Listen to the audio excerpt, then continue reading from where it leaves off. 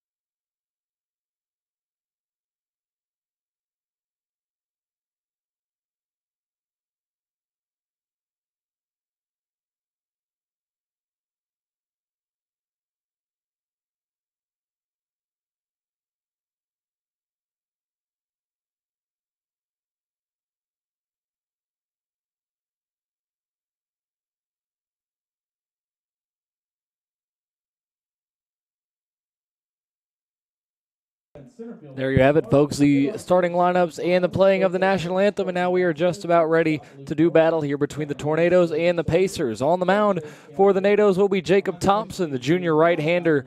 Thompson was named the pitcher of the week of April 8th. Since then has had one start. It was a loss against Greensboro. He went 6 innings, allowed 6 runs, one of 3 losses consecutively that the Nados took in High Point against the Greensboro Pride. Luckily, though, Greensboro losing last night and currently trailing early on, so the Nados have regained sole possession of second place in the USA South. Looking to take care of business here on senior weekend. More on Thompson, 2-2 this year, an ERA just over 7.5 that has come down in recent weeks, part of which was in that complete game performance against Methodist 2 starts ago, which saw Jacob go 9 innings of 3 runs in the victory against the Monarchs. That was game 1, 2 weeks to the day, as a matter of fact, and Thompson will be starting things off against Dalton Frazier, Nick Tyler, and Griffin Sandstrom of the Pacers. Nados looking for some revenge here against the William Peace Pacers. William Peace was the team that ended the Tornado season last year, a 15-14 walk-off victory in the USA South Tournament semifinals. Nados looking to get a measure of revenge here as the regular season comes to a close in 2024. Donning the all-white home uniforms here on Senior Day. We had the senior festivities beforehand, honored the seniors on this team, including Logan Clark, Jock Pledger, Camera Cook, and some others. And we are just about ready to go here. Nados entering the ball game, second place in the USA South at 9-6 in conference play behind North Carolina Wesleyan, who sits at 12-3. 2 of those 3 losses which came at the hands of the Tornadoes. Greensboro right behind, entering this one at 10-7, and then behind them Methodist and Southern Virginia deadlocked at 8-8 in the conference. Hayden Jennings throws down to second, Jacob Thompson's personal catcher, and really quickly before we get started, left to right across the diamond. Behind the plate, once again, we have Jennings, Thompson on the mound. We've got Frankie Vasquez at third, Luke Morton at short, Logan Sawyer at second, Cale Ayler at first, and then left to right across the outfield, Granada, Clark, and Pyle. We are all set here at Gilcombe Field. It'll be Dalton Frazier, the center fielder, to lead things off for the Pacers, wearing their green uniforms with the gray pants, green piping on the sides, and we are ready to go here at Gilcombe Field. The righty Thompson fires his first offering of the day and misses low and outside. Coach Mike Victory definitely looking for some quality innings here from Thompson to get the tone set in game 1 as he misses low and outside again in the same spot. Nado's bullpen does pose some question marks, a lot of youth, maybe not a whole lot of depth in the Nado's pen, so sometimes reliant on starters to go deep into games. The 2-0 here from Thompson is fouled off down the right side. A doubleheader here on Saturday afternoon. We'll have one more tomorrow on Sunday. Nado's looking to at least take 2 out of 3 from the Pacers, if not sweep. William Peace sitting at 11-20. The 2-1 inside there, and Thompson falls behind 3-1.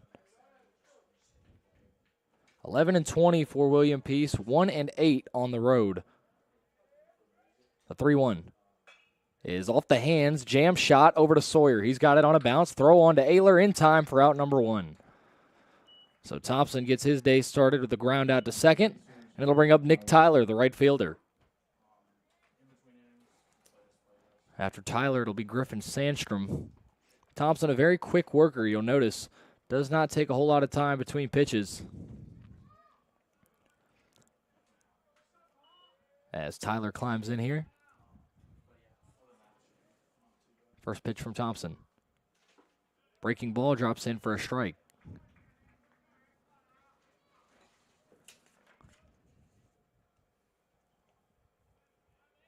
The 0-1 in the air, center field. Clark going back, still going back towards the track. It's over his head. Clark falls to the ground, gets up quickly. The throw in, rounding second, Tyler. He is going to get into third with a dive. A 1-out triple for Nick Tyler. Logan Clark got a jump on that one, had a beat, could not get to it. Nearly a home run to straightaway center. Instead, Tyler will have to settle for a 1-out 3-bagger.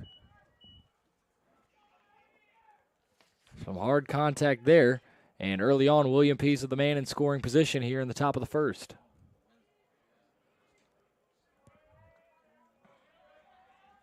So Thompson will go from the stretch here with a runner on third. It's Griffin Sandstrom, the first baseman. First pitch from Thompson. is a breaking ball that just misses. For Thompson, it's going to be important to keep that curve low in the zone. That wasn't what got hit there on the triple. But his best outings have come when he's had good control of that pitch. 1-0 from the right-hander. Fouled straight back towards us. Ball and a strike here to Sandstrom.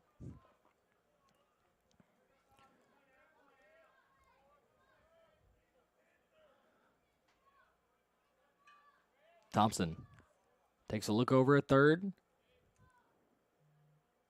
A pause, and now the 1-1. Swing and a miss. Good cutting action inside on that one.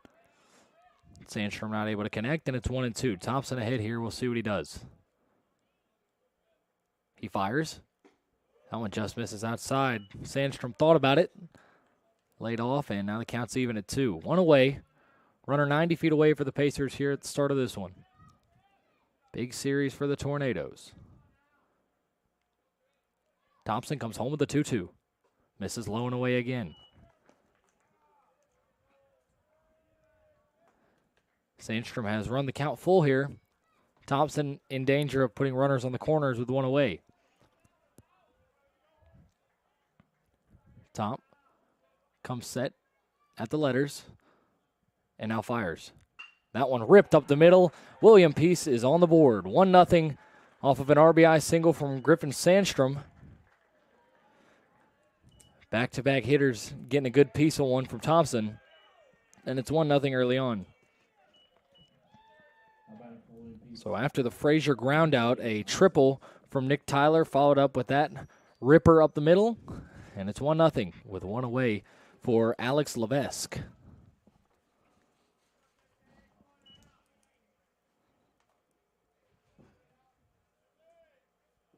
Thompson, long pause, looks in, and a breaking ball misses outside. Thompson seems to be missing glove side a lot here early on. Just needs to bring it in just a little bit. 1-0 to the William Peace catcher. Is a check swing fouled off over on top of the William Peace bullpen.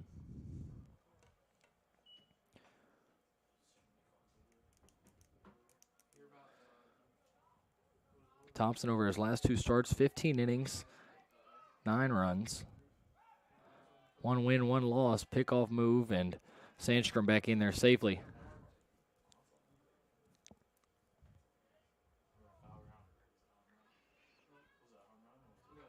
Ball and a strike here. Thompson wheels back over to first. Ayler applies the tag, but a bit too late.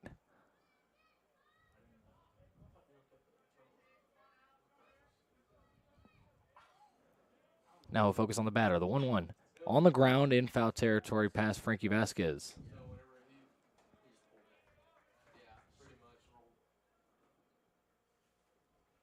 So Thompson ahead once again, 1-2.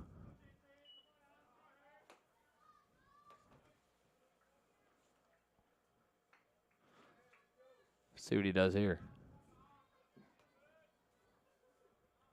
Alex Levesque, the William Peace catcher, at the dish here. William Peace already holding a 1-0 lead off of 2 knocks. That one a breaking ball in the air, right center field. Pile underneath it, makes the grab for out number 2. I'll bring up Nick Tubolino.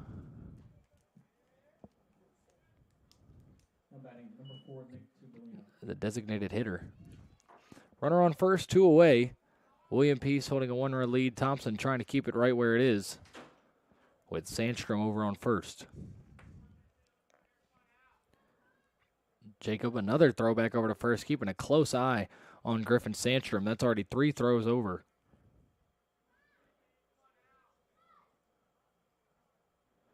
His first offering to Tubolino. It's a breaking ball whacked in the air, left field. Granado is playing deep. He's going to have to play it on a hop. A 2-out single for Tubolino. 3rd hit of the inning for the Pacers, and it'll bring up Jake Gage. Gage, the shortstop, and the 6th batter of this first inning. Not easy work by any means so far to start things off for number 17. And with Connor Crosby out, it's that much more crucial that Thompson be that workhorse at the top of the rotation. Again, especially until Crosby returns, which we're not sure when that is. First pitch here misses outside to Gage.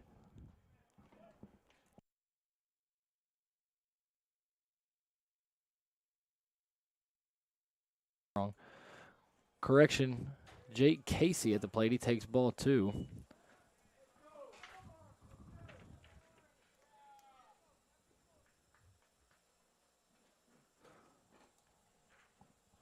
Two balls, no strikes here to the William P. shortstop, and that's a breaking ball that drops into the letters for strike 1. A hitter's count here for Casey.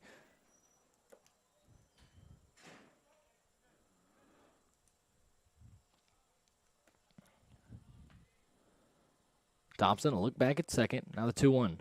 Swing and a miss. In on the hands there with the heater, and Casey couldn't catch up. 2 balls, 2 strikes. Thompson a pitch away from escaping this first inning at just 1-0. Base hit could plate another run for the Pacers. 2-2. Breaking ball fouled off.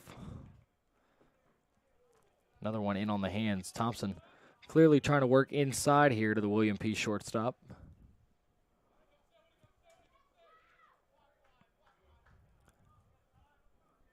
A look back at second. Another 2-2. Low and outside. Count runs full.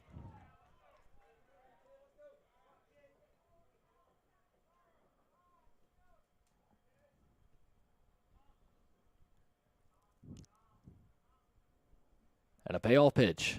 Runners go. Out one's inside, ball 4. A 2-out walk. And now the 4th base runner of the inning allowed here to start things off for Jacob Thompson, and not the start that he envisioned. Number 31, Cam Barefoot. Here's Cam Barefoot. Nowhere to put him. 2 away here. And just an update, Greensboro trailing 15-7 in their series. As that one misses low from Thompson. NATO's entering play today, a game above Greensboro for second place in the conference, and could gain another game if they're able to pull out a win here, and that Greensboro result stands. Ball, no strikes here. Pitch from Thompson. Breaking ball in there.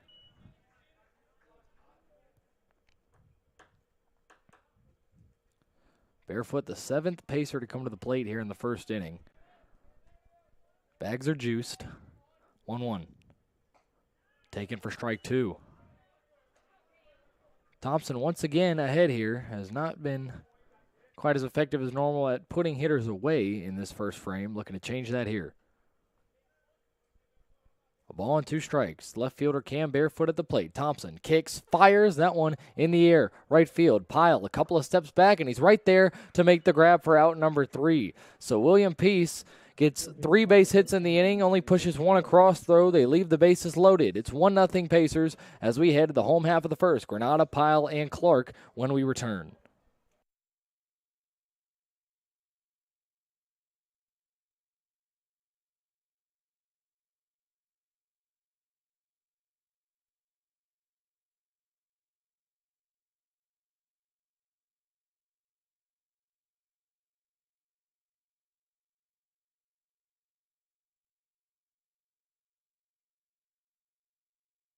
Every cheer, for every play, we know there's a little prayer that no one gets hurt.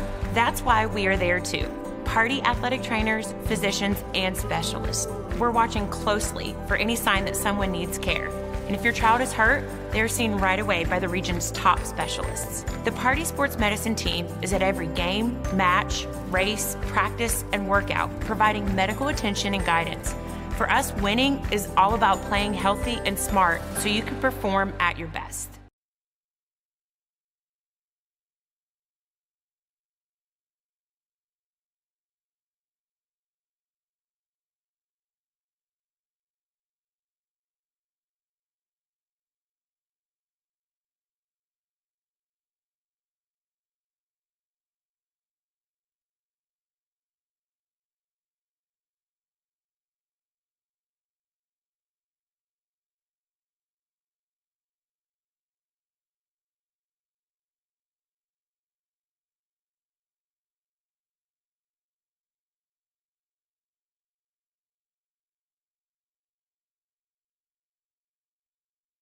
Bottom of the first inning, NATO's trailing at 1-0. Granada, Pyle, and Clark due up, and they'll be facing off against Jack McIntosh. McIntosh, a junior right-hander, standing at 6 foot even. McIntosh, a record of 3-4, an ERA of 4.6, 26 strikeouts to 11 walks on the season for him, and he has lost in both of his last 2 starts. 4 innings, 5 runs at North Carolina Wesleyan, as well as 5 innings, 8 runs against Southern Virginia at home.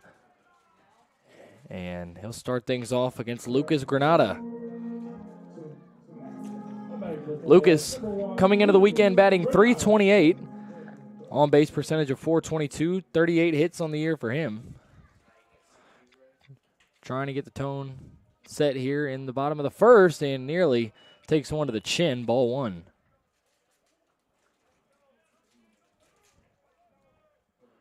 Granada, the everyday left fielder, now the everyday leadoff hitter for the Tornadoes. Started the year in that 6th spot as he takes ball 2 just high. We're used to seeing Logan Clark at the beginning of this year filling that leadoff spot that was filled by Blake Burchett for the past 2 years prior. And Logan moved into the 3-hole with Granada taking over leadoff duties. A 2-0 swing and a miss. Granada out in front of that one. McIntosh changing speeds on him there. Hitters count now for Lucas. 2-1. On the outside corner, Granada shakes his head, and I got to agree with number 1 there. That looked way outside. Nonetheless, 2 balls and 2 strikes here. Granada got to protect. The 2-2 is off his hand. It will be a hit by pitch. Granada taking off his gear. He'll head over to first. Thought up here for a minute it could be deemed a foul ball, and now the umpires are going to confer, and they will agree. Lucas Granada was hit by the pitch. Granada shaking his hand in pain. So the NATOs have the leadoff runner aboard here as C.P. Pyle will step to the dish for the first time. Pyle batting .309, 30 hits for him on the year, and a couple of weeks ago sent one out of here in Game 3 against the Methodist Monarchs. That was actually part of a back-to-back home run sequence between him and Colson Miller. We'll see Miller here in just a little bit, batting in the 6th spot today. We'll not see a CP Pyle and Colson Miller back-to-back, though.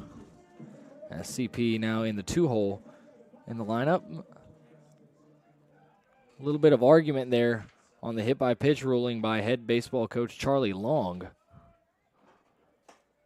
But unsuccessful, so Granada stands over at first and takes his lead as McIntosh comes set at the belt, ready to face C.P. Pyle.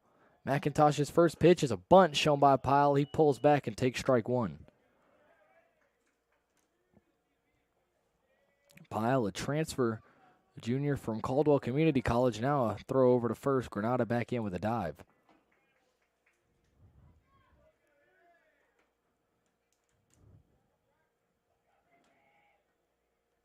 NATO's good at getting early base runners on. Down a run here as Pyle takes ball 1 outside.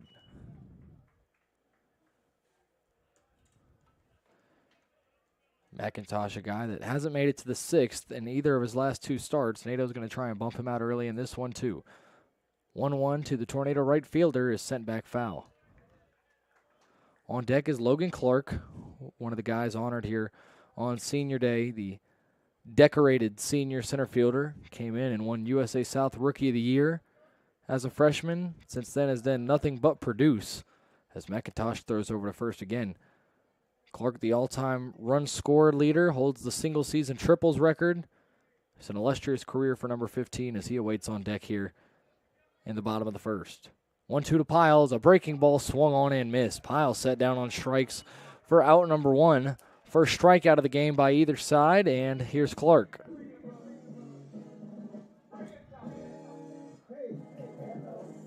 Logan batting just above 300, 304, 35 base hits for him, and once again, the leader in BC history in terms of runs scored. First pitch misses upstairs. Big series for the NATOs here against the Pacers, trailing early on, trying to even things up in the bottom half of inning number 1. 1-0. Breaking ball drops in there for a strike.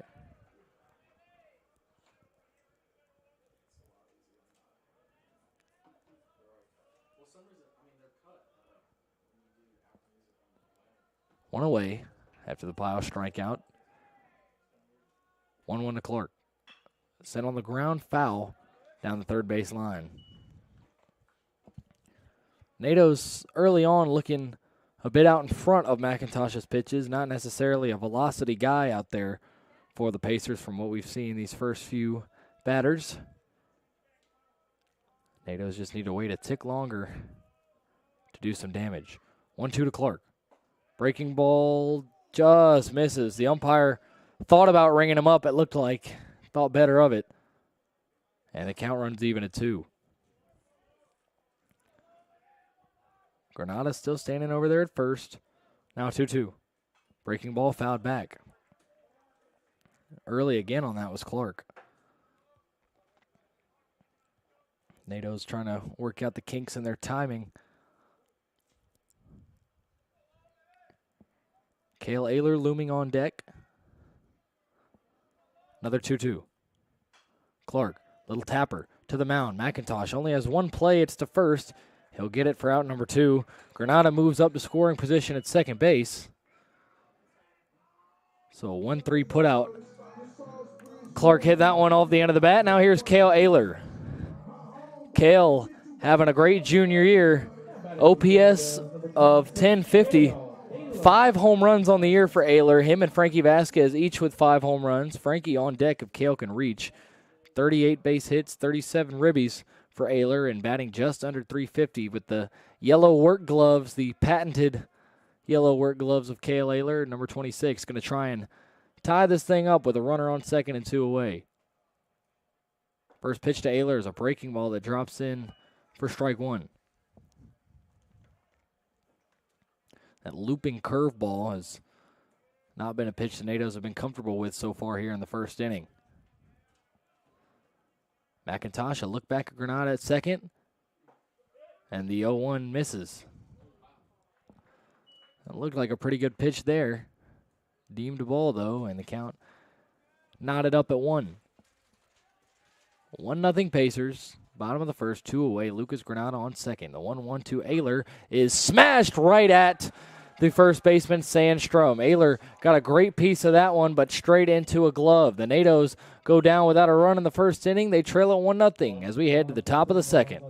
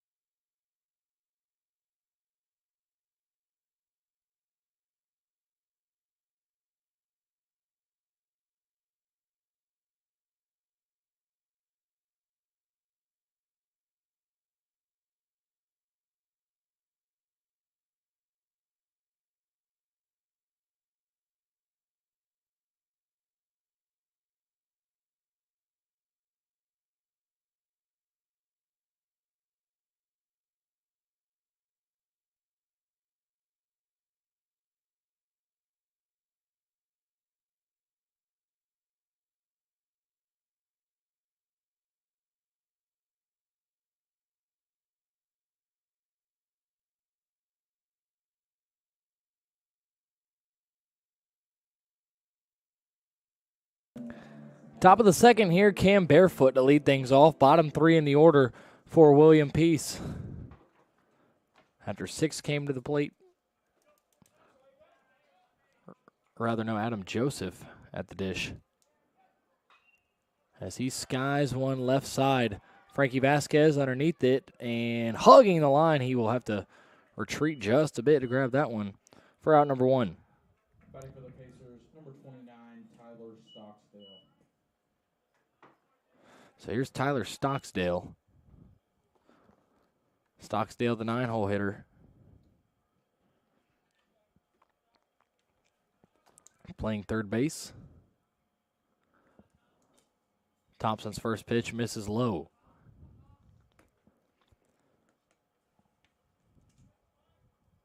Thompson, after getting out of that first inning jam, going to try and have a quieter second as he paints the outside corner there for strike one.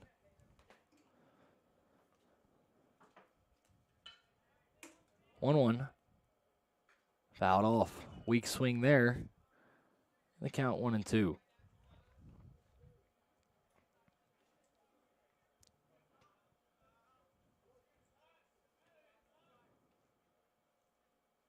Ball 2 strikes.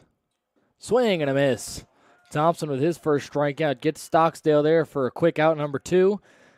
And the top of the order back up for William Peace. Dalton Frazier grounded out at Logan Sawyer to start the game off.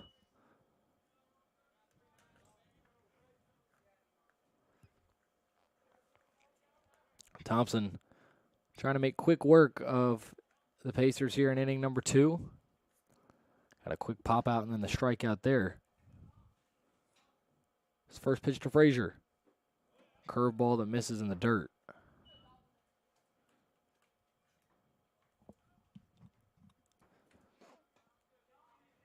The 1-0. Another breaking ball missing there.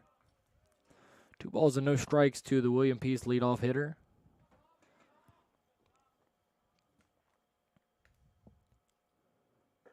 That one low, 3-0. Frazier trying to draw a 2-out walk here with nobody on. 3-0. In there for a strike. Thompson climbs back in.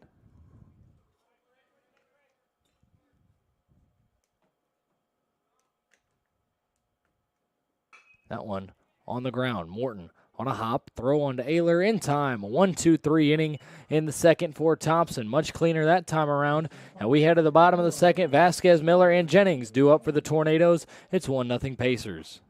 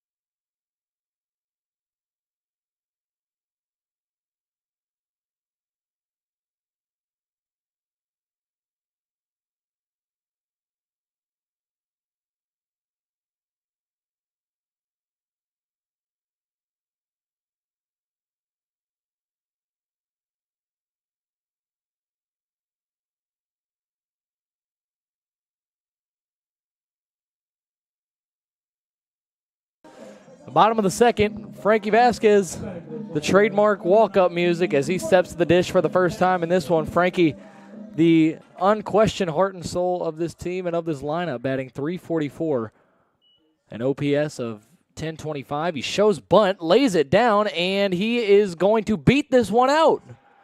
Frankie Vasquez gets things going with a bunt single. That one caught William Peace off guard. With a hitter like Frankie Vasquez, you expect him to be swinging away, and not the first time we've seen him do that the last couple of weeks. Frankie laying down a bunt to get the line moving here in inning number 2. That'll bring up Colson Miller. Miller hitting .313, 4 home runs on the year, and they've all come in the last 2 series. Hit 1 in the finale against Methodist and 3 last weekend against Greensboro as he takes ball 1. Miller was not seeing a whole lot of consistent playing time. The DH this spot this season was kind of a revolving door, and right now it seems like Miller, at least for the time being, is locked down that position. As he launches this one, left center field, going back at the track, at the wall, this one's gone! Colson Miller, the 5th time in the last 2 weeks that Miller has left the yard. It'll drive in Frankie Vasquez, and the Natos take a 2-1 lead in the bottom of the 2nd. That one was absolutely piped to left center field by Colson Miller. He absolutely demolished that one, and it's 2-1 Natos. And look at the Selly, Jock Pledger out in the mix of it. Designated hype man, Jock Pledger. Natos leading it 2-1 all of a sudden. And with this offense, it's crazy how fast things can turn around. That was one of those that you could tell pretty quickly after it touched the bat that it was flying out of here. You saw Barefoot make a move towards it and just kind of slow up. He realized that one was long gone. 2-1 Natos as Hayden Jennings digs in and takes ball 1. Always exciting to see a round tripper here at the Gill, as long as it's a team wearing white and blue. The 1-0 in the air. Center field, can of corn here for Frazier. Settles underneath it and makes the grab for out number 1. So how about that? Once again, didn't even get to finish the sentiment on Colson Miller. Was not seeing a whole lot of playing time up until 2 weeks ago in the Methodist series. The lineup kind of shifted around. There was an injury to Logan Clark, presented an opportunity for Colson Miller. Since then, this is Miller's 5th game in the lineup and his 5th home run. Here's Luke Morton, the Tornado shortstop, takes inside for ball 1. Morty in a bit of a slump, 33 hits on the year, but only a 275 clip. Has dipped below that 300 line for the first time in quite a while. As this time Morty shows a bunt, but it'll roll foul. Good idea. Didn't quite execute it there.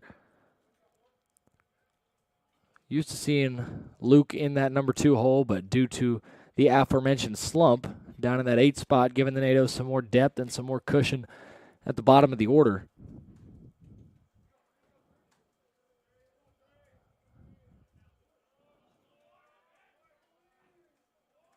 1-1 to Morton. Breaking ball way inside, 2-1.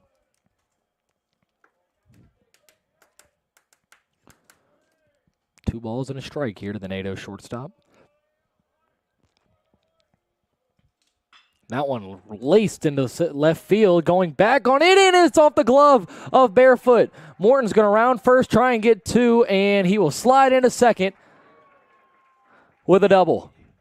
That was a bad jump there by Barefoot. He tried to retreat on it. That ball just kept on carrying, reaching out with the glove, and not able to make the catch there was Barefoot, so a 1-out double for Luke Morton. Bring up Logan Sawyer. And that'll be a big confidence boost for Morton as he tells the crowd in the dugout to get up. NATO sensing the tides turning early on here in the home half of the 2nd. Sawyer batting just under 300 coming into this one. Takes a curveball low. 24 hits on the year for Sawyer, the sophomore second baseman. 3 homers for him. McIntosh running into some trouble here in inning number 2. That one on the ground, over to third. Bobbled, but recovered. The throw on to first is just in time by Stocksdale for out number 2. So that'll retire Logan Sawyer. NATO's still with a man in scoring position as Lucas Granada will step back into the box after being hit by a pitch his first time up. 2 away.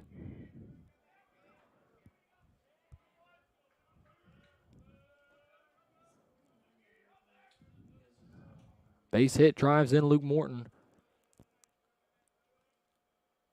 Breaking ball in there for a strike on the inside corner to Granada.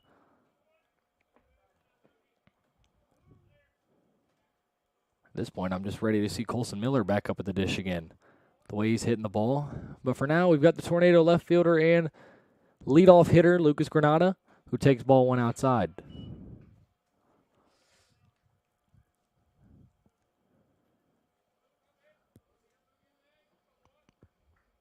Tornadoes with 3 hits here in the second inning. 1-1.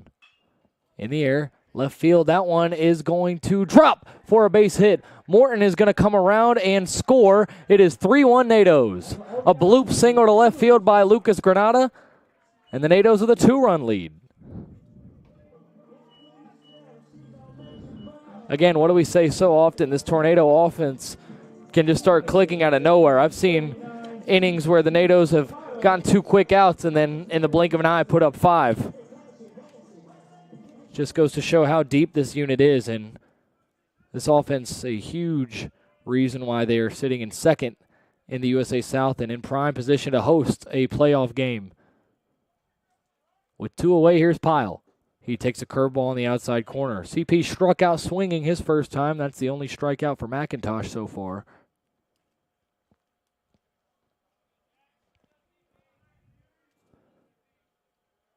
The 0-1 in the air, right field. Tyler underneath it, gloves it for out number 3. Nados push 3 across, 2 of them off the home run by Colson Miller.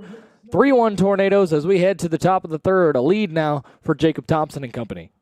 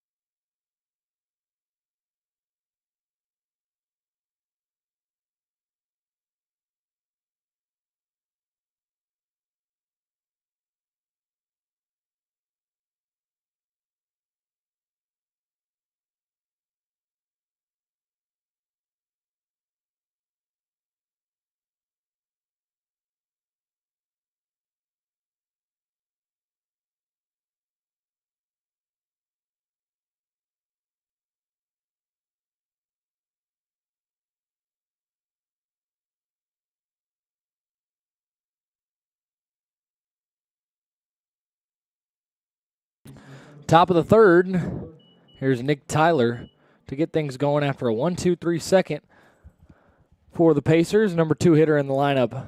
After Tyler, it'll be Sandstrom and Levesque. Pacers find themselves trailing 3-1 after the Nados hung up a 3 spot in the home half of the second. Thompson starts off Tyler with a curveball in there for a strike. Tyler had the first William Peace hit of the ballgame with a triple to deep center field. That one slips out of Thompson's hand way outside in the left-handed batter's box.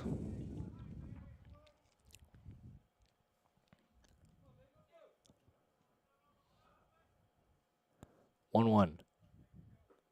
In the dirt, 2-1.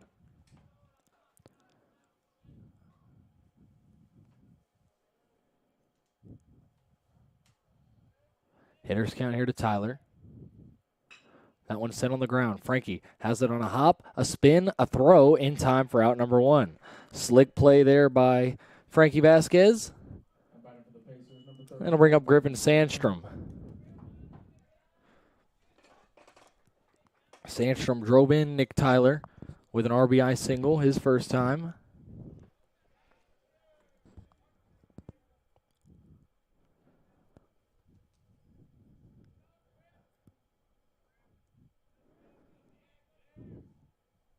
That one set on the ground just past a diving Vasquez. Second single of the ball game for Griffin Sandstrom. And a runner aboard with 1 out for the Pacers.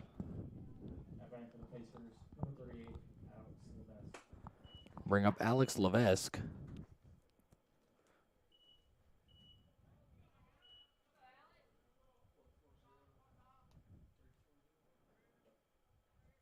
Levesque flew out to CP Pyle back in the first inning. Thompson, a couple of ground balls here early on in the third. That last one just snuck past Vasquez. That one on the ground to Morton. Taylor made for 2. Instead, it's going to be 0. Morton can't make the play, bobbles that one. Everybody's going to be safe. And E6, it was a perfect double play ball that Morton just couldn't handle. And now 2 on with 1 away for Nick Tubolino, who singled his first time.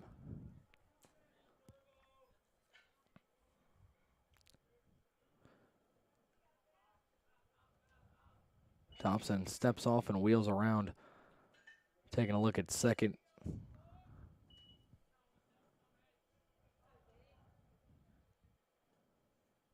That one, a breaking ball whacked into left field. Granada going to chase after it. 1 run will score, and now it gets past Granada. Throw into Morton. Stopping at third is Levesque. It'll be an RBI double for Nick Tubolino. And it's a 3-2 ball game with 2 in scoring position and 1 away. It'll bring up Jake Casey.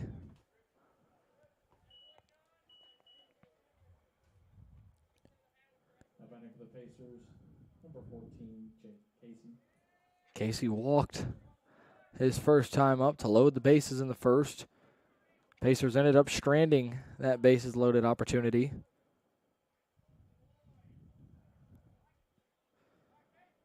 Thompson in a bit of a jam here as that one fouled back. NATO's with a 3-2 lead. 2 men in scoring position for William Peace.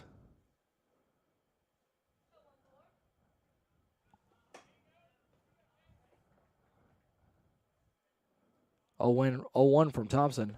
Swing and a miss. Way out in front of that one was Casey. And Thompson in the driver's seat here, 0-2.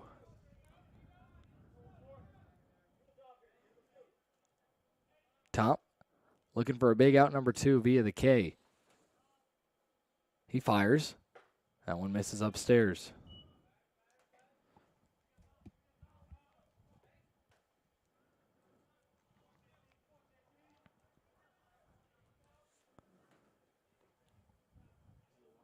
Ball and 2 strikes. Swing and a miss. Big strikeout there for Jacob Thompson. His second of the game, and it's out number 2. Cam Barefoot will step into the box. Runners on second and third.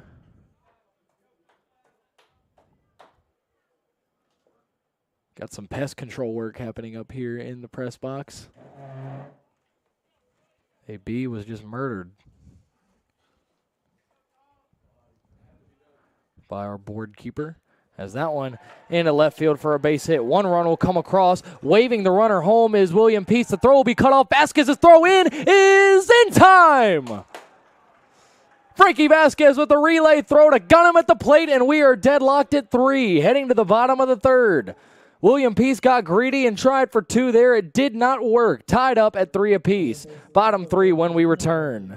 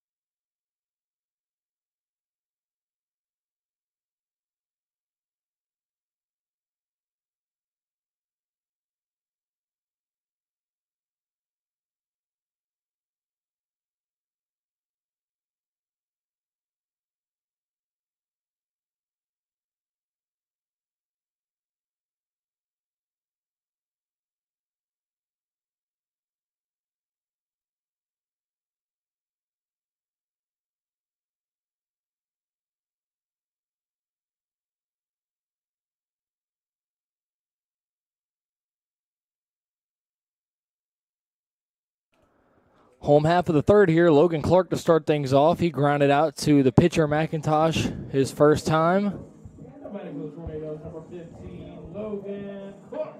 After Clark, it'll be Ayler and Vasquez. Frankie, who had that brilliant relay throw just a moment ago to keep the game tied up and end the top of the third.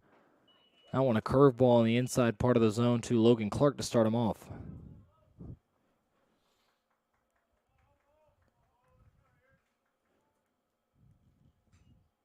That one fouled off by Logan Clark, and he's in an 0-2 hole quickly.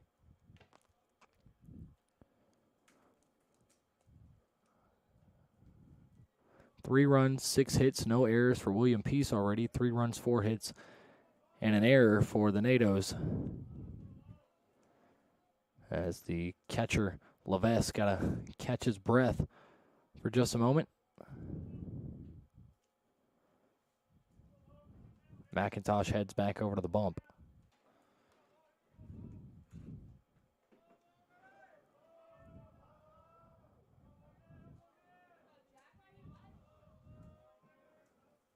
Oh, 2 to Clark.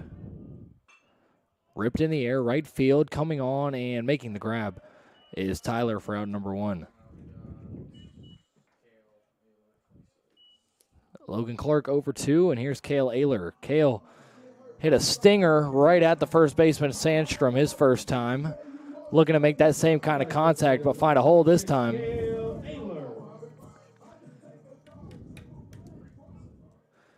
Cale with 38 base hits on the season, 2 away from 40. First pitch to him, he watches on the outside for ball 1.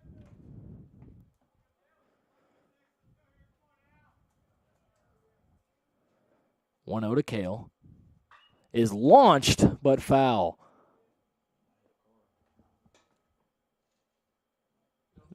That thing was absolutely smashed, but just a bit early there from number 26. If he straightens that one out, it's home run number 6 for him on the year.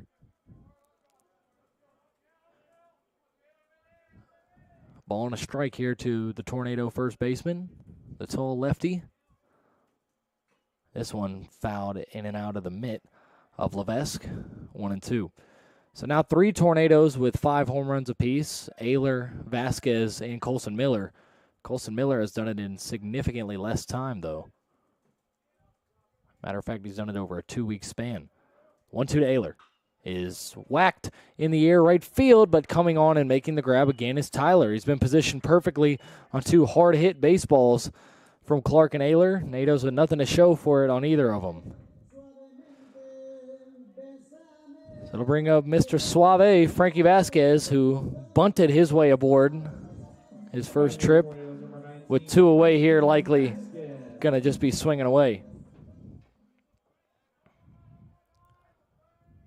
2 gone here in the bottom of the third. Vasquez waves at one, a breaking ball on the outside part of the plate he was way out in front of.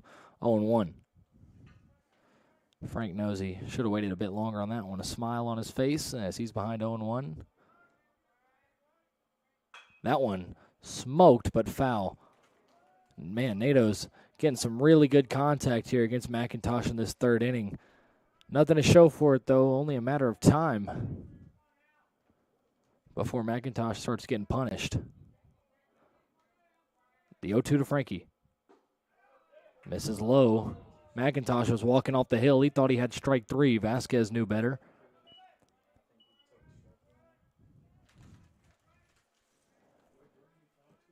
The 1-2. Sent on the ground. Picking it up on a hop is Stocksdale. Throw on to first is not going to be grabbed by Sandstrom. It gets away from him, and Frankie's going to get into second. So it'll be an E5 to keep the inning alive here.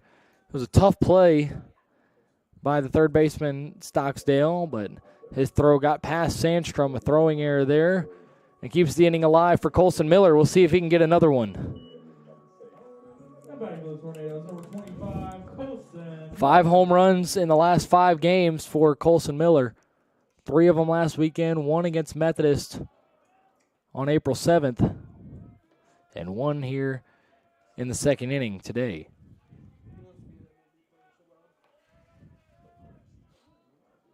McIntosh, his first offering to Miller is a breaking ball hit high in the air left field. This one's not going to be deep enough, though. Just in front of the warning track, making the grab is Barefoot for out number 3. Miller saw his pitch, but got just underneath it. NATO's get a runner on, no hits, and they don't push any runs across. We are even at 3, heading to inning number 4 here at Gilcone Field.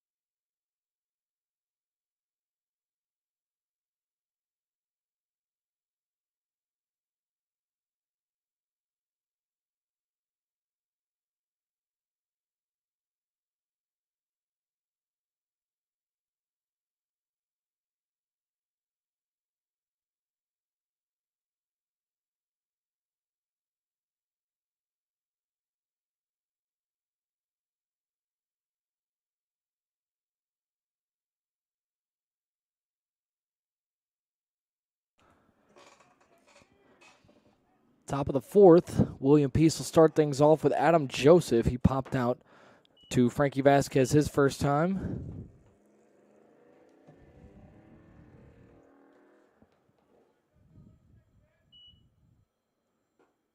And Joseph takes strike 1 there from Thompson. Jacob, a tricky first inning, a really good second inning, and then ran into some trouble in that third, looking to get back on track here in inning number 4 as he misses with the ball there.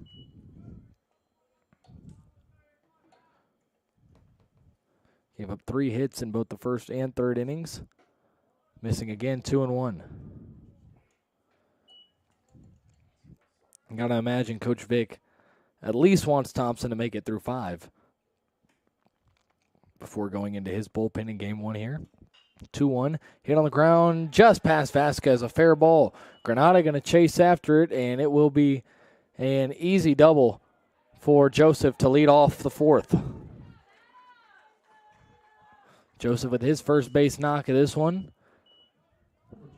And here's Tyler Stocksdale, the third baseman. He struck out his first time up. That was Thompson's first strikeout. Number 9 hole hitter with a runner in scoring position and nobody out.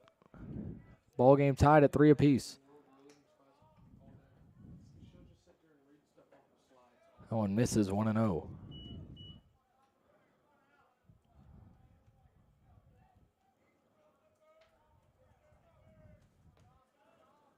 Thompson could use another K here with nobody out and that runner on second.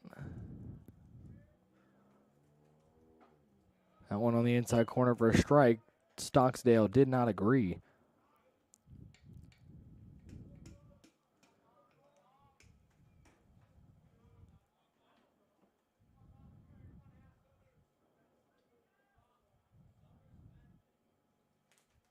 One. Fouled off. Thompson ahead 1-2 here. Frazier on deck. He's grounded out a couple of times.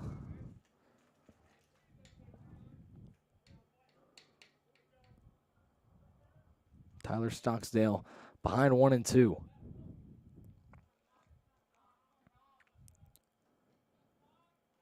Thompson takes a pause, a look back at second. Now comes home. That one grounded to short. Morton on a bounce. Quick throw on a first just in time. A speedy runner there, and Stocksdale is retired. So there's out number 1, but it does move Adam Joseph up 90 feet. He's standing at third with 1 away for Dalton Frazier.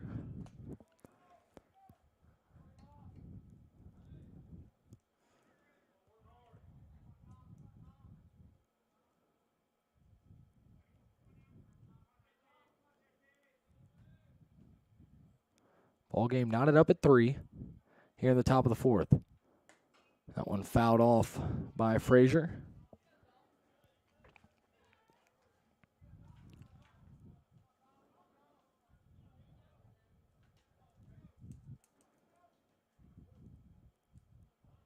Thompson, a look in.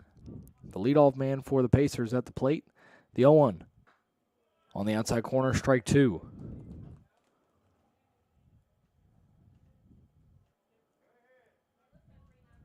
Thompson had 0-2, has a pitch to play with if he wants.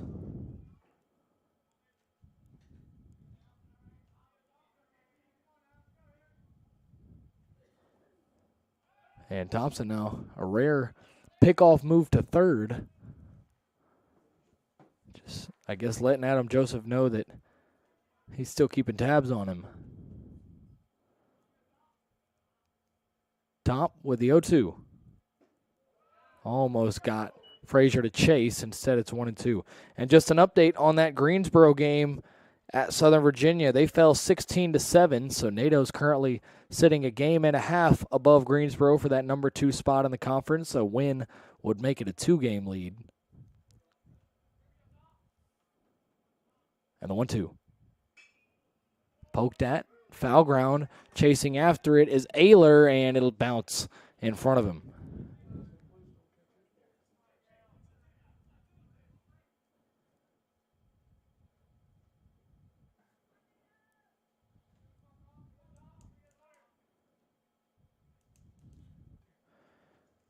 Greensboro will not see any more action this weekend. Yesterday was their doubleheader at Southern Virginia. Game 3 was today, so they will be off tomorrow.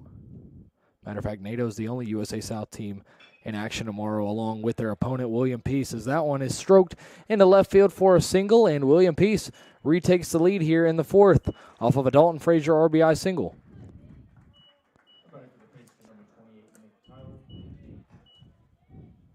William Peace continuing to put some good at-bats together against, right now, the Tornadoes' ace, Jacob Thompson.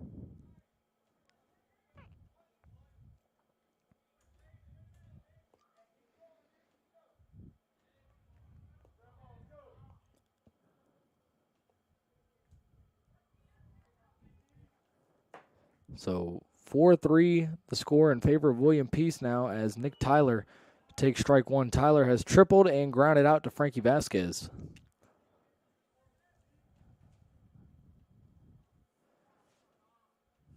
Thompson has not had it easy at all through this game, aside from the second inning.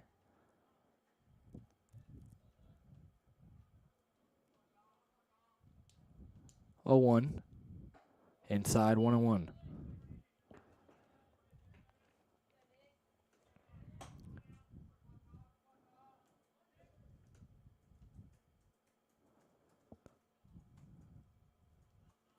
Ball and a strike. Thompson fires. That one right off the glove of Thompson, possibly. Right back where it came from. Another single. Clark gets it in quickly, so only moving up to second is Frazier. Back-to-back base hits for the Pacers, and you see Coach Victory up and moving around in that dugout. Not sure if anyone will get loose yet. Still probably a little bit early for that.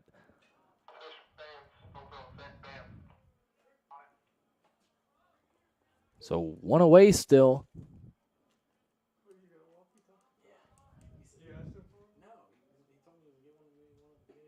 That one misses outside. And we are going to keep an eye out on that bullpen. Does look like at least Andy Farringer will be starting to stretch out a little bit, maybe get loose in that Tornado pen. That one a breaking ball that gets the outside part of the zone. Imperative for Thompson that he gets these 2 outs without letting anything else come across. Already 9 hits for the Pacers off of Thompson. 1-1. Is another single, this one in a right field. Pyle going to have to chase after that one. It'll bring in another run. Throw is cut off by Luke Morton. And it's 5-3 William Peace. 3 consecutive singles by William Peace, and right now they are just all over Jacob Thompson. Not a whole lot of extra base hits, but death by a million paper cuts right now for the Pacers. And we'll see Mike Victory walking out of the dugout. Assume this is just going to be a chat as Farringer just got up in that bullpen. Victory is telling him to calm it down a little bit.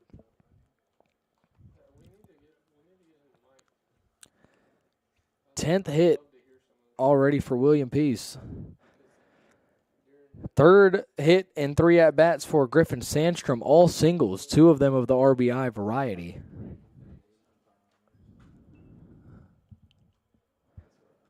Thompson has unfortunately not had his A stuff so far in this one, as the NATOs trail it by 2. Still fairly early on, though, top of the 4th.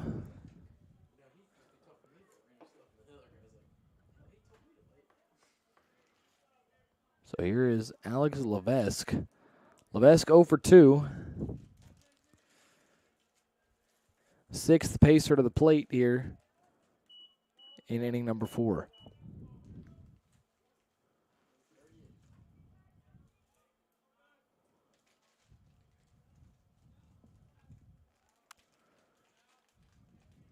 One away. Pitch from Thompson. Way inside, nearly got him.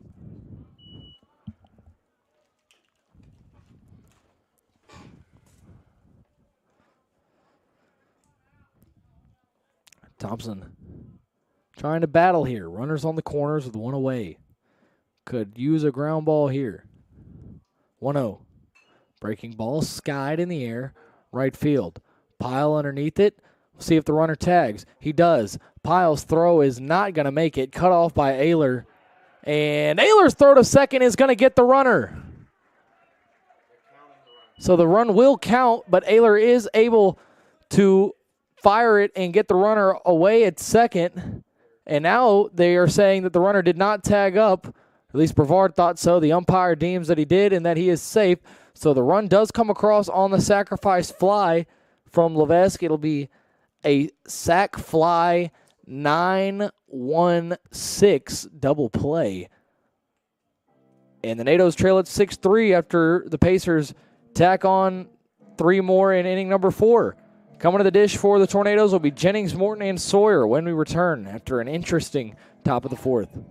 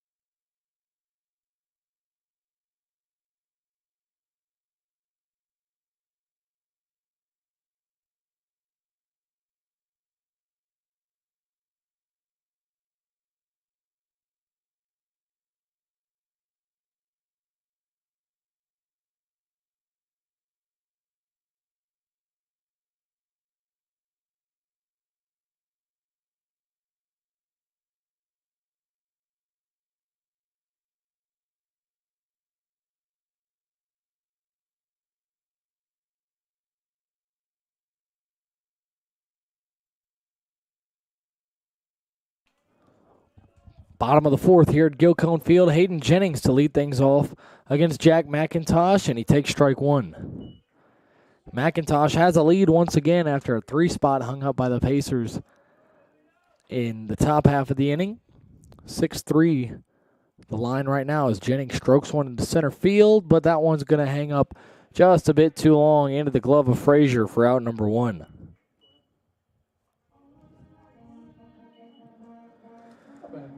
That'll bring up Luke Morton. He doubled his first trip to the plate.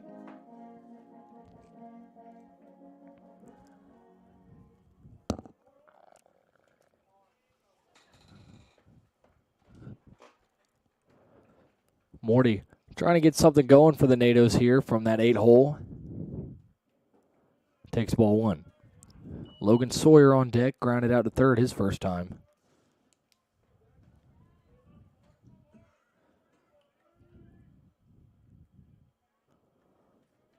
McIntosh with a 1-0. Wave and a miss there. Morton way out in front of that one.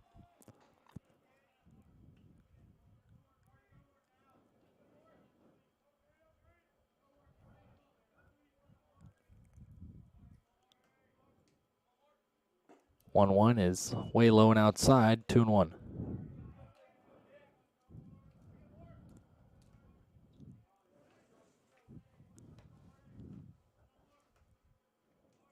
Hitters count here to Morty. That one in the dirt in the other batter's box. 3-1. Morton ahead here.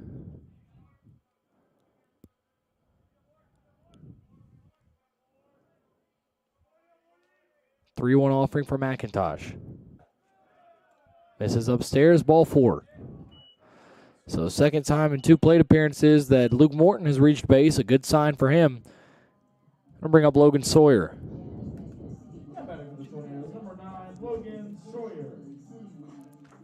Sawyer can get aboard. It'll have 2 men on base for Lucas Granada, who has also reached both times himself. 1 away. First pitch to Sawyer is a looping curveball that finds the zone for strike 1. NATO's trailing at 6-3. Some work to do here. About midway through this one. A throw over to first. Morton dead to right. He's picked off. Luke Morton got caught napping over at first, and that'll be out number 2. NATO's just can't find a break right now.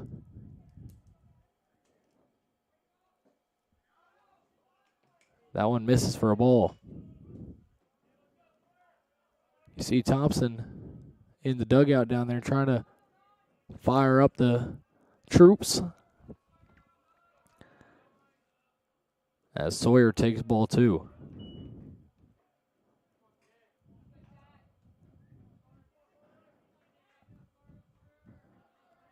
Two-one count here. NATO's trying to avoid going quietly here in the bottom of the 4th. The 2-1. Misses ball 3. The Greensboro crowd here not happy with that call. 3-1 offering for McIntosh. Is in there for strike 2. Sawyer taking a step or 2 towards first. He'll have to stay here for a payoff pitch. And here it is. McIntosh winds, fires. That one popped back. Sky high, tossing the mask, Levesque, and he'll glove it for out number 3. Tosses it behind his head. And the NATOs go down in order in the 4th. They trail at 6-3 as we head to inning number 5.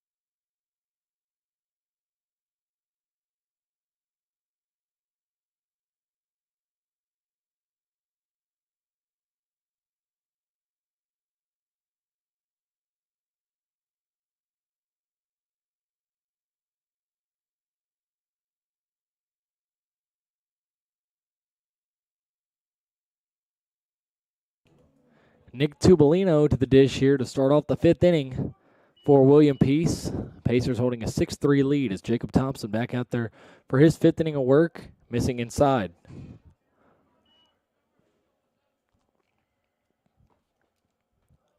Tubolino, Casey, and Barefoot, 5, 6, and 7 hitters for the Pacers. That one's in there for a strike.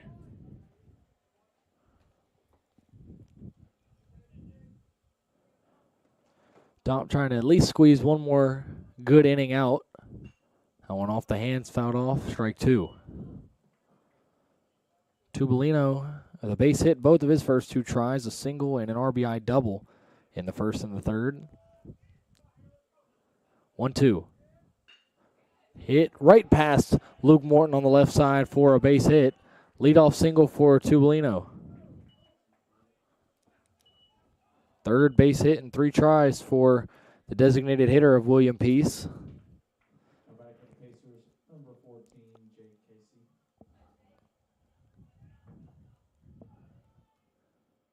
11th hit.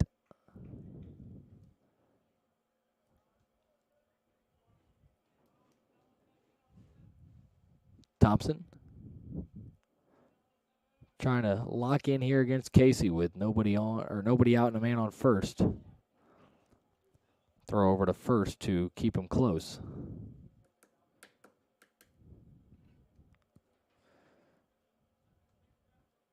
Umpire taking a look at something on his scorecard.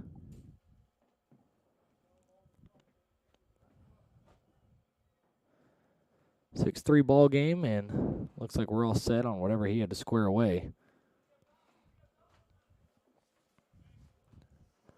Casey at the dish, Barefoot on deck. Casey's 0 for 1 of the walk and a strikeout.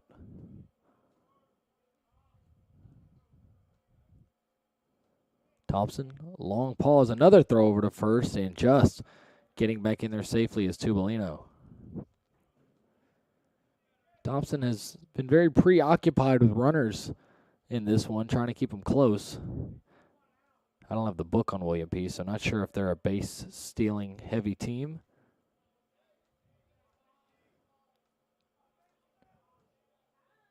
Thompson, another throw over to first. And he might just be trying to buy time for Andy Farringer or whoever Mike Victory chooses to bring out of the NATO pen.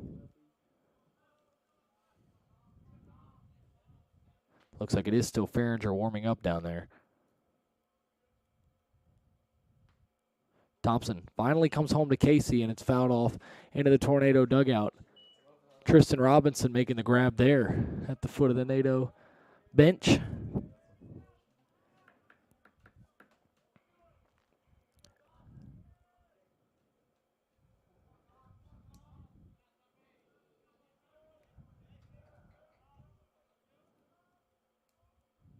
Thompson, another throw over to first. Making Tubolino get dirty over there.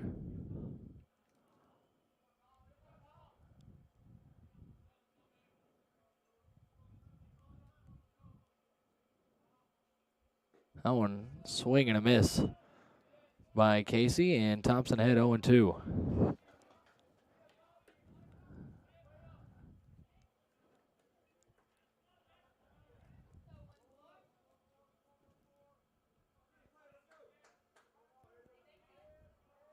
Another throw over to first from Thompson. It's his 5th throw over just in this sequence.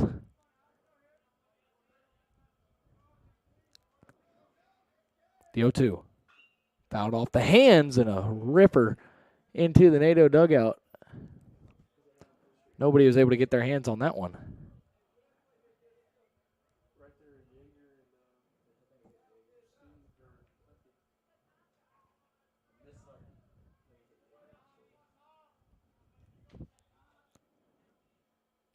Thompson. Long pause here. The 0-2 is fouled in and out of the mid of Jennings. So Casey will stay alive.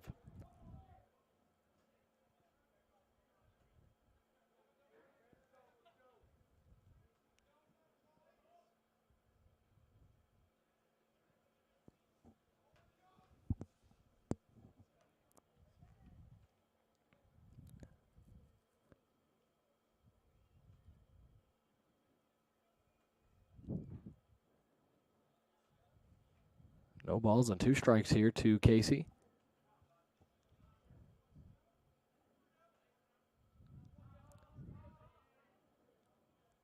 Thompson taking some long pauses, which is unusual for him. Another throw over to first. There's number 6 of this at-bat. You got to wonder if this is premeditated as he gets the strikeout looking there of Casey. And what I mean by that is, did Coach Victory tell him to stall as much as possible? It's possible, but right now, Thompson going to be allowed to continue with Cam Barefoot coming to the dish. 1 away. And Jacob Thompson could really use a ground ball here. That one inside.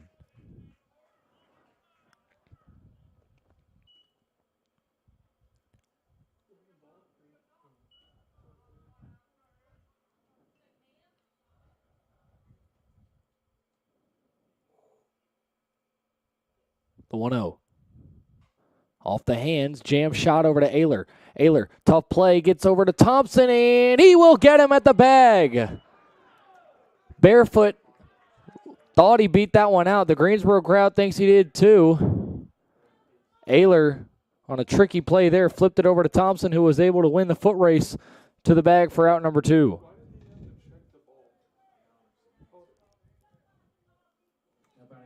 And the Greensboro crowd getting pretty riled up with that call,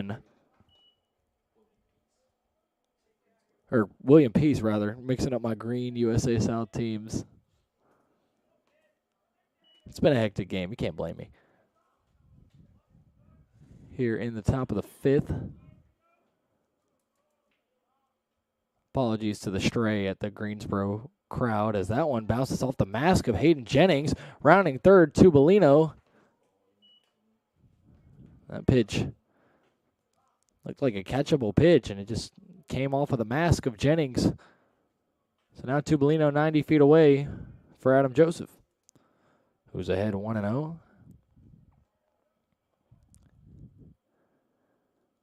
And I will say, it did look from up here that Barefoot did beat that one out, but the umpire did have a much, much closer view than we did up here in the press box, so we're going to go with it. It also aids the NATO, so there's that. The 1-0 is ripped over the head of Luke Morton. Another run will score for Greensboro. It's a 2-out RBI single for Joseph.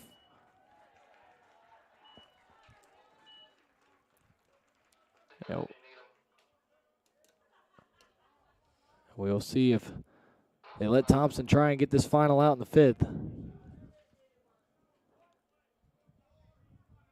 Looks like they will.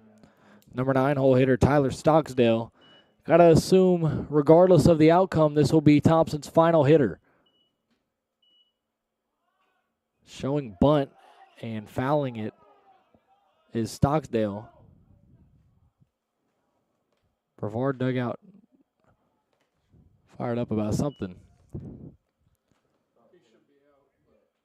since the bunt did hit the batter.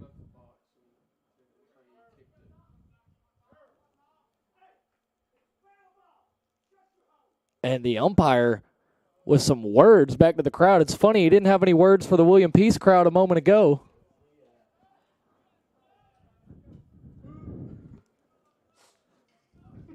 We've got some officials in their feelings. The 0-1. Inside.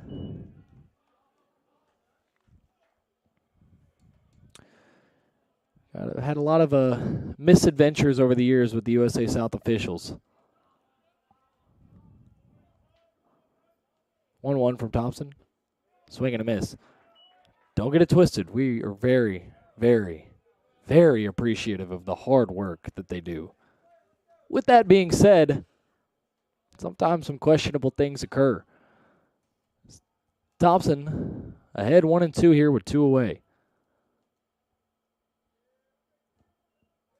And he deals to Stocksdale. Swing and a miss. Got him swinging for strike 3. William Peace does push one more across. They lead at 7-3.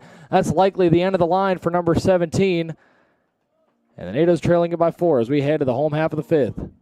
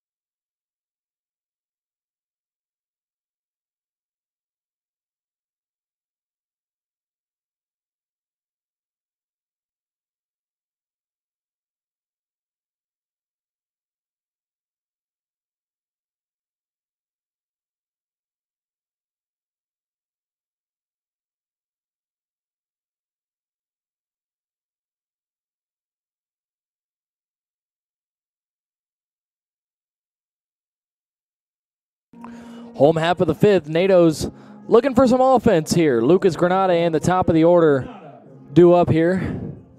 Granada has reached both times, a hit by pitch and a bloop single. Increasing that on-base percentage that sat at .422 entering play today. McIntosh is going to hit him again with one. A little flip of the bat. Granada does not really appreciate it, I don't think. Clearly not intentional, though. So Granada has reached for the third time.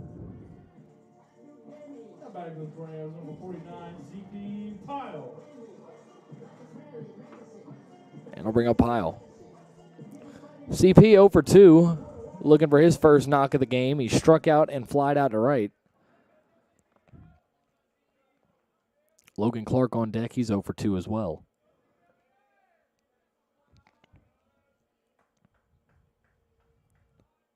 First pitch to Pyle is roped.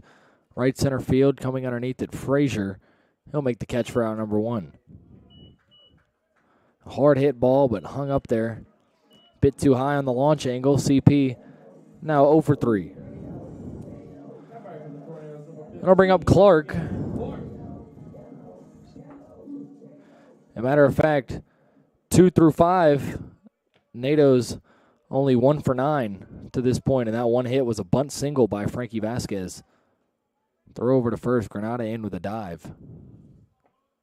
McIntosh really hasn't had a whole lot of trouble outside of that second inning where he allowed 3 runs. Nothing but zeros outside of that frame. Only 1 hit outside of that frame for the NATOs as that one misses low and away.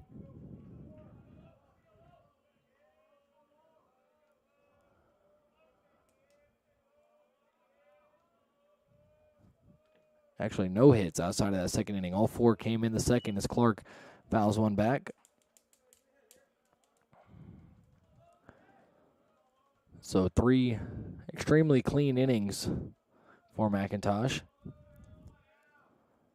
And the 1 bump in the road back in inning number 2. NATO's trying to change that here as Clark in a 1-1 count. Pitch. Breaking ball, fouled off. That was a good pitch to hit there. Clark not able to do anything with it, though. Count runs to 1 and 2. Cale Ayler on deck. He's 0 for 2 with a couple of hard lineouts, 1 to first, 1 to right field.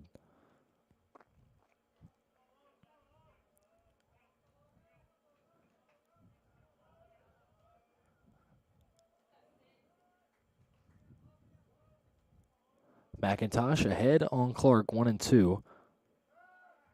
Another throw over to first. McIntosh taking a page out of Thompson's book and keeping the runner at first thinking.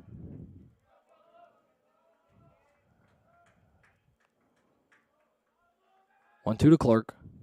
Breaking ball, swing and a miss. Another good pitch to hit there. Clark couldn't do anything with it. Strikeout number 2 for McIntosh. And out number 2 for the Tornadoes here in inning number 5. So here's Ayler. Cale's hit the ball hard twice. Nothing to show for it. 0 for 2. Lucas Granada over at first.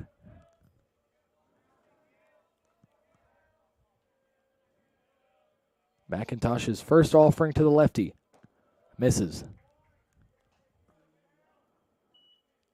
NATO's desperately trying to get some offense formed here in the 5th.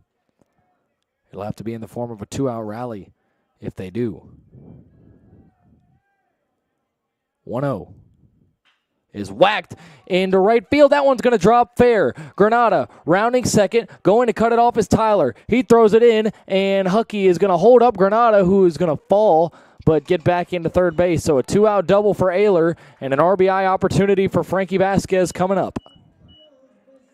It was only a matter of time before Cale found some grass. He had been hitting the ball hard all game off of McIntosh. Finally a base knock there. And if you're McIntosh, not the at-bat music you want to hear right now. Number 19 stepping to the dish. Frankie has been on base twice, but one of them via an error.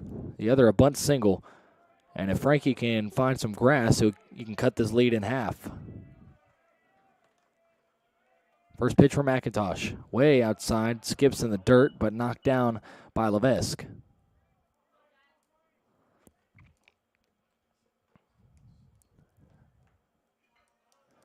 Granada 90 feet away. Cale Ayler in scoring position at second. 2 down here. Vasquez ahead 1-0. That one is just foul. Frankie got a good piece of it, but just out in front. 1-1. I've seen Frankie do that a couple of times. Square one up, but not within the confines of the first and third base lines. 1-1. Is hit in the air, left field. Coming on and making a sliding catch there is Barefoot for out number 3. Frankie got a good piece of it. And you see McIntosh with some words for Frankie Vasquez. Frankie not much to say back, though. And the Natos empty-handed once again in the bottom of the 5th. 7-3 William Peace as we head to inning number 6.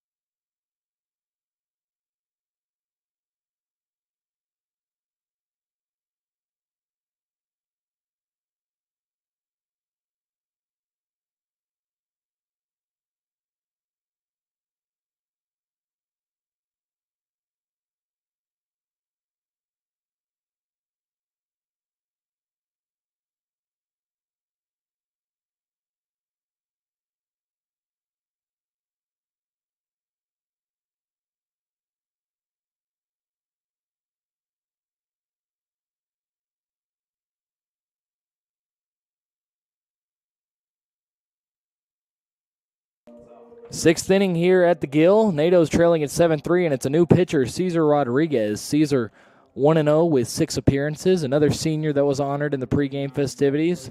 2 strikeouts, 4 walks for him, and ERA just under 8 in 6 appearances. Lefty that does not rely on a whole lot of velocity, but is a big control guy. And he'll start things off the leadoff man, Dalton Frazier.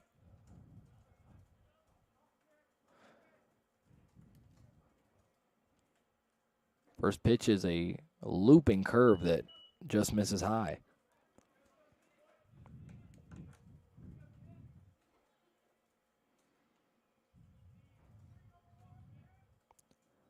One 0. Misses 2-0.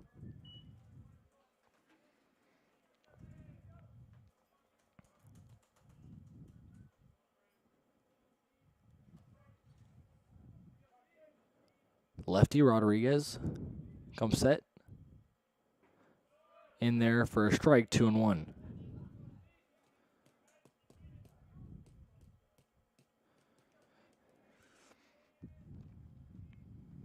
So Thompson, final line, 5 innings, 12 hits, 7 runs. That one misses inside, 3-1. 1 walk, 4 Ks for Thompson. Just kept giving up a lot of singles.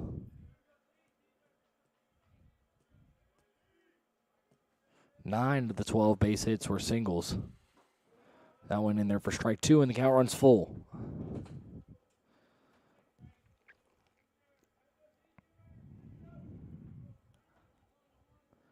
Frazier, 1 for 3, an RBI single back in the 4th. Payoff pitch. Nearly hits Frazier, and it does hit him. Just clipped a piece of his uniform. Number 28, Nick Tyler. So a hit by pitch. It'll be Nick Tyler.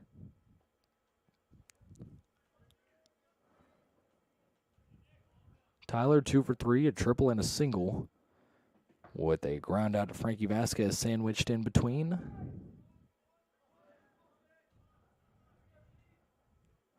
Rodriguez, some early traffic here. Upon entering, that one's in there for a strike. Tyler gets the sign and now digs back in.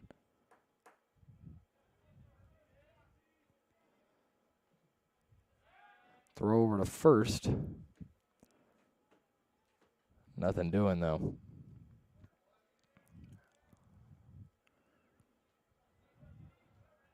NATO's probably hoped that Thompson would go 6 or 7, but nothing too bad to complain about with 5 innings of work, as the breaking ball misses there again, and umpire not really calling the letters.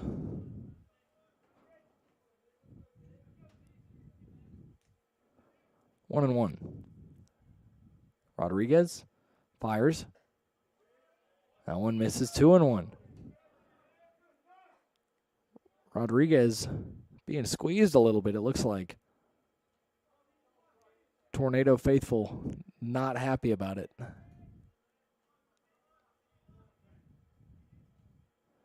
And Rodriguez, throw to first, will force Frazier to dive back in there, but he's safe.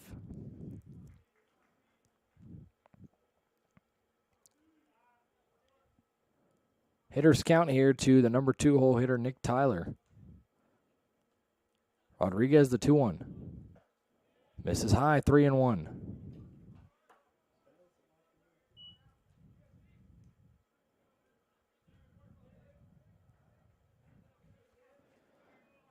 Three balls and a strike. Nobody out here in the 6th. The 3-1. Fouled back. Count runs full again.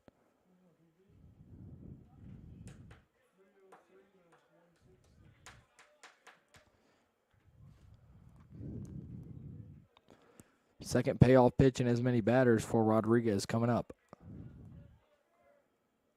Comes set. Throw over to first once again. Frazier in safely.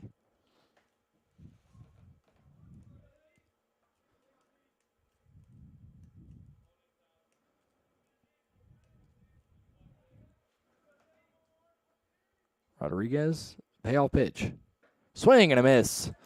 Big strikeout there of Nick Tyler for out number 1.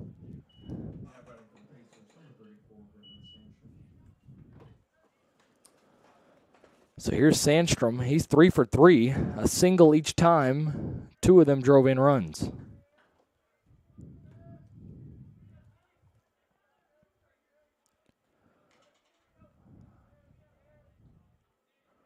Rodriguez at the belt. On the outside corner for strike 1. Bit of an inconsistent zone we're seeing here. Don't want to harp on it too much. Definitely take it in the NATO's favor, though, there, as that one on the inside corner for strike 2. One thing's for certain, I don't think either side's fans have been too pleased with the officiating in this one.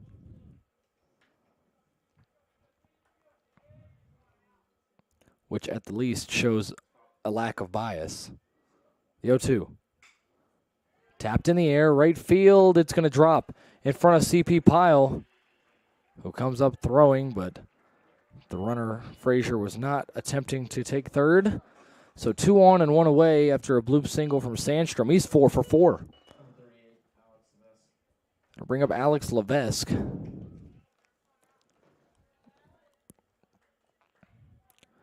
Levesque 0 for 3. Flew out to right, reached on an error, and then hit into that non-sacrifice fly that did see a runner scored was a double play. 9-3-6 double play to be exact, as Rodriguez finds the zone with a curveball there.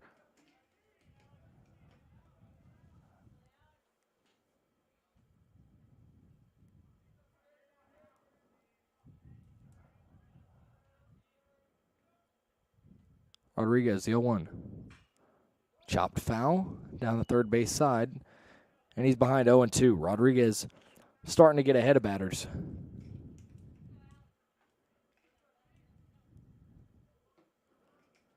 Nick Tubolino on deck. He's 3 for 3.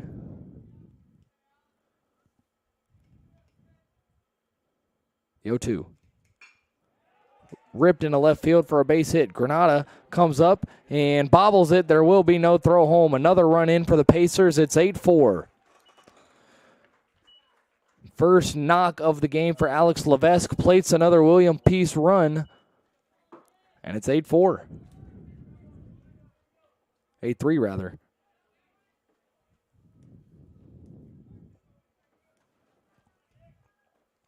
NATOs just have not been able to make their pitches. Still just one away with runners on first and second for Nick Tubolino, who is 3 for 3, trying to continue his perfect day. Rodriguez wheels over to second, throws to Sawyer. Nothing doing.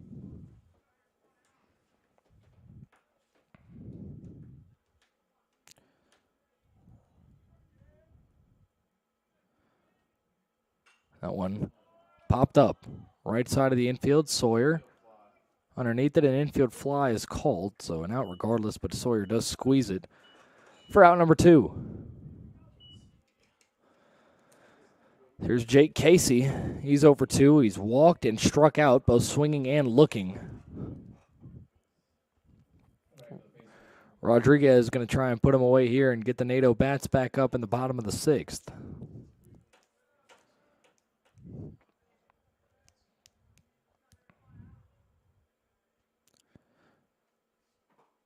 Breaking ball drops in there for a strike.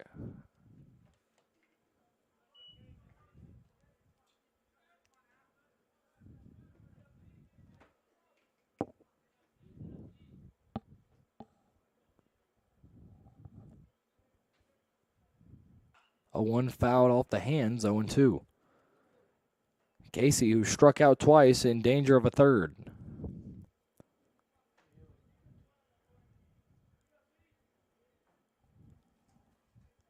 No balls, 2 strikes, 2 away, and 2 on. In the top of the 6th. 8-3 the lead for William Peace. NATO's in a hole. And the 0-2 from Rodriguez is ripped, but right over to Luke Morton for out number 3. Morton ranging to his right, gloves that one. William Peace gets another run across on a couple of base hits. They lead at 8-3 as we head to the home half of the 6th. Miller, Jennings, and Morton due up.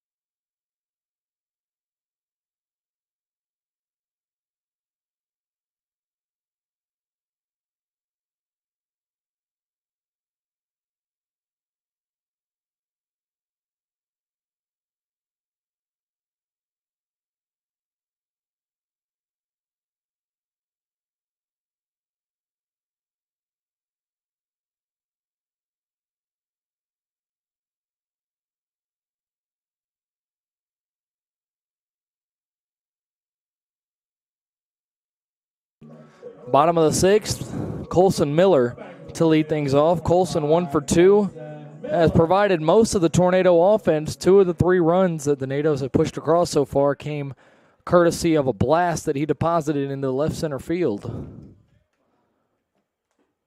Just missed a second one his last time up as he takes ball 1. Got one of the warning track and at bat number 2, but not enough. Miller, Jennings, and Morton, the 3 up for the Nados here in the 6th is Colson. A chopper over to short. Throw on to first in time there by Casey for out number 1. Gonna bring up Hayden Jennings. Hayden has flied out to center and lined out to center in his 2 trips. And the Nados right now just being stifled by Jack McIntosh, who's really in a groove, the junior right-hander.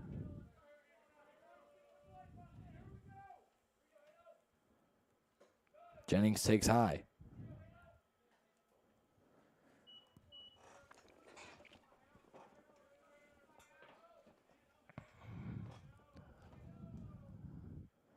McIntosh in his 6th inning of work. Misses there with a curve. 2-0.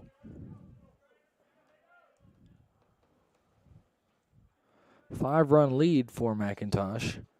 Comes home with a 2-0. Misses 3-0.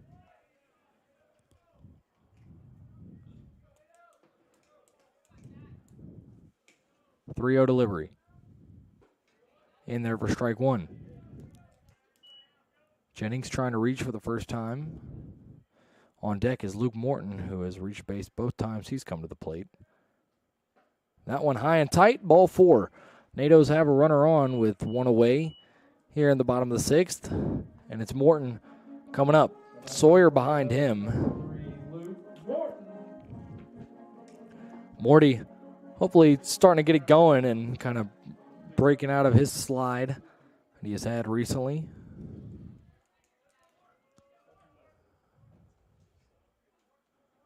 Double and a walk for him. First pitch is a base hit into right center field. Jennings chugging around second. He will make it to third. Morton will pump the brakes at first. And the Nados have runners on the corners with 1 away. We'll bring up Logan Sawyer, who's 0 for 2. Hopefully he's due for a base hit. Batting for the Tornadoes, number 9, Logan Sawyer.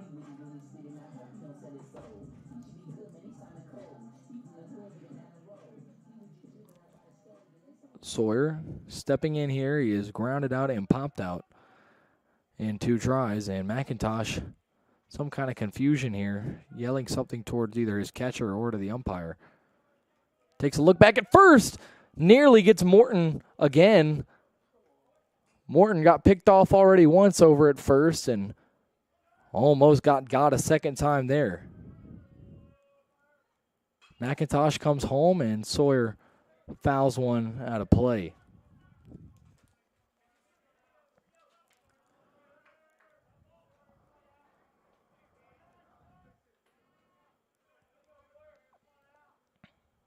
No balls and a strike here to the sophomore second baseman. McIntosh in a bit of a jam here, but holding a 5-run lead.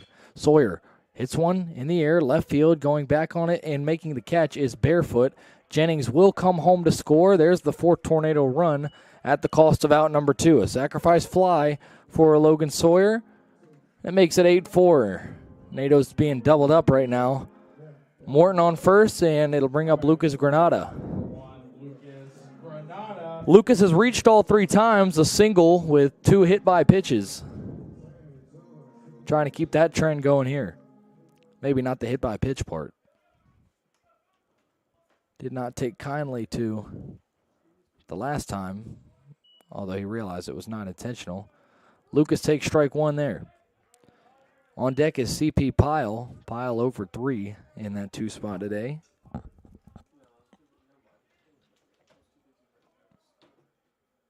Oh-1, sent right back to the mound. McIntosh has it. He'll jog it to the bag himself. Granada falling on his way to first.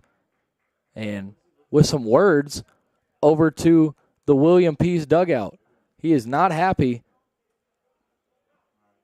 And That will be it for the NATOs in the home half of the sixth. Things getting a little bit hotly contested here. 8-4 William Peace lead as we head to the seventh.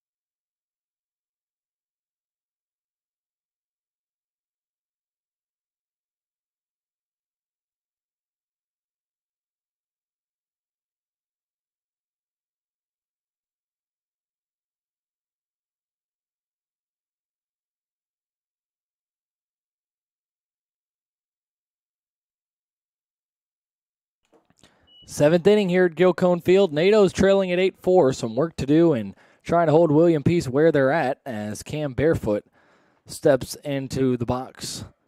To start things off, Barefoot is 1 for 3, had an RBI single back in the third. Waiting on the umpires to take their posts. Things getting a little bit chippy down here, it seems like. I've seen some words exchanged at the end of both the fifth and sixth innings from Brevard over towards the William Peace dugout. Saw Frankie Vasquez being mouthed off to by Jack McIntosh. We saw Granada with some words for Levesque as Cesar Rodriguez pumps in strike one. Bottom three in the order for Cesar Rodriguez here, Barefoot, Joseph, and Stocksdale.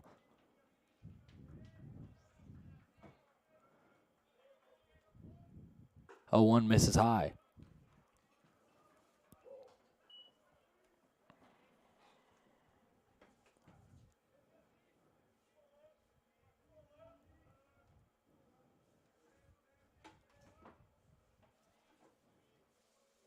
One misses in the dirt.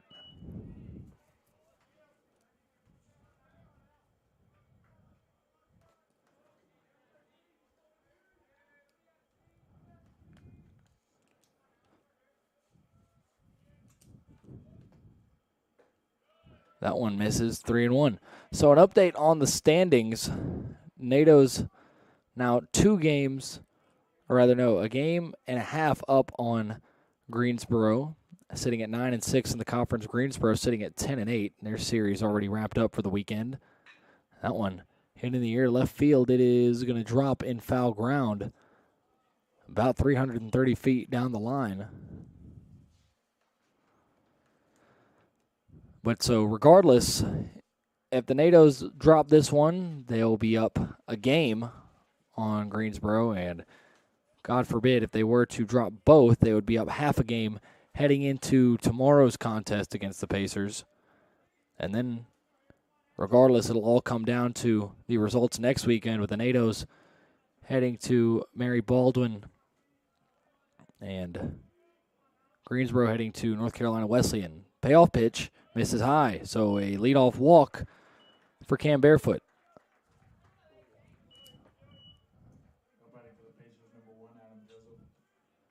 So here's Adam Joseph. He's 2 for 3. Hits in both of his last two trips, a double and an RBI single.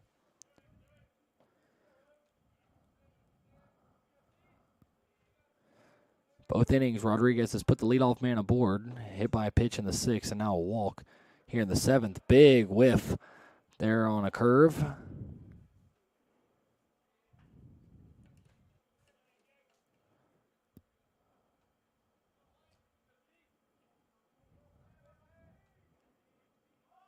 Oh, 1, showing bunt and laying it down. Vasquez goes to second, and they do not get the out. Morton did not have his foot on the bag. He's ruled safe. Ayler is adamant that he was out.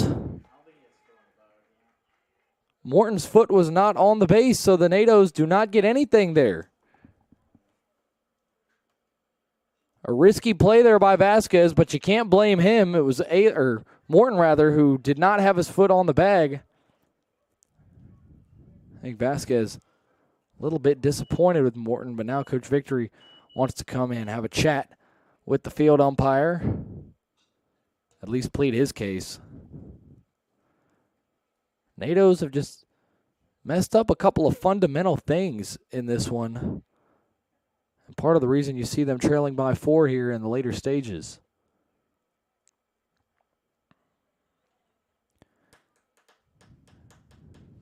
And again, don't want to harp on it too much, but anytime that bringing up the officials more than once or twice in any athletic event, but especially baseball, probably means that you're not doing the best job. But from what I could see, it did look like Morton was not on the base, but Coach Victory and Cale Ayler seem to swear up and down that he was. But regardless, 2 on with no outs here for William Peace. Tyler Stocksdale coming to the plate. He's 0 for 3. Showing bunt again. Rodriguez gets it. Wheels and has no throw. Another bunt single. 2 back-to-back bunt singles for William Peace. And they have the bases loaded with nobody out. Nobody covered the first base bag in time. Rodriguez had no one to throw to. And the bases are loaded with nobody out. William Peace has yet to see a ball leave the infield. Bags are juiced. Rodriguez is going to need to dig deep and find some big pitches here. That one, a big hack and a miss there from Dalton Frazier.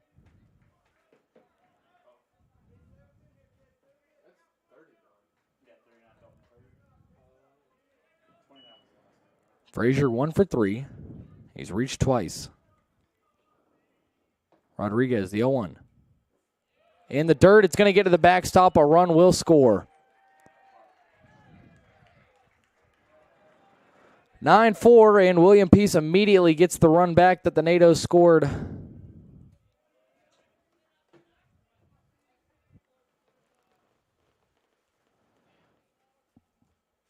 And the count will sit at 1-1 as the other 2 runners move up 90 feet. So William Peace, with nobody out and 2 in scoring position, holding a 5-run lead.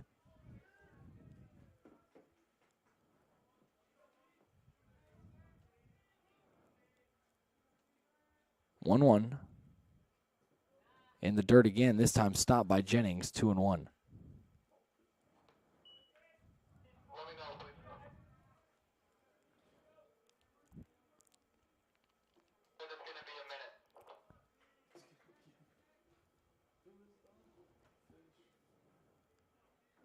Two one from Rodriguez. On the outside corner for strike 2. Rodriguez still trying to find out number 1 here in the 7th.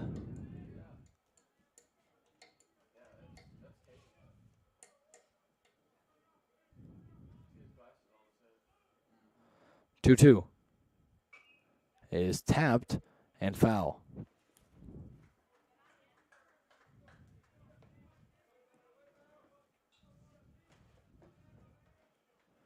Count even at 2 still to Dalton Frazier, the leadoff man for William Peace. Nato's going to need to find some big outs here and then have some big at-bats over the back third of this game.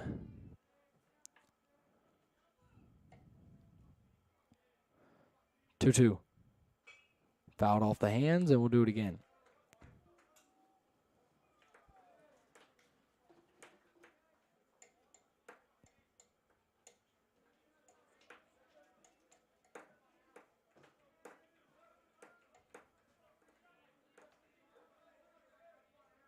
Rodriguez. 2-2, fouled off again. Frazier not going away quietly. There's no double play opportunity with first base open.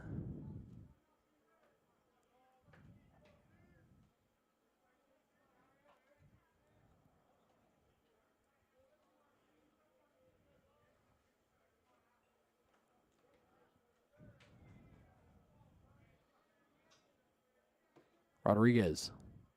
2-2. Sent right back where it came from. Rodriguez looks the runner back at third and throws on to first. A big out there. Good stop there by Caesar. If he wasn't able to knock that one down, likely would have been another infield hit. Instead, it keeps the runners where they are for Nick Tyler.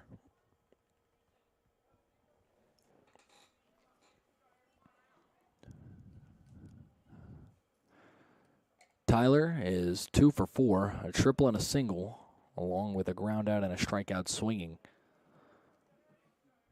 That strikeout came against Rodriguez last inning. 9-4 ball game. That one is caught by Frankie Vasquez. What a play there. That one seemed destined for the left field grass, and Frankie stretched out and made the grab for a big out number 2. And if Rodriguez can retire Griffin Sandstrom here, it'll be a minor miracle in more ways than one. There was the bases loaded with nobody out just a moment ago, and only one run has been pushed across so far. And also Sandstrom 4 for 4 on the afternoon with 4 singles. That one misses inside.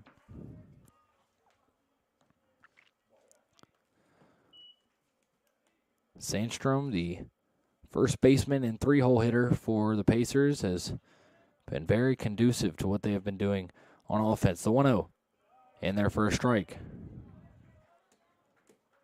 And again, for Rodriguez, a guy with not a whole lot of high-powering velocity, very important to pinpoint his spots.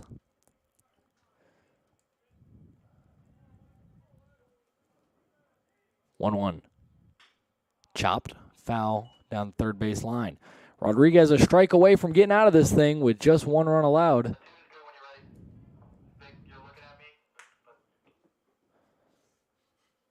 NATOs have not pitched a scoreless inning since the second. 2, 3, 1, 1, and 1 in innings 3 through 7 so far. NATO's trying to keep that 7th inning number at 1 with Rodriguez ahead 1-2 and 2 down. 1-2. Got him looking, strike 3. Rodriguez gets out of it with just the 1 run allowed. NATO's trailing 9-4. Time to stretch here at Gilcone Field. 5-run lead for the Pacers when we return.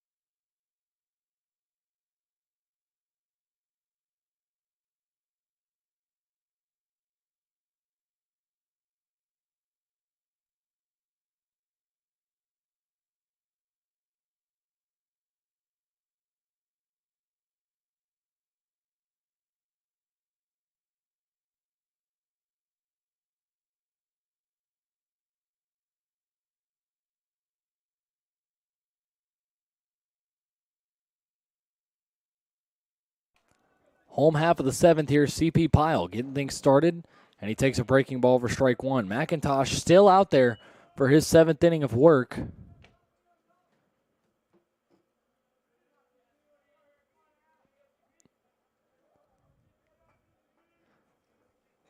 CP is 0 for 3, looking to get on board for the first time. And he sends one on the ground to short. It's booted. He will do just that. Pyle is going to reach on an error, and he's going to get into second. Good hustle there from Pyle. The throw gets away again, but McIntosh there to cut it off. So Pyle will reach on an E6 to start off this 7th inning. Could be the catalyst that the NATOs need. And it'll be a single with an E6. Deemed that it was a tough play there for Casey. So here's Logan Clark. Clark 0 for 3, struck out his last time, and he takes one on the inside corner there.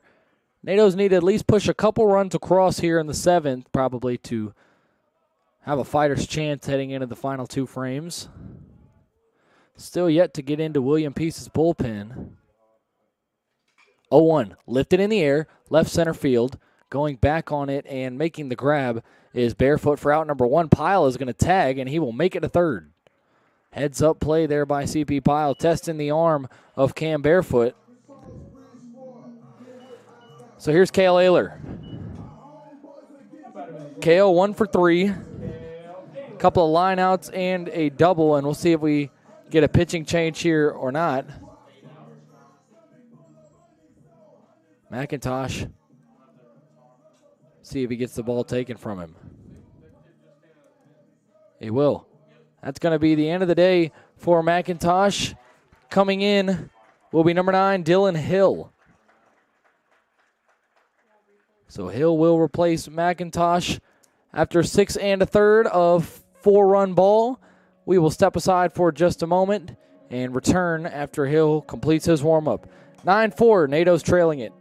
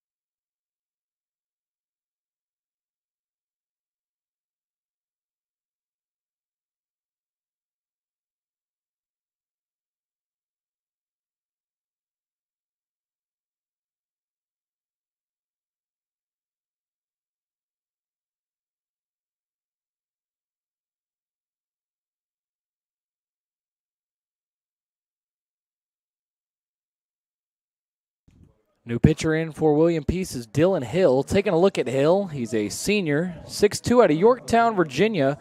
Having a pretty good season, too. 12 appearances for him, 1 start, an ERA under 3 at 2.8. A win-loss of 1-1, 16 innings pitched. He is only allowing an opponent batting average of 200, but he'll face the 2 toughest Tornado hitters here as Ayler skies one fouling out of play on the left side. Cale 1 for 3. For Hill, 15 strikeouts, 11 walks. Has not allowed a home run. NATOs would love to change that if possible.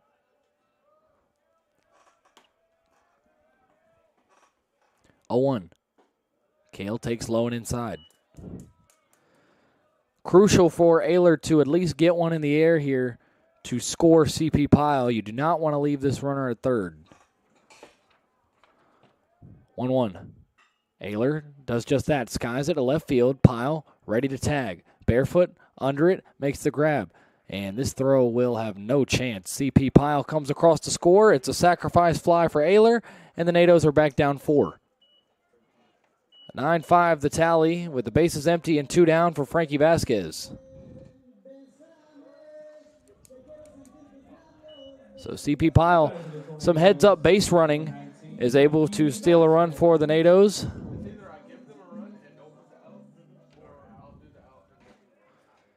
Frankie going to try and get some 2-out magic going here for the NATOs against Hill. Frankie checks his swing, did not go around. Was low and outside. William Peace wanted the strike call. On deck is Colson Miller, who has gone deep already in this one. 1-0. Frankie takes strike 1. That one dropped into the lower part of the zone. Frankie recognized it, didn't want to go after it. 1-1. Breaking ball misses high.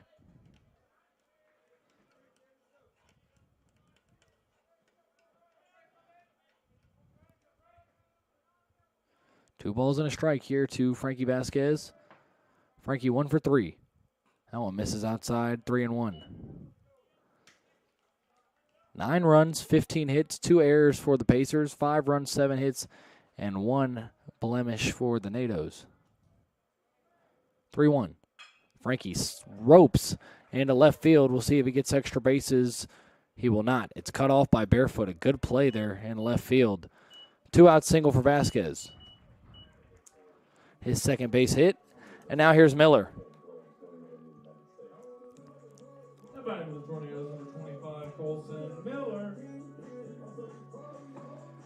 Miller has homered, flied out to left, and grounded out to shortstop in his 3 trips.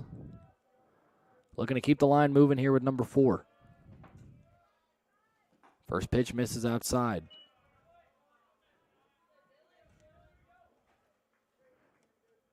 NATO's trying to concoct a rally here in the late stages.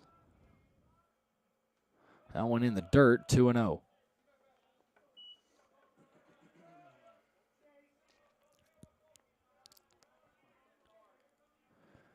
Two balls and no strikes. Miller trying to find a pitch to punish. Swing and a miss. Miller chased downstairs on that one. It's 2-1.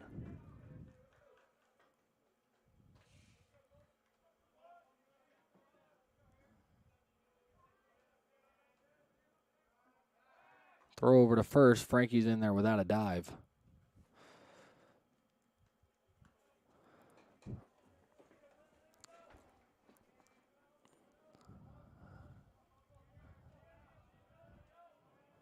Two one to Miller. Takes strike 2. Colson doesn't agree with it. Puts the hand up in confusion. Deuce is wild here. 2 balls, 2 strikes, and 2 away.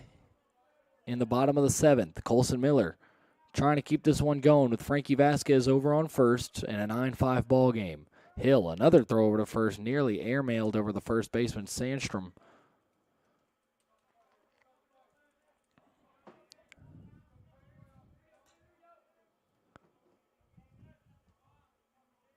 The 2-2.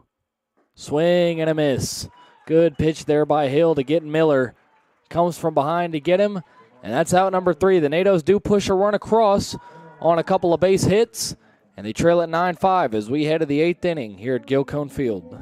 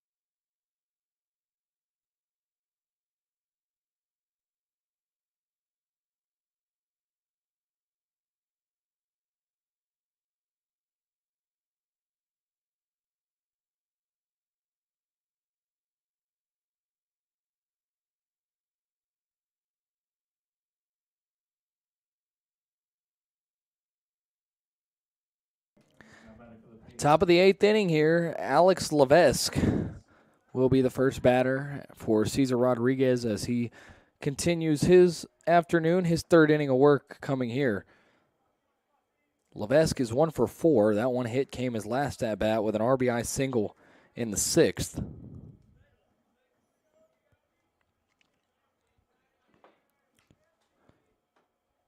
Caesar's first pitch, a breaking ball in there for a strike.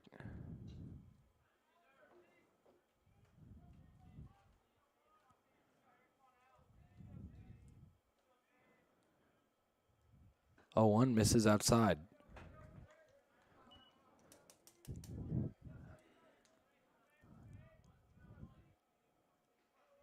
Rodriguez, the southpaw, trying to hold it down. His 3rd inning. That one gets the outside corner for strike 2. Keeping these hitters off balance with that lack of velocity.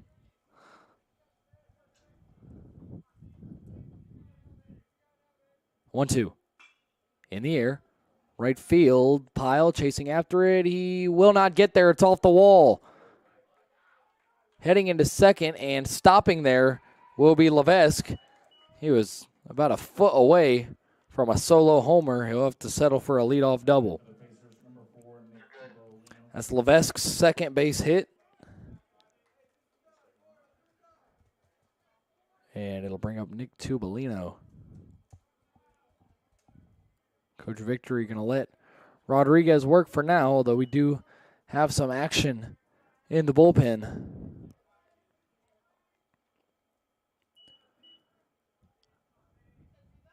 Rodriguez here against Tubolino. It's 3 for 4. Skies this one. Right side, Ayler chasing after it, and that one is going to drop in foul ground.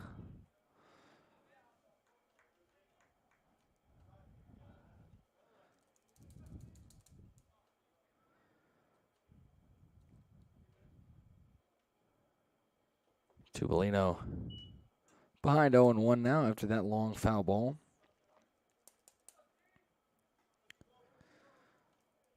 Rodriguez trying to give the NATOs one more inning of good work here without letting a run across, but William Peace does have a man in scoring position with nobody out after the leadoff double from the catcher Levesque. 0-1. Low and inside, knocked down by Jennings.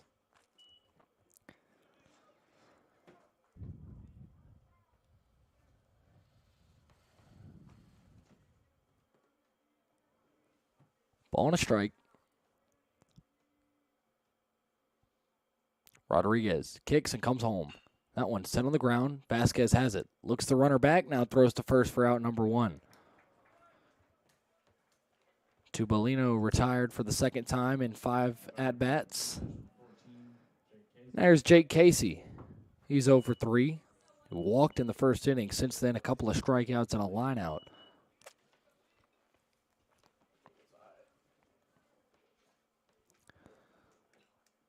Caesar trying to get these last 2 outs without allowing Levesque to come across. Breaking ball misses there.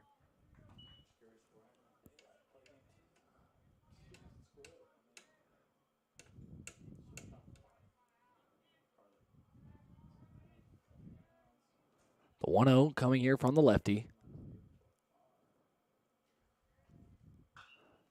Skied.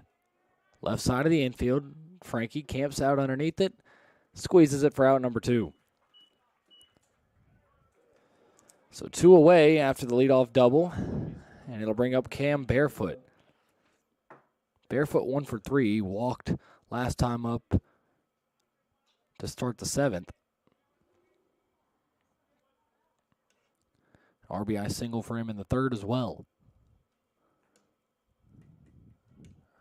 Would be huge if Rodriguez could get him out here. NATO's trailing by 4. Pitch from Caesar. Is going to bounce out of the mitt of Jennings. A throw down to 3rd, not in time. Good recognition there by Levesque to realize that one was popping out of the mitt of Hayden Jennings. He went without hesitation. Now he's 90 feet away. 1-0. Rodriguez can focus on the batter here. 1-0. Breaking ball, hit in the air, right side, coming on Piley. Will make the catch. What a sliding grab by the tarp by C.P. Pyle. Oh my goodness. It was impossible to tell if he held on to that. Had to wait for the umpire's signal. What a grab and what range in right field by C.P. Pyle. A clean inning there by Cesar Rodriguez, the first by any Brevard pitcher since the second inning. What a defensive effort there from number 49, and the NATOs coming back up to the plate, trailing 9-5.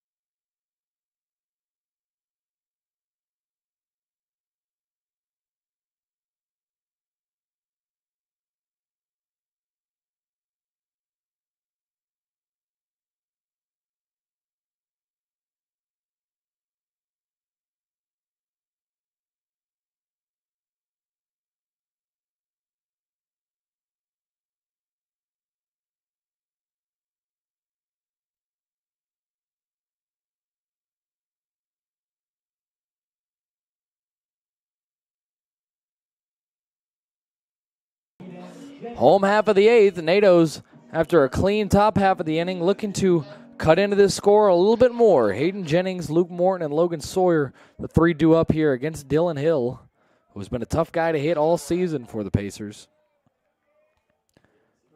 In 12 appearances, an ERA under 3, now in appearance number 13. 1-0. Low and outside.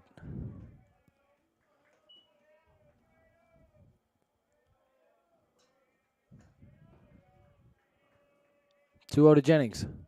It's going to hit him. Hit by pitch, Jennings. Don't think that felt good for him.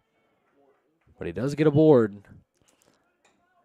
And it'll bring up Luke Morton, who's yet to be retired today. A double, a walk, and a single for Morton. And the NATO's going to try and get a rally going here in the eighth, trailing 9-5. Could really use this win. So Hill puts the leadoff man aboard in the form of a hit by a pitch. That one misses high.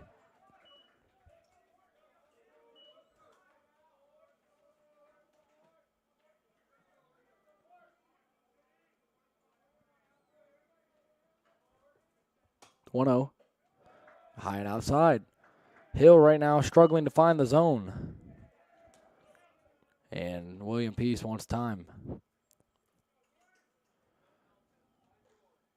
A chat coming at the Hill.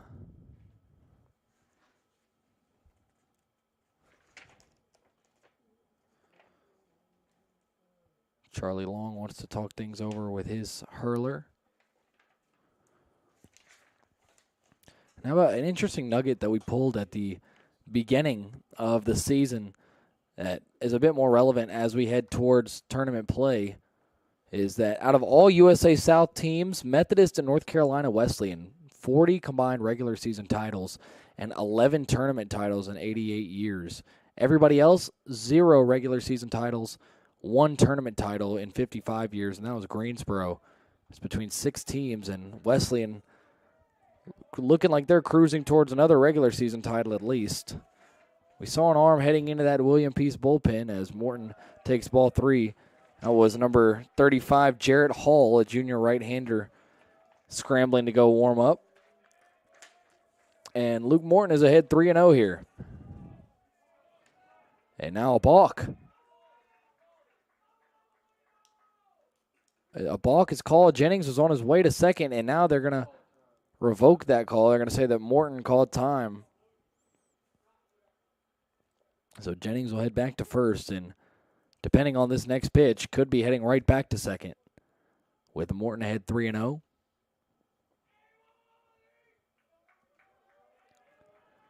Nato dugout trying to get a little bit more fired up here in the 8th. The 3-0. Right down Peachtree for strike one.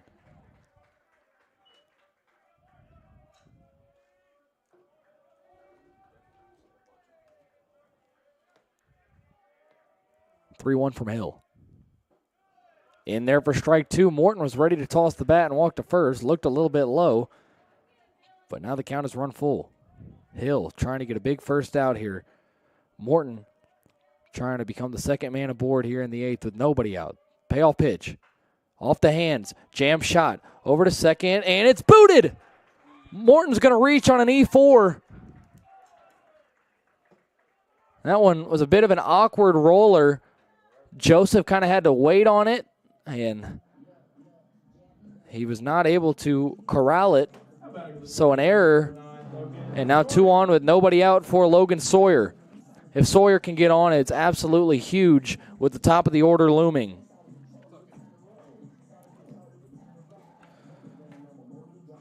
We'll see how much longer Dylan Hill has. Obviously, that was not his fault that they did not get the out there. He made a pitch. Here's Sawyer. Sack fly his last time up. Before that, a ground out and a pop out. First pitch. He shows bunt, lays it down. Jennings is going to get to third. The throw on to first is in time to get Sawyer, so a sacrifice bunt for him. That's out number 1. And it'll bring up Lucas Granada. If Granada can get a base knock here, it will cut the lead in half, 9-7. It's 9-5 as it stands, and it looks like we will get a pitching change. It's going to be Jarrett Hall, I believe, coming in. Dylan Hill going to get the ball taken from him. Not a horrible outing. But it looks like that's going to do it. Get confirmation on the new pitcher. And it's not going to be Hill.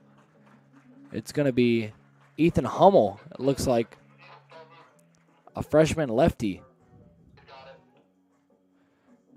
So a freshman being thrust into a pretty big spot here. We'll take a break as he warms up. Returning in just a moment.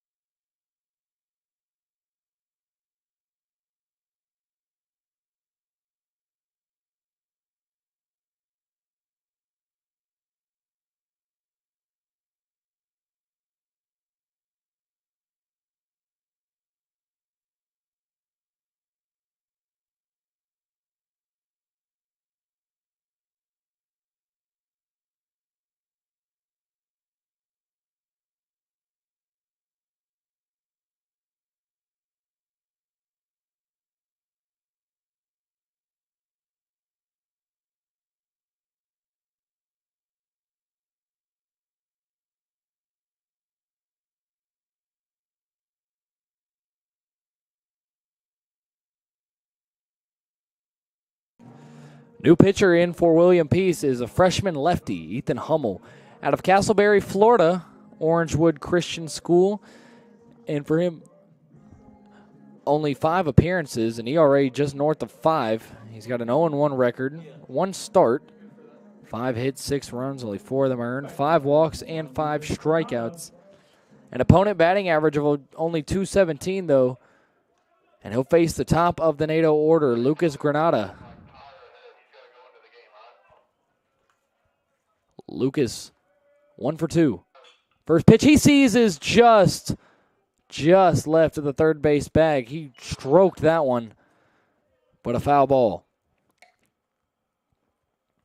Hummel coming in a tight spot, especially for an inexperienced freshman. 2 runners in scoring position with 1 away, trying to get a big out number 2 here. Misses outside.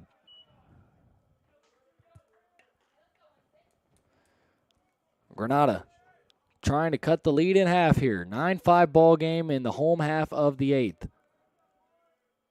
The 1-1. Granada sends it over to short. Picked up. Throw on to first is in time. Jennings does come across to score. It's 9-6. And it'll bring up CP Pyle with 2 down and a runner on third. Natos would absolutely love to push run number 7 across before we head to the 9th. Make it more manageable heading into the 9th inning. CP 1 for 4. Singled his last time, and he takes strike 1 there. Pyle hoping he can move the line here and give Logan Clark a chance at redemption. Logan 0 for 4 here on senior day. The 0-1. Misses outside.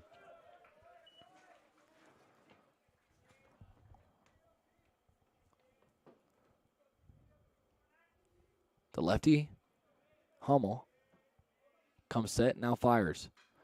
In the air, popped up on the right side of the infield. Joseph underneath it, makes the grab for out number 3. NATO strand a man at third, but they do push a run across. They trail it by 3 as we head to the final inning here at Gilcone Field, 9-6.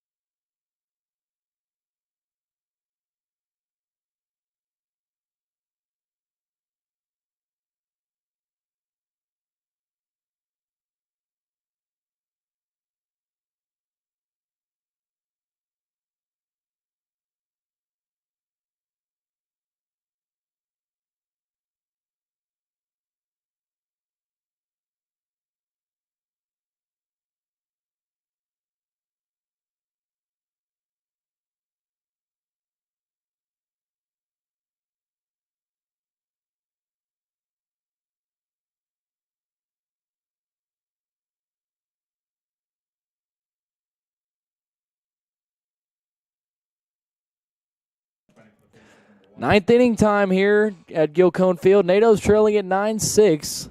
Probably fortunate to be within as close of a distance as they are. They've been doubled up in terms of hits, 16-8. As Cesar Rodriguez will head back out there for his 4th inning of work, and he misses with ball 1 to start things off to Adam Joseph. Joseph is 3 for 4, a double, an RBI single, as well as a bunt single.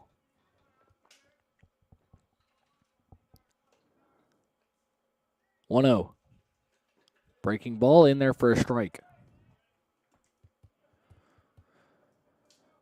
Bottom 2 in the order, and then it flips over to Dalton Frazier.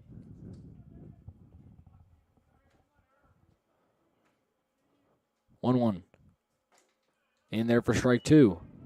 Joseph doesn't agree.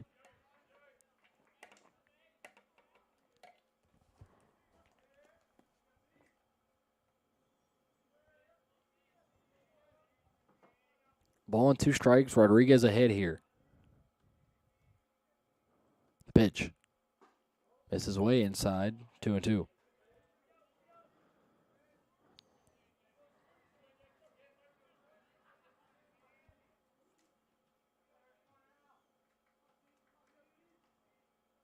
Two here from Cesar.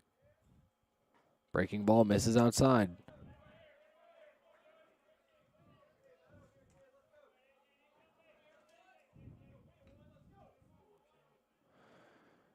Count has run full to the leadoff man, Adam Joseph. We'll see what Rodriguez comes with here. That one popped back foul. We'll do it again.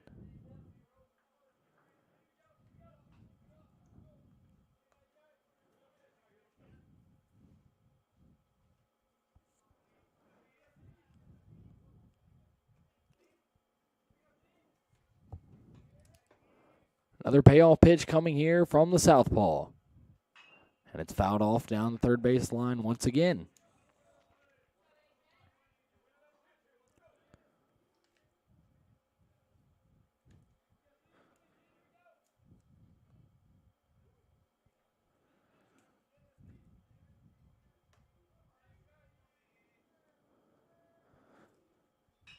That one is hit in the air.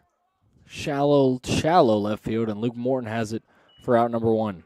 Batting for the Pacers, number 29, Tyler Stockstill.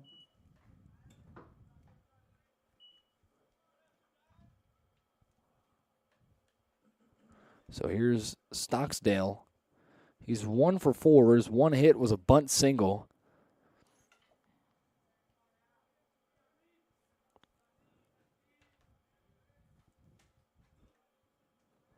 First pitch by Caesar is fouled back.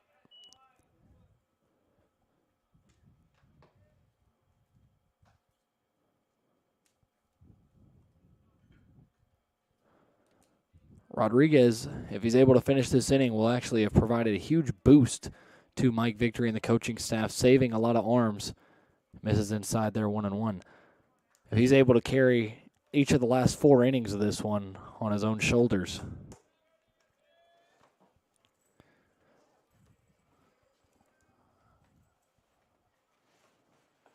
One. Breaking ball, tapped over to Vasquez. He has it on a bounce. Toss across the diamond to Ayler for out number 2.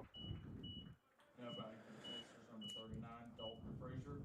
So the Natos an out away from coming up to the plate for the final time in this one. Dalton Frazier, the man standing in the way. He's 1 for 4. RBI single back in the 4th for him. 2 down. And the bases are empty for William Peace. Rodriguez gets Frazier to swing at one inside. He hits it foul off the hands.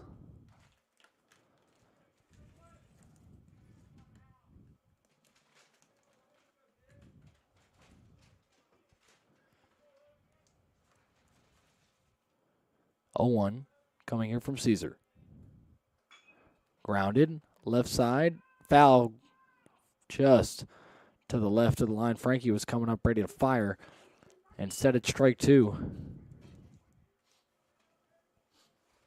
Frazier will head back to the box.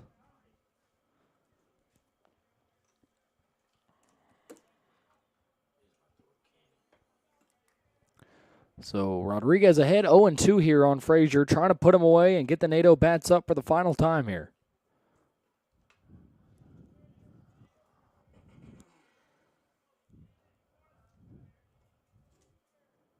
Caesar comes set of the belt. Now the 0-2. Grounded over to Morton. Luke has it. Fires in time for out number 3. A 1-2-3 ninth for Caesar Rodriguez. And he carries each of the final 4 innings for the Tornado Pen, saving some arms, which Coach Victory will be very, very grateful for. Natos trail it by 3. We'll see what they have in store in the bottom of the 9th here at Gilcone Field.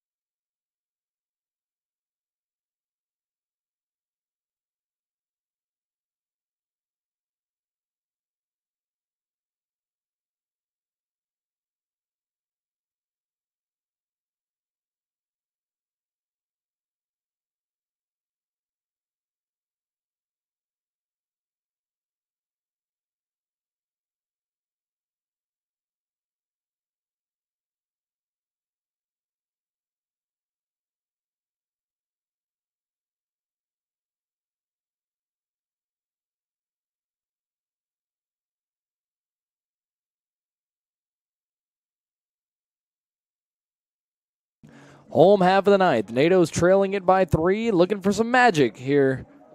Regardless of the outcome here in this final half inning, NATO's will still hold sole possession of second place in the USA South Conference, but obviously we want to get a win here and keep the pressure on Greensboro in that 3 spot after dropping 2 out of 3 at Southern Virginia. Clark fouls one into the mitt of Levesque to start things off here in the bottom of the ninth. Logan has been a bit off today in this one, 0 for 4. He's gotten out just about every way you can. A ground out, a line out, a strikeout, and a fly out for him. Hummel back out there, and he airmails that one.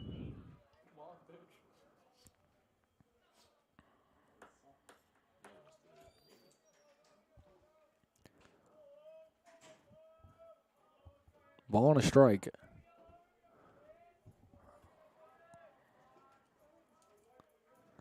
Hummel comes set and delivers. Misses outside, 2-1. Clark trying to get on as the leadoff man. NATO's need 3 to tie, 4 to win against a freshman lefty. 2-1, misses high and outside, 3-1. Do see some stretching, a little bit of light tossing going on in that William Peace pen. 3-1 to Clark. Way outside, and Logan Clark earns his way aboard for the first time in this one with a leadoff walk. We'll bring up Cale Ayler. Number 26, Cale Ayler.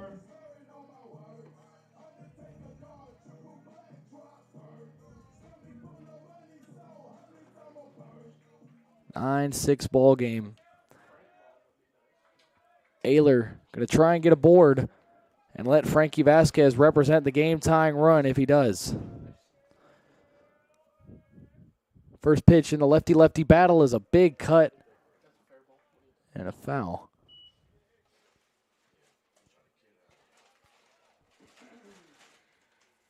Cale's trying to send one up to App.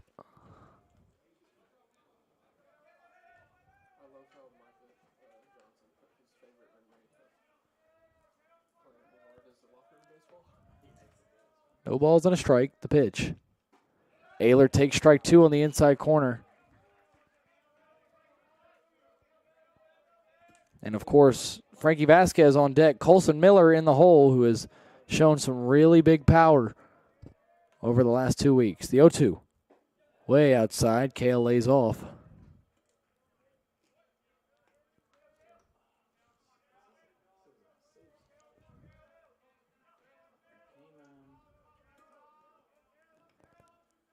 The 1-2. Cale goes after it, and they're going to say he went around. Ayler is frustrated. He does not think he went. Personally, I don't either. Cale rung up on strikes there. They're going to say he went. Got to be frustrating for Ayler as he retires back to the dugout. And here's Frank. Couple of singles on his line. Looking for an extra base hit here. First one is a ball on the outside.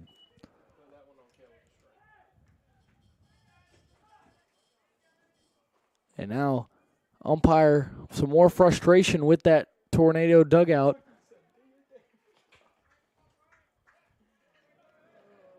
And once again, just my 2 cents is that we've heard a bit too much from the umpires in this one. 1-0 to Frankie. Skied on the infield. Vasquez frustrated with himself. And that one's going to be caught for out number 2. So the NATO's down to their last out in this one. And it's Colson Miller, who homered back in the second inning. Since then, a fly out, a ground out, and a strikeout. Miller trying to keep this one alive. NATO's trailing at 9-6 with 2 outs in the bottom of the ninth.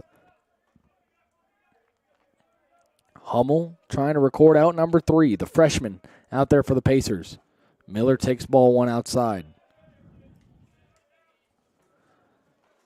And with the Vasquez pop out, that call on the Ayler strikeout looms even larger. 1-0, misses for a ball.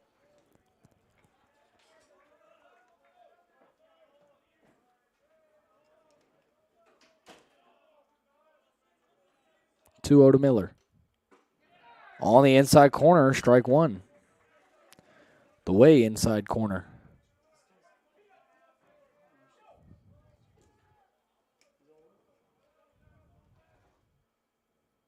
That one off the hands, jam shot, right field. It is going to drop. Clark will get into third. So the NATOs stay alive, and the tying run coming to the plate in Hayden Jennings. Second base knock of the game for Colson Miller. Hayden Jennings. Jennings 0 for 2. He's flied out, he's lined out, a walk and a hit by pitch as well. And now Colson Miller going to get a pinch runner. It's Jordan Rowell. Number 0, Jordan Rowell. Rowell can move, dual sport athlete, wide receiver on the football team. Would not be surprised to see him take off here. Hummel looks about ready to go. See the umpire still adjusting his scorecard with the change made by head coach Mike Victory there. So it comes down to Hayden Jennings. He represents the tying run with the NATOs down 3. Runners on the corners and 2 away. Hummel's first pitch, taken for a ball.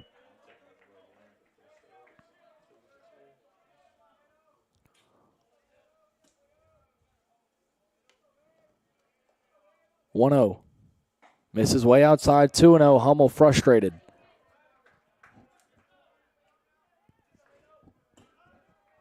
Hummel not finding the strike zone with a whole lot of consistency. A freshman only in his 6th appearance on the year. And his 2-0 finds the zone. Jennings ready now, ahead 2-1. Hitters count to Jennings. The pitch. Swing and a foul. Might have swung at ball 3. And the NATOs are down to their last strike. 2 balls, 2 strikes, 2 away here in the bottom of the 9th of a 9-6 ball game. NATOs clinging on to their last life. Hummel set. He fires. 2-2, fouled off.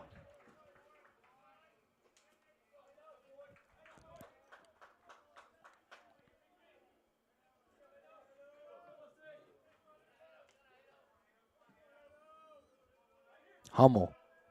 Another 2-2. Here it is. Jennings whacks one in the air, center field, but right to the center fielder Frazier, and William Peace defeats the Tornadoes in game 1 here of a 3-game series on senior day at Gilcone Field. NATOs falling 9-6. Jacob Thompson will take the loss, and the NATOs now sit a game above Greensboro for the 2nd spot, and Mike Victory having a brief chat with the home plate umpire. 9-6, the final here. Stay tuned. Game 2 coming up here shortly from the Gill. We'll be back as the NATOs try to flush away this Game 1 loss and preserve their lead on that number 2 spot in the USA South. Back here in just a few from Gilcone Field for Game 2.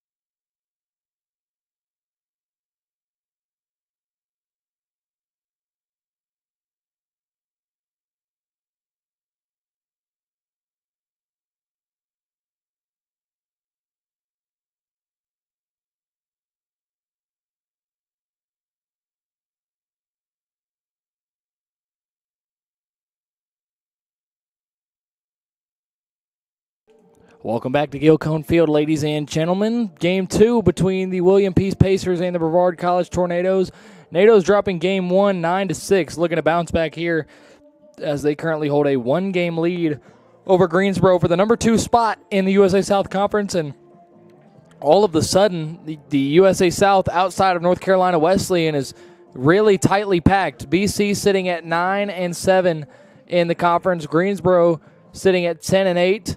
Methodist sitting at 9-8. Southern Virginia sitting at 9-8. William Peace sitting at 7-8. So everybody bunched in together all of a sudden, and the NATOs are going to need to lock in here for game 2. We've got the lineups for both teams. We'll go ahead and bring you those. For William Peace, leading things off, it's the center fielder, number 39, Dalton Frazier. After that, the right fielder, number 28, Nick Tyler. Batting third, it's the first baseman, number 34, Griffin Sandstrom. In the cleanup spot, the DH, number 38, Alex Levesque. Doing the catching and batting fifth, it's number 4, Nick Tubolino. Batting sixth, the shortstop, number 14, Jake Casey. Batting seventh, the left fielder, number 31, Cam Barefoot. Batting eighth, the second baseman, number 1, Adam Joseph.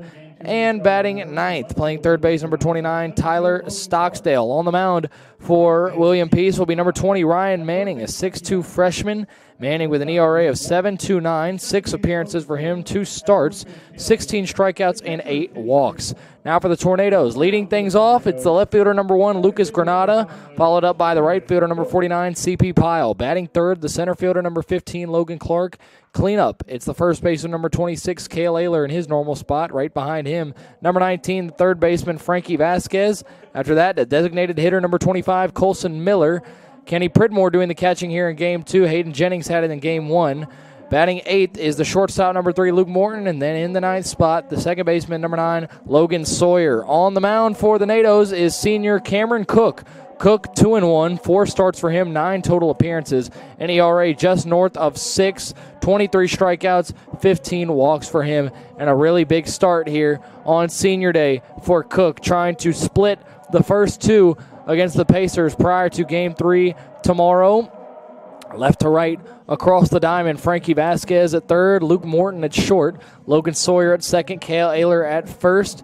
Across the outfield, Lucas Granada in left, Logan Clark in center, CP Pyle out there in right.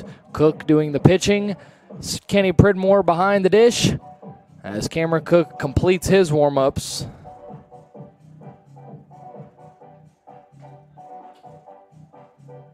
NATOs looking for some better production at the plate, but especially on the mound here in this one.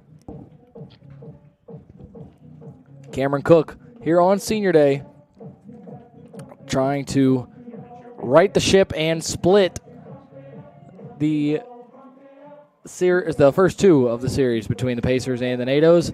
We're just about ready to go here. Dalton Frazier will climb into the box.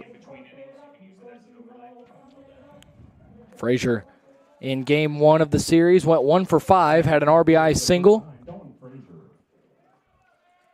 And we're ready to go here. The right-hander Cook hoping to give the NATOs some quality innings here in game 2. And we are underway as that one's fouled off to the right side. First pitch at 5:30. NATO's going to try and beat the moon to the end of this game. Obviously, no lights here at Gilcone Field. Hoping to get through this one with enough daylight.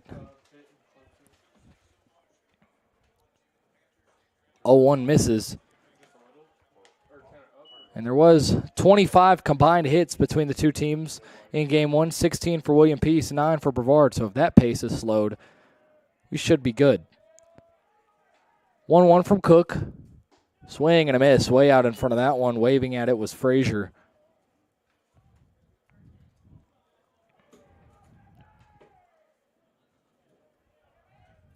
Cook. Ahead 1-2, comes set at the belt and fires. Misses there, count even at 2. Couple of senior battery mates that were honored in the pregame before game 1, Cook and Pridmore. No seniors on the infield. That one a breaking ball fouled back.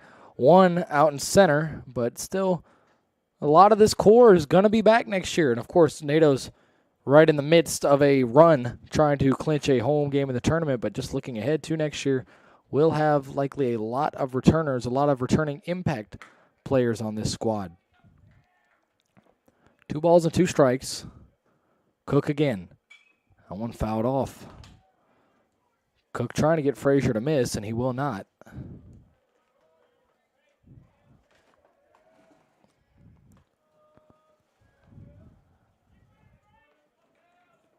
Frazier trying to battle here. The first batter Cook sees in this one. Another 2-2. Breaking ball. Lightly tapped, and it's going to roll foul. And no, they're going to say it's fair. Is it going to be an infield single? Looked like it was right on the line. Died perfectly, according to the umpire, and it'll be a leadoff infield single for Dalton Frazier. And those are just the kind of breaks that William Peace has gotten so far today. Had that one inning late in game 1 where they got back-to-back bunt singles. And now Cook faces off against Nick Tyler, the right fielder. Pridmore thinks about throwing behind the runner, does not, as Cook misses with ball 1.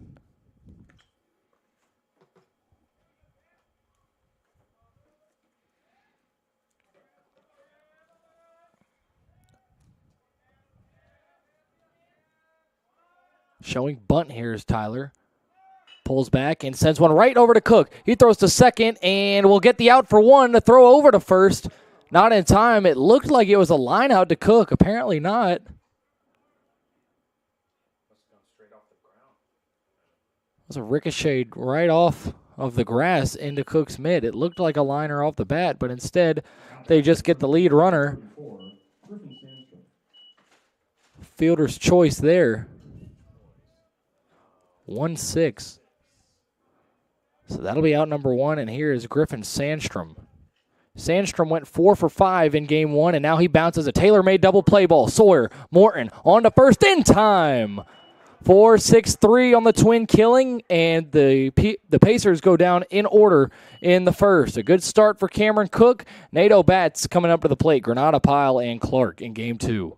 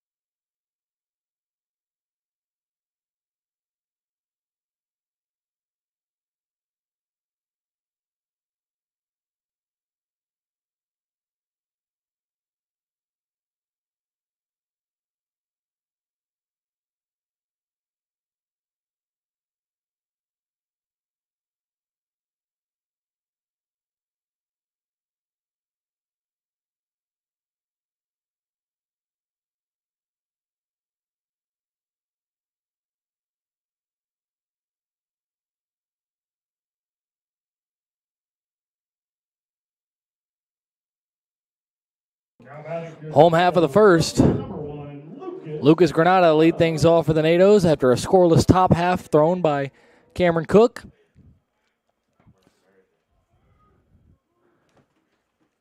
Lucas went 1 for 3, was hit by a pitch twice in game 1. Facing off against Ryan Manning, a freshman who pumped strike one in there. Manning, a 6'2 freshman out of Raleigh, North Carolina, an ERA of 7.29. And that one a swing and a miss from Granada.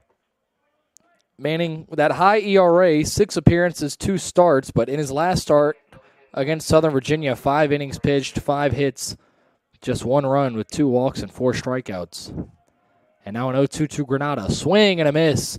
Granada goes down on 3 pitches to start things off for the NATO offense. Going to bring up CP Pyle. Pyle 1 for 5 in game 1.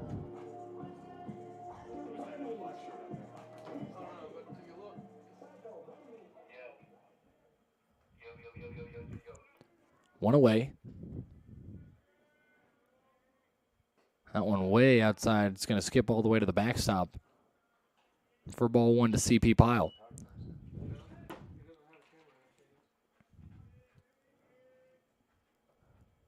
Manning, 1-0. Inside, 2-0. And for Manning, you look at the 6'2", tall right-hander on the bump. He kind of turns his body a little bit towards center field. Maybe a little bit more towards third base. As that one drops in for strike 1. Kind of turns himself a little bit.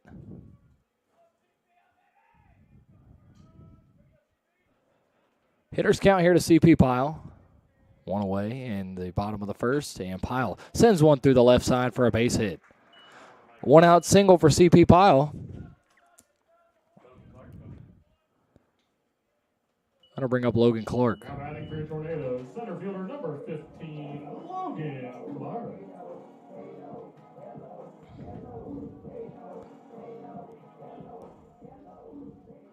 Logan didn't have a great go of it in game 1. He was 0 for 4. Did a regional walk in the 9th inning, was stranded as he taps one foul down the right side.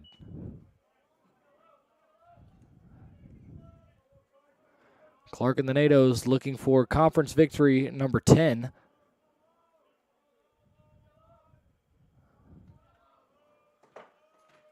The 0-1 outside. Conference victory number 10, if they do get this victory, and they would meet, or join rather, Greensboro and North Carolina Wesleyan is the only other 2 teams in the conference with that figure, but Greensboro with 8 conference losses. As Clark sends a shot in the air, left field, going back on it with room is the left fielder there, barefoot. And that's out number 2. Now batting for your Tornadoes, the first baseman number 26, Kale. Logan got a lot of that one. Just missed a 2-run homer on the warning track.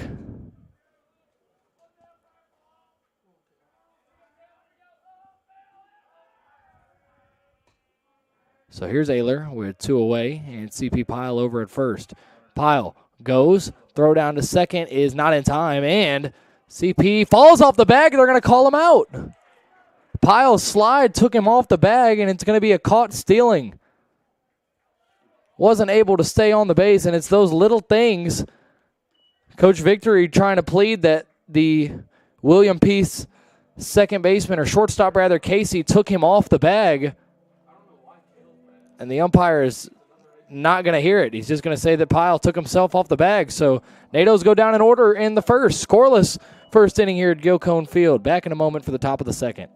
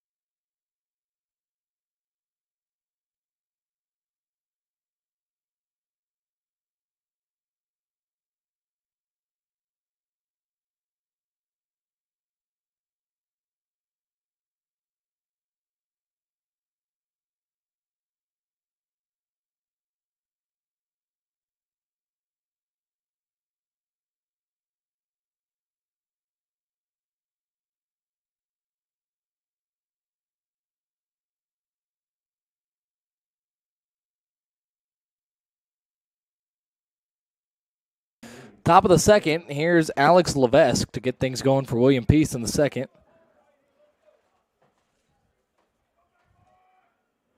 After the CP Pile controversial caught stealing at the end of the first. Levesque, and excuse me, tapper is going to float over the head of Kale Ayler. Grabbing it is Sawyer to prevent Levesque from getting anything more than a bloop single. So Levesque didn't even mean to swing at that one, and excuse me, check swing, and is able to perfectly place it. He couldn't have thrown that one into a better spot over Kale Ayler's head.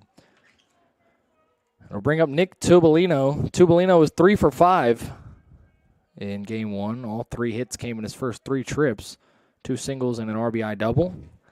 And Cameron Cook with some more early traffic as he tries to throw over to first, but Levesque back in with a dive.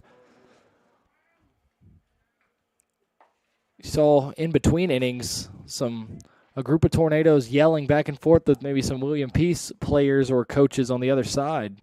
More on that in a moment.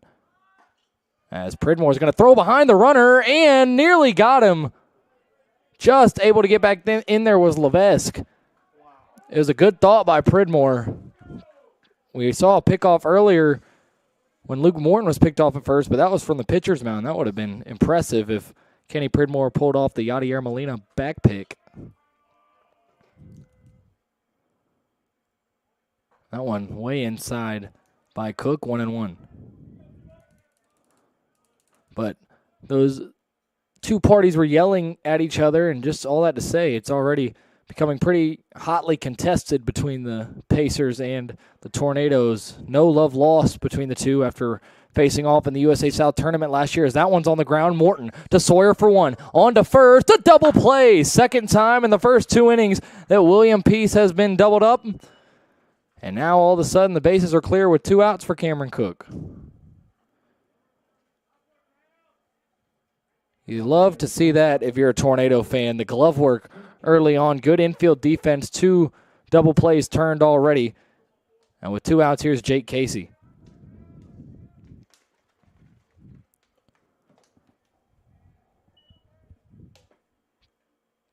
Cook misses the zone with the first pitch to Casey, the William Peace shortstop.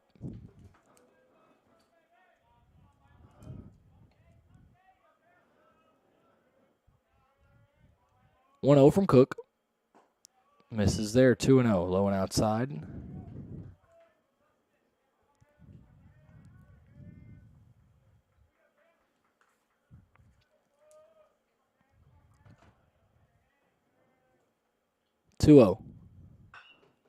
Spiked on the ground, foul down the third base side.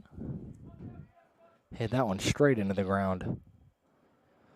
2 balls and a strike, a hitter's count here for Casey.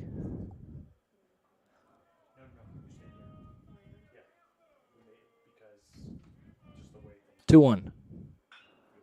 Off the hands, foul again down the third base side. And the count's evened up at 2. Deuce is wild here, 2 balls, 2 strikes, 2 outs in the top of the second. Cook trying to put away Casey, get the Tornado bats back up for the second time. 2-2 fouled off. Another one coming here in just a moment.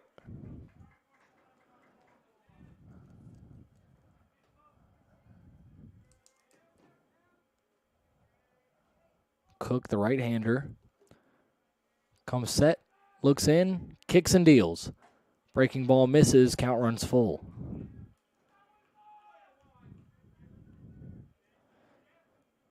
Full count here.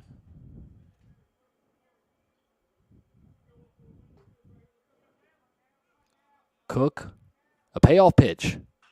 Off the hands and straight towards the NATO dugout. A hot shot. Might have got a piece of somebody. Definitely looks like it did. Hobbling over to the bench there was whoever the victim is of that one. And that one is going to be a strikeout. Lost in the action over there in the dugout, but a strikeout by Cameron Cook to get Casey on another payoff pitch. In order goes William Peace once again, and we are scoreless as we head to the bottom of the second here at Gilcone Field.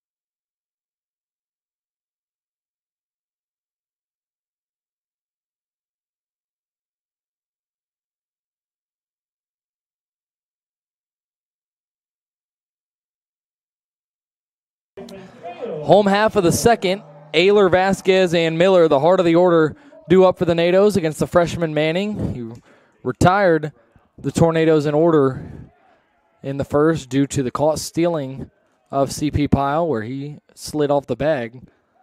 Kale takes ball one there.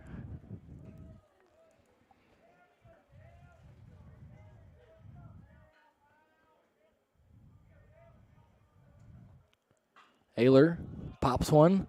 Left side, chasing after it, Stocksdale. He has room and makes the grab just to the left of the third base line for out number one. Bring up Frankie Vasquez. Frankie coming to the plate. He was 2 for 5 in game one with a couple of singles, one of them of the bunt variety. Nado's just had a tough time getting early base runners on. First pitch to Vasquez, he takes for ball one.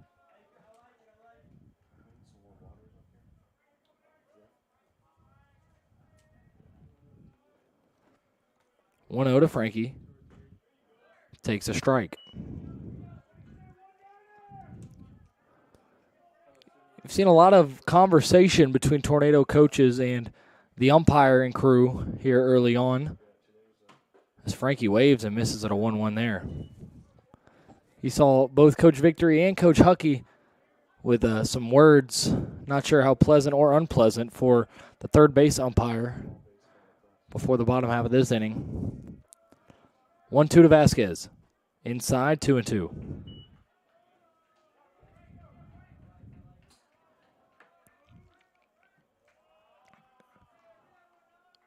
Nados with one hit so far. Frankie trying to be number 2. And he sends it on the ground to short. Casey on to first, out number 2. 6-3 ground out there for Vasquez as he trots back to the dugout. It'll be Colson Miller. Miller has hit a home run in 3 straight series now ever since being plugged into the starting lineup every day. Had 3 on the road last weekend at Greensboro, had 1 against Methodist 13 days ago, and then had 1 in game 1 here just a few hours ago against William Peace. He takes ball 1. One of 3 Tornadoes with 5 home runs. The other 2 just batted prior to him in this inning. 1-0. Miller sends one in the air. Deep right field. Going back on it. Tyler. It's over his head. Off the wall. Miller's going to get extra bases here, and he's going to have a stand-up double with 2 away. And that's a Tornado double for Colson Miller. Miller was just a couple of feet away from home run number 6. Instead, he'll have to settle for extra bases here in the second.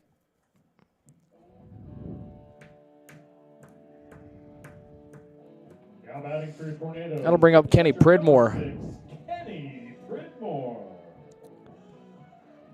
Kenny getting his first action of this series. Hayden Jennings handled the catching duties in game 1.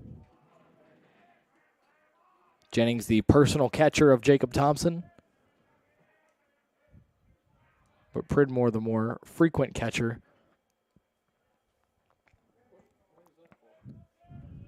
Stoppage there created by the home plate umpire, and now we're ready to go. Manning's first pitch popped straight back foul. Pridmore got underneath it.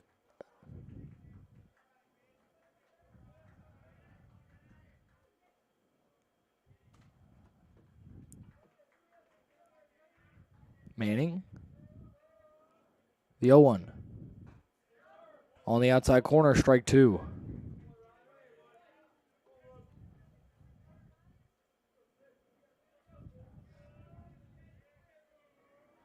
No balls, 2 strikes. Pridmore's got to protect here. Manning fires. Swing and a miss. Pridmore down on 3 pitches, and that'll do it for the Tornadoes' second. Colson Miller rips a 2-out double, but is stranded, and we're scoreless as we head to the third here at Gil Cone Field.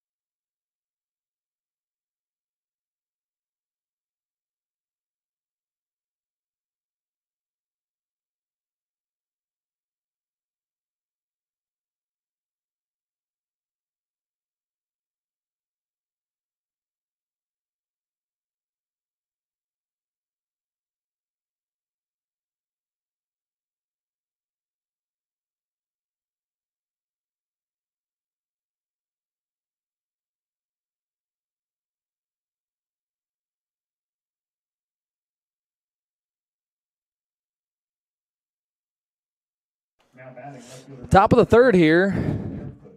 So far, Cameron Cook has retired. William Peace in order. Actually, both sides, scratch that, Tornadoes have not been retired in order due to the Colson Miller double as Cameron Cook starts the inning with a strike on the outside corner. Cam Barefoot, followed up by Adam Joseph and Tyler Stocksdale before the lineup turns back over. Barefoot takes ball 1.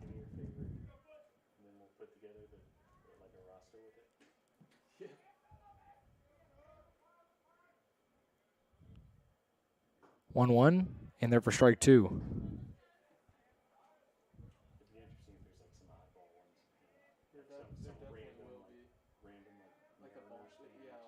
Cook ahead here, the 1-2. Wave and a miss there. Barefoot retired there. He gives himself up. Second strikeout for Cameron Cook. As a matter of fact, both of those have come consecutively here. Now it's Adam Joseph.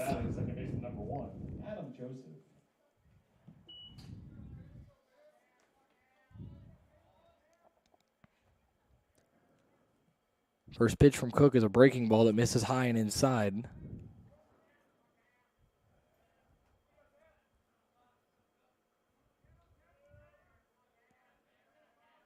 1-0. Fouled back, 1-1. Cook early on has pitched really efficiently, and when he has allowed base runners, has gotten a ground ball to erase them. This one is smoked into left field, and Granada's going to dive for it. Can't knock it down. Heading to second, the throw by Granada is not in time. Just getting in under the tag is Joseph with a double. Heck of a recovery there by Lucas Granada, diving for that one and not being able to get it, getting up, throwing. He's got to take a moment to recompose himself after hitting the ground a bit awkwardly, but he's all good to go as far as we see. So a one-out double for Adam Joseph brings up Tyler Stocksdale. Stocksdale was 1 for 5 in game 1, and that was a bunt single. This one chopped over to Vasquez. He jumps in the air to grab it and throws on to first for out number 2. Nice athletic play there by Frankie. So out number 2 after the first pitch out. And here's Dalton Frazier. Reached on that weak little infield single to start the ball game off. Hit it all of 30 feet. Was rewarded with a single. And has a chance for an RBI here with 2 outs and a runner in scoring position. Pitch from Cook. Check swing. Did not go around. Pridmore appeals down to first and gets a second opinion that he did not go.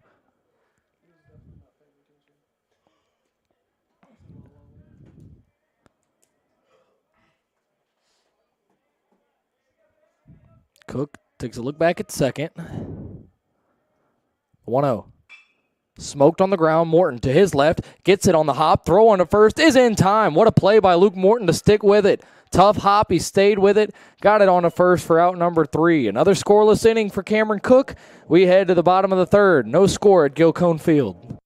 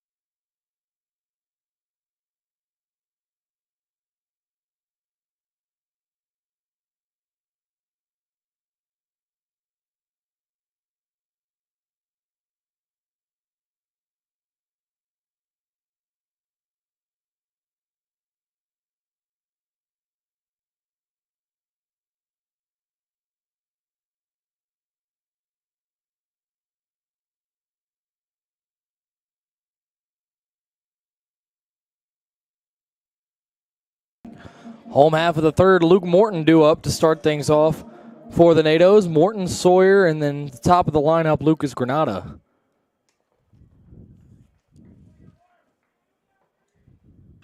This one is blooped into left field for a base hit. A bloop single for Luke Morton, swinging on the first pitch. And that's how the NATOs will start off inning number 3. Batting for Tornadoes, the second baseman, number 9, Logan Sawyer. So here's Sawyer. Sawyer was 0 for 2 in game 1. Had a ground out, a pop out, and then a sac fly as well as a sacrifice bunt. First pitch to him here is on the inside corner for strike 1.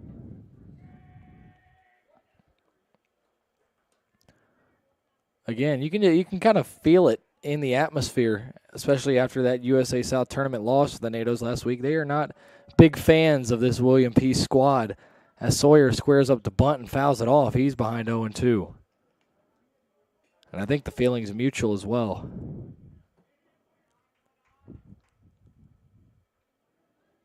Not a whole lot of love lost between the two sides.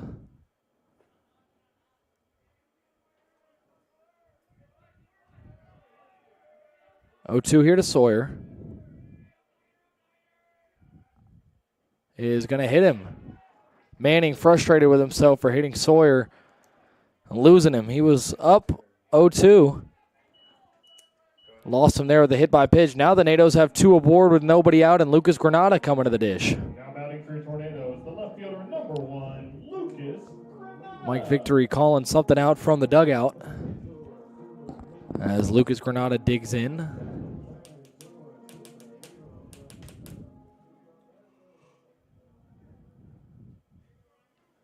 Scoreless ball game here. Both sides with 3 hits apiece. Nato's threatening here, though, with nobody out and 2 on. Granada shows bunt, and it's foul. Natos have been trying to employ a lot of small ball here today, a lot of sacrifices, a lot of tagging up. Did not work as well as they hoped for in game 1.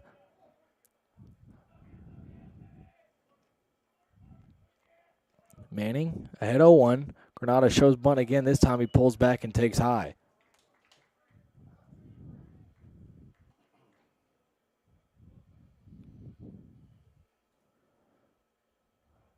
Ball and a strike here to the Tornado left fielder. He struck out his first time on 3 pitches. Another bunt attempt. He does get this one down, and it's a good one. Manning, throw on to first is not in time. Granada beats it out, and the bases are loaded with nobody out. That was a tough play for Manning. Had to come all the way near the third baseline and turn to fire that one. Now batting for Tornadoes, the right fielder number 49, C.P. And so here's Pyle. Had a single his first time up, and there's nowhere to put him with nobody out. Nato's threatening to draw first blood here in game 2. CP sends this one in the air. Center field coming underneath it. Frazier well deep enough to score Morton. He'll tag up, and he will cross the plate. Natos have the first run of the ball game. A sacrifice fly for CP Pyle. Natos will take a run for an out, and they lead it 1-0 here in the home half of the third. Now batting for Tornadoes. We'll bring up Logan Clark. Logan Clark. Clark flew out to deep left field his first time. Logan so far 0 for 5 between the 2 games, looking for his first base hit of the series. Takes low, ball 1. Manning, a freshman. Natos want to put the pressure on him early and often. Did see a freshman arm in game 1. That was Hummel who got the save and closed the game out. Clark takes a 1-0 on the outside corner to even up the count.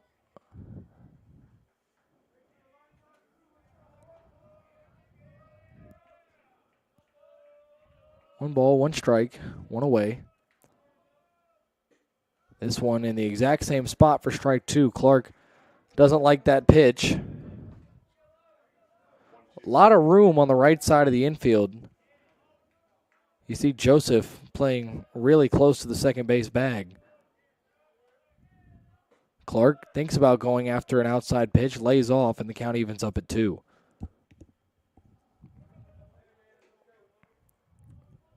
Two balls and 2 strikes to the senior NATO center fielder. Kale Ayler on deck. 2-2. Chopped foul out of the reach of Coach Huckey in the coach's box down there.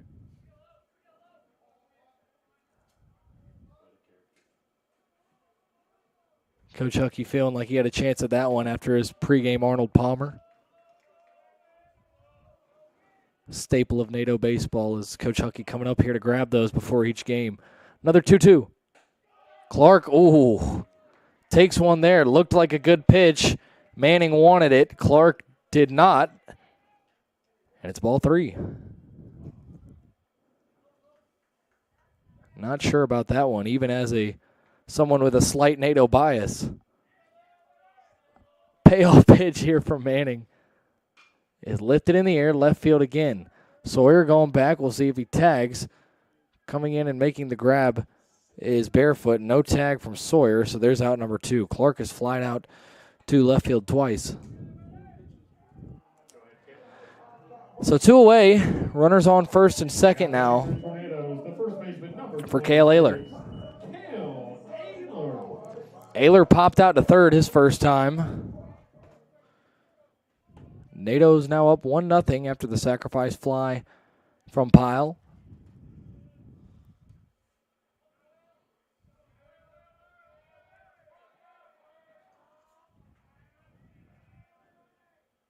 First pitch taken on the outside corner for a strike, and we know Ayler does not like that outside pitch either. He likes it closer in on the hands where he can pull it. A pitch he struggled with mightily last year, has taken strides to improve and at least fighting that one off. The 0-1 setback foul, and now Ayler behind 0-2. Cale went 1 for 4 in game 1. Looking for his second hit of the series. Behind 0-2 here with 2 men on and 2 away. 0-2. Ayler went after it. It's going to get to the backstop, and Ayler's going to reach on the pass ball on strike 3. Wild pitch, rather, by Manning. And so how about that? Ayler might have been heads up there. Ayler might have went for it, realizing that that one was heading in the dirt and likely not going to be knocked down by the catcher, Tubulino. And if that is what Cale's thought process was, then kudos to him for heads-up thinking. Otherwise, we'll chalk it up to luck. 2 away now, and the base is loaded for Frankie Vasquez as he sends one up the middle. It's knocked down by the second baseman, Joseph, and he'll take it to the bag to retire the side.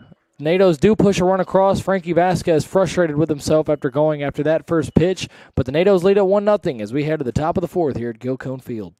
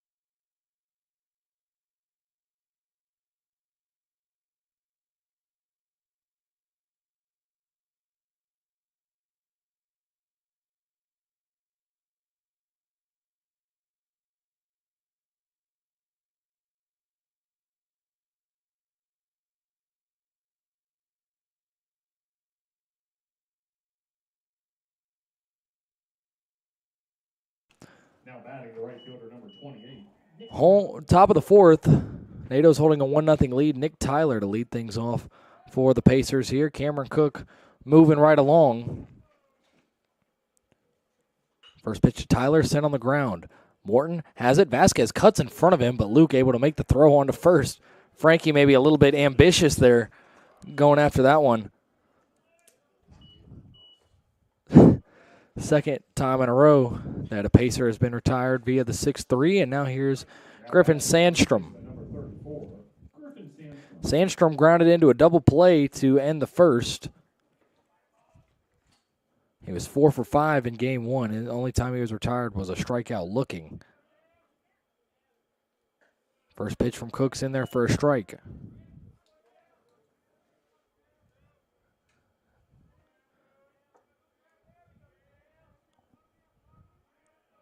The 0-1 on the outside corner, strike 2.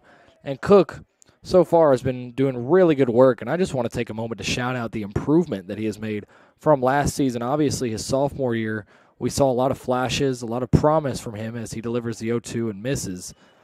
But his junior year kind of had a bump in the road and was used in a bit of a mid to long relief role and got battered around a little bit, if we're being honest about it. But this year has bounced back, has made the necessary adjustments in a starting role, as he gets that one to roll over to Cale Ayler, who will take it to the bag himself for out number 2. And just the improvement we've seen from the right-hander has been huge, especially with some of the losses and injuries in this pitching staff, especially Connor Crosby.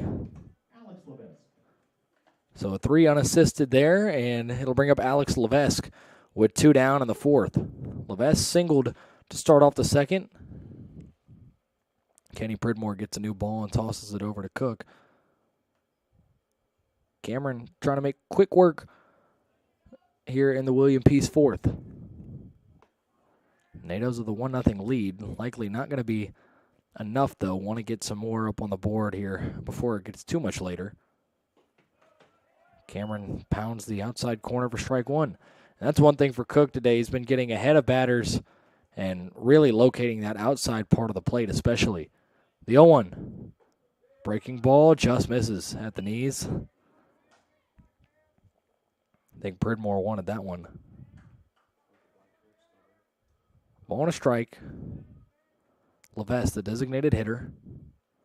That one skips in the dirt, ball 2.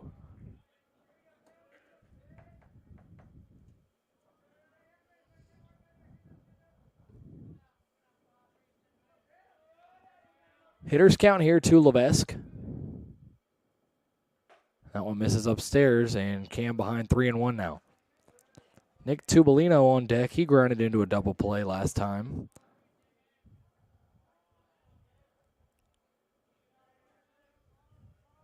(3-1). Swing and a miss. Count runs full here for Alex Levesque.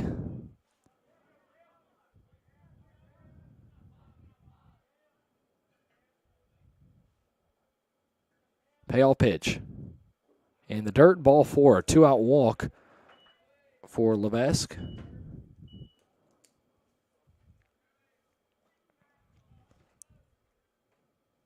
And now here's Nick Tubolino. Tubolino went 3 for 5 in game 1. As a matter of fact, this part of the order was what really killed the Tornadoes in that first game. Batters 3 through 5 for William Peace in game 1, a combined 9 for 15. That one's in there for a strike to start off Tubolino. And yeah, a 666 clip is not ever going to get it done. Rather, actually, I might be dumb. That math might be a little off, but close enough. That one's fouled off 0-2.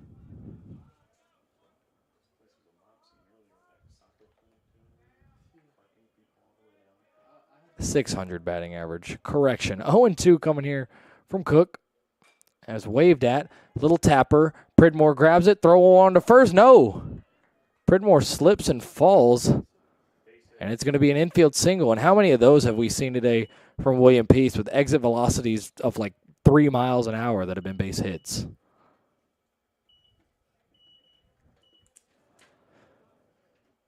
That is what some might define as weak sauce.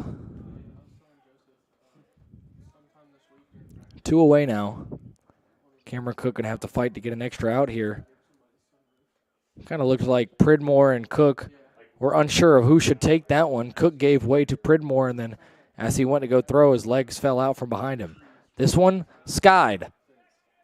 Back, Pridmore underneath it, and he makes the catch for out number 3. Pridmore redeems himself there, and we head to the home half of the 4th. Cameron Cook is through 4 shutty. 1-0 NATO lead.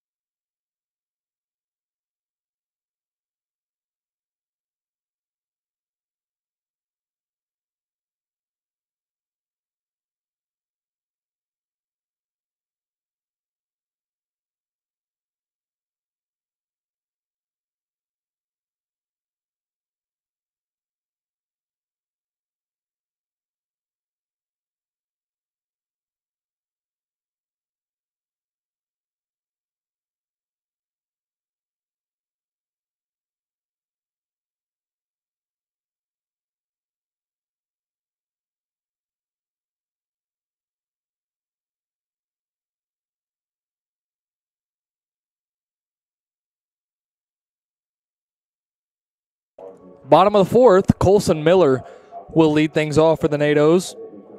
Miller got into one last time, hit a double off the wall, was really close to his 6th home run in the last 2 weeks.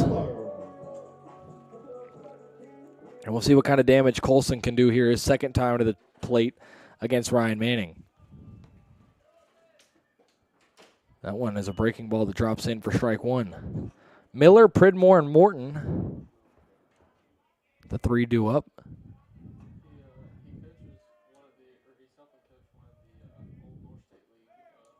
0-1, misses low, 1-1. I said this a few weeks ago on the broadcast, but it is funny. Colson Miller, I have thought this myself. Hold this thought until after this pitch as it hits a strike on the outside corner. I've been told this by others, and I've had this kind of thought myself, but Colson Miller does share a pretty striking resemblance to Kyle Schwarber, and the bat has also shared a resemblance to Schwarber and his Schwar bombs the last couple of weeks. The 1-2, Miller fouls off. It's actually funny. I do remember watching the Braves and Phillies in the playoffs last year, and my friend Daryl Smith looked at the TV with Schwarber at the plate and said, "Is that Colson?" Funny little nugget as Miller sends one right on a line to the third baseman Stocksdale for out number 1. Miller got another good piece of it, but is not going to be rewarded that time.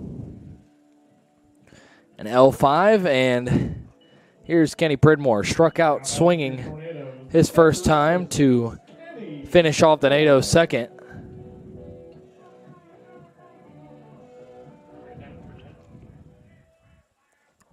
One away here in the bottom of the 4th. Manning, pitch to Pridmore, sent up the middle for a 1-out single.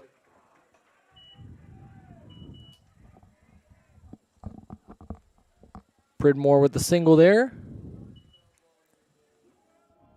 Now batting for Tornadoes, the shortstop, number And now here's Luke Morton. Luke Morton. Morton had a single his first time.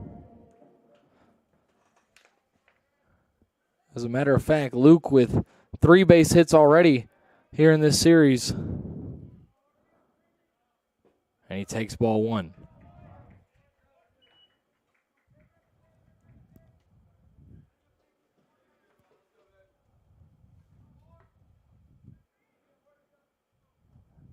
Manning, set, fires and misses again, 2-0. Pretty good pitcher's battle so far. Manning threw 3 1/3 of 1-run ball. Cameron Cook threw 4 shutout innings so far. Morton takes strike 1, still in the driver's seat, 2-1.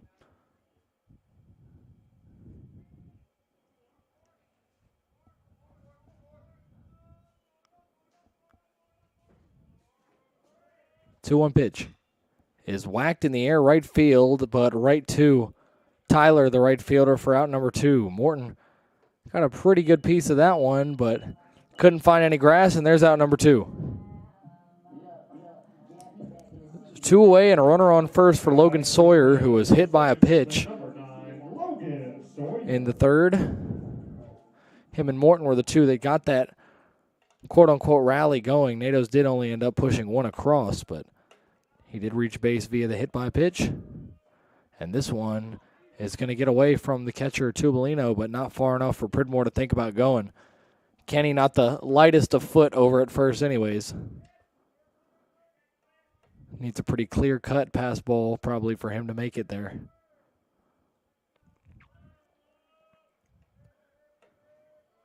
One-0 coming here to Sawyer. And it's sent on the ground to short. To second for the force out, and that'll do it for the Tornado Fort. They still lead at 1-0 as we head to inning number 5. Cameron Cook will continue his work out on the bump.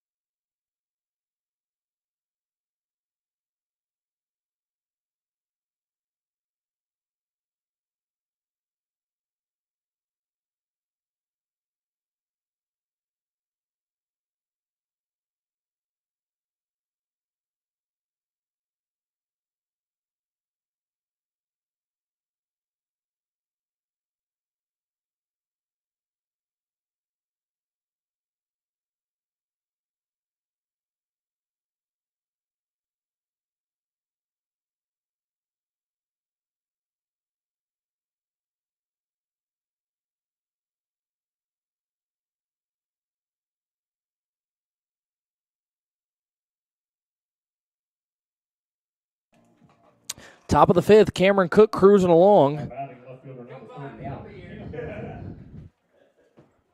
And he will face off against Cam Barefoot, Adam Joseph, and Tyler Stocksdale.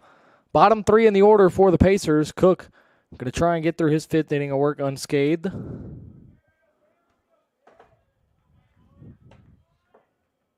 First pitch sent on the ground. Frankie has it on a bounce. Throw across the diamond to Ayler. Pulls him off the bag, but he's able to get back to it for out number one. 5-3 put out there, and here's Adam Joseph, who doubled back in the third. Now batting, second baseman number 1, Adam Joseph. Nothing but goose eggs on the board so far for William Peace.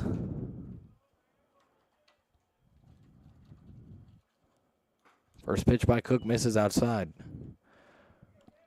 2 strikeouts for Cook, but has been pitching to a lot of contact, a lot of soft contact on the ground. He's been doing a good job keeping the ball low in the zone, as that one gets the inside corner on the breaking ball.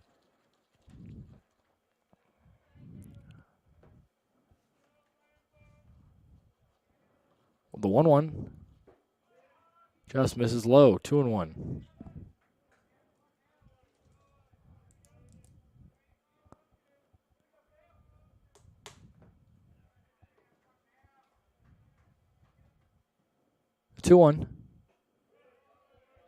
Joseph goes after it, but does hold his swing up according to the first base umpire. Checked it just enough, and the count's 3-1. Cook falls behind here.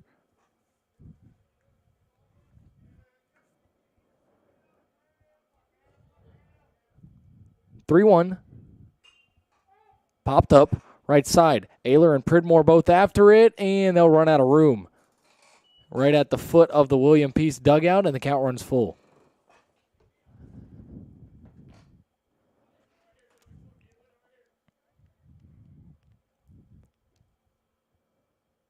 Four hits, technically, for William Peace, but 2 real hits for everybody that's been paying attention. They've had 2 of their base hits go probably a combined 20 miles an hour. Joseph was one of those real ones, but they all count the same in baseball. Payoff pitch from Cook. Tapped foul down the third base line.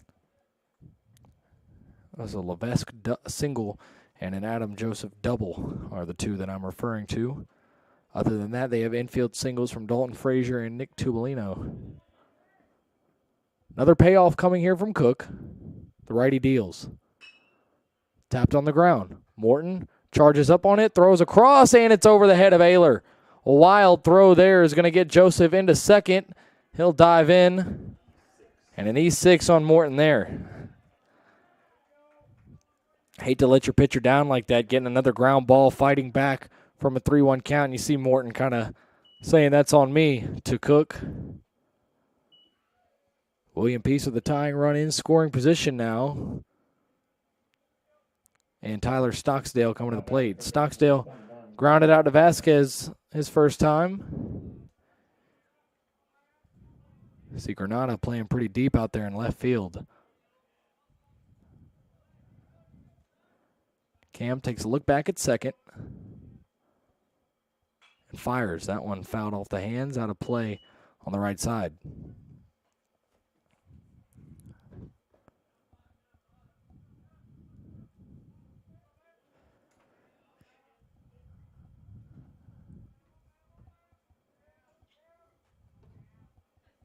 Cook ahead 0-1. And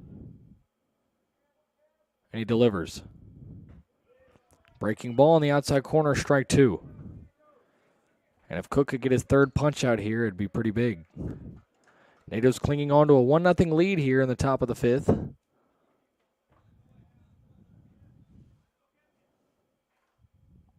The 0-2 is ripped on a line into center field. Coming up is Clark, and the runner will hold at third. With just one away, Joseph didn't feel the need to push it. Stocksdale smokes that one into center field, and now runners on the corners with one away for the Pacers. And if Cook could get another one of those ground balls, it would be really big. Already 2 double plays turned by this Tornado defense. If they can make it 3, you can hold on to this 1-0 lead heading to the bottom of the 5th. Tying run on third with Dalton Frazier at the dish. An infield single and a ground out to short for him. First pitch from Cook misses outside. And really the most trouble that Cameron has run into thus far through 4 1/3.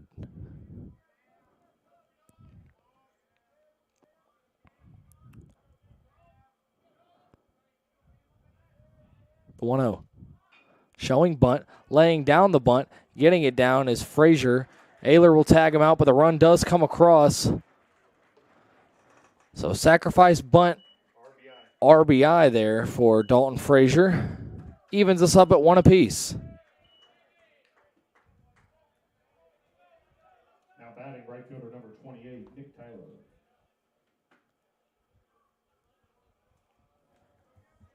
Two away with a runner in scoring position for Nick Tyler. Tyler 0 for 2 is grounded into a fielder's choice and put one on the ground over to Luke Morton as well. He takes strike 1 there. Both teams with 1 run on 5 hits.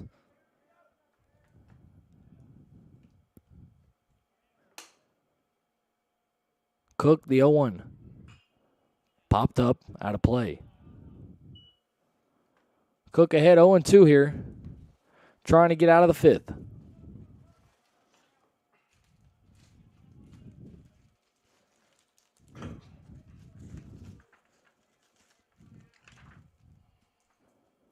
Has a pitch to play with if he wants. 0-2. Breaking ball, got him looking, strike 3.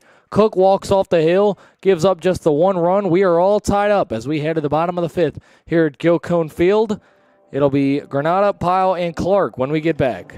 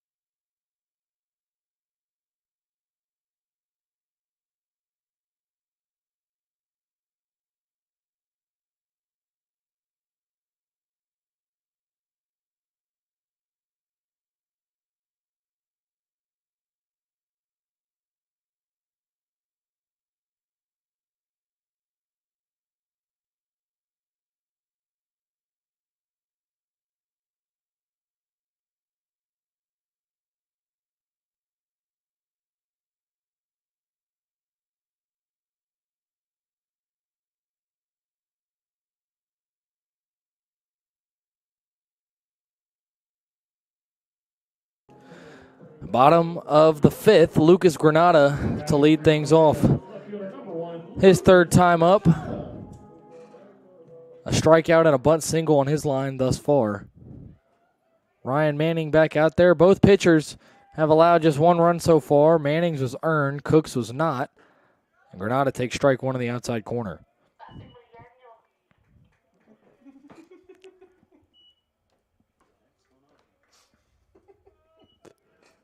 No balls and a strike. Wave and a miss there from Lucas Granada. Some shenanigans from the Tornado bullpen on the walkie-talkie up here in the press box. Tornado relievers having some fun.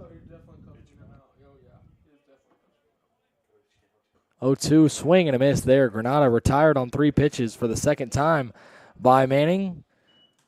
And there is out number 1. 4th strikeout for Manning. Cook has 3. And here's CP Pyle, responsible for the only run driven in thus far on the Tornado end of things. Had a sacrifice fly back in the 3rd. Also singled in the 1st. Was caught stealing shortly after. And he takes strike one on the outside corner. Again, this home plate umpire possibly a little bit generous with that outside corner, but has been giving it to both sides, so no complaints to be had, at least from this vantage point. 0-1 misses outside.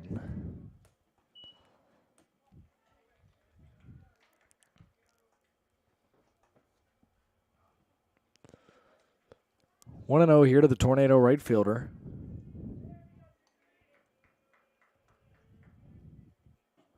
That one misses low and away. 2 balls and a strike.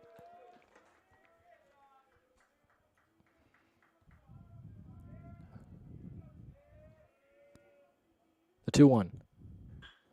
Hit in the air, left center field. That one is going to be tracked down by Frazier for out number 2. Looked like it was going to drop, but hung up just a bit too long. CP retired. So a 2 away, here is Logan Clark. Clark has flied out to left field both trips. The center fielder, number 15, Logan Clark. Looking to get something going here with 2 outs and nobody aboard in the bottom of the 5th.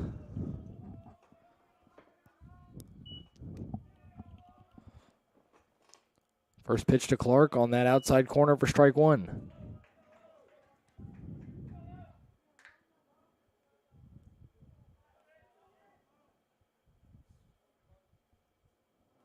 Oh, 1. This is low and away.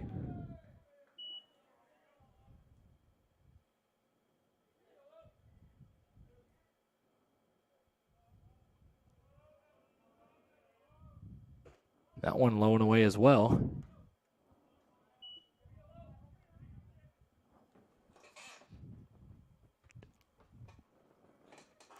Two one coming here to Clark. Hit into left field for a base hit. 2 out single for Clark. And the line keeps moving over to Cale Ayler.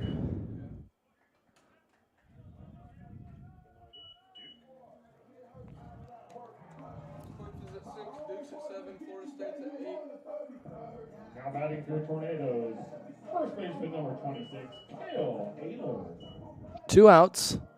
Logan Clark now standing on first. Cale Ayler into the box. He's over 2. A pop out and a strikeout.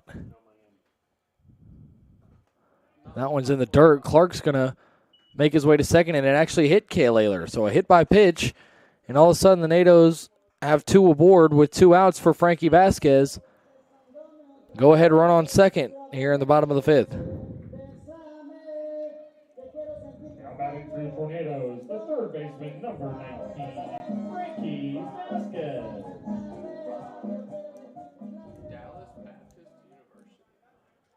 Two away, Frankie Vasquez to the dish.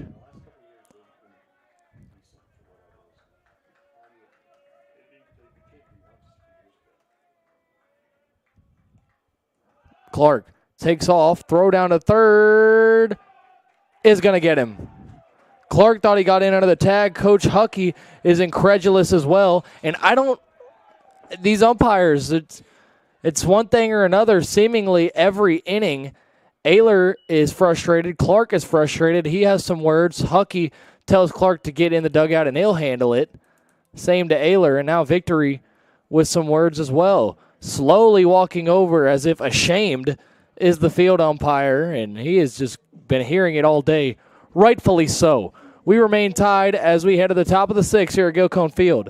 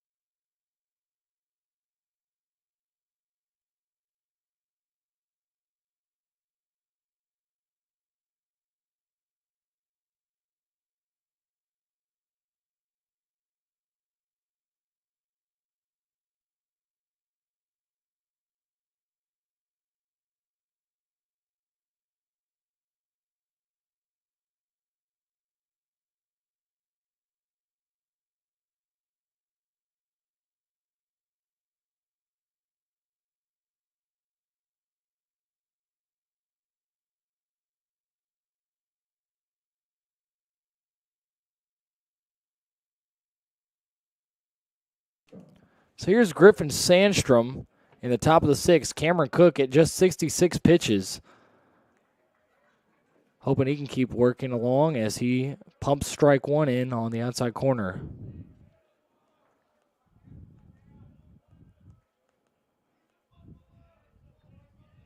Oh, 1 hit in the air, right field. Pyle tracking it. He'll make the grab just inside of the right field line. Pretty deep out there for out number 1.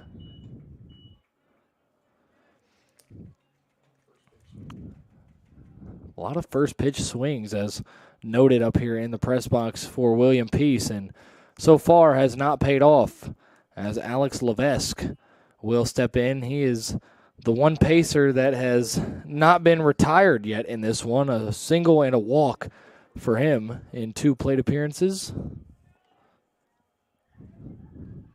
And that one smoked into right field. Could find a gap, and no, it'll be cut off by Logan Clark. So just a 1-out single. Good job by Logan Clark getting to that one. Levesque has been the one consistent hitter in this lineup. Now 2 for 2, 2 singles and a walk. Here's Nick Tubolino, grounded into a double play and then had an infield single his last time. Go ahead run on first here on the top of the 6th. Cook fires home. That one's through the right side for a base hit. Coming up, Pyle. The runner will stay put at second. Back-to-back base hits for William Peace. And they have a runner in scoring position with 1 away.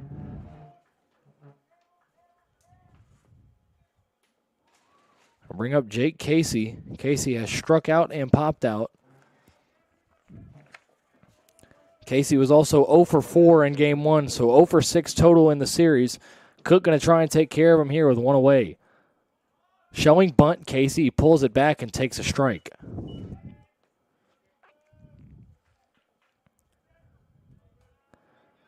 If Cook could get a ground ball, could spell the end of the inning for the Pacers, who have already hit into 2 double plays.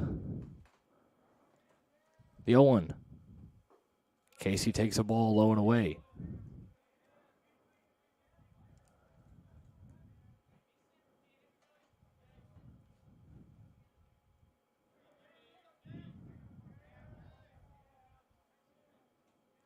One from Cook.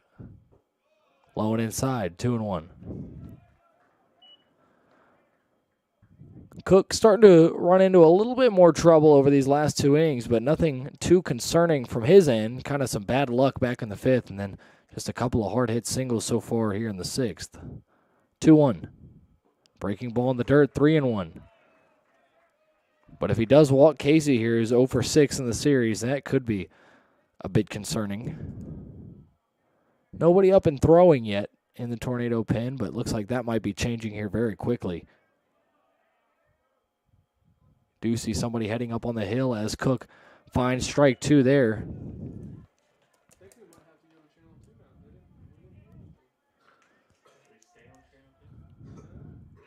A full count here with 1 away and men on first and second. Cook, a look back at second, now a payoff pitch. Misses low and outside, ball 4. 3 straight base runners for William Peace, and with 1 away, they have the bases loaded, and Cam Barefoot step into the dish.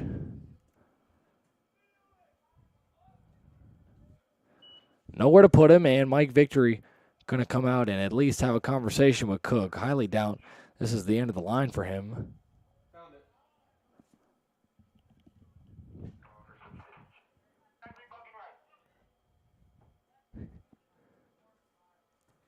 1 away, and the bases loaded for the Pacers as Mike Victory talks things over with his starter.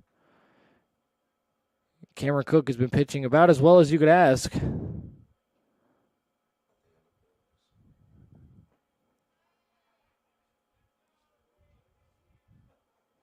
Victory will walk off. And yeah, if you're Cameron Cook, you got to kind of be a little bit upset that you're not getting more run support. Earlier in the season, Vic was going to give him one. And I have no clue why. 1 away. Cook back on the bump, facing Cam Barefoot here. Needs 2 outs here to keep this one tied. Corners playing in. Cook finds the strike zone with a breaking ball to start off the at-bat. Looks like Andy Farringer out there warming up in the Tornado pen in case things get even more hairy. Cook misses there, 1-1.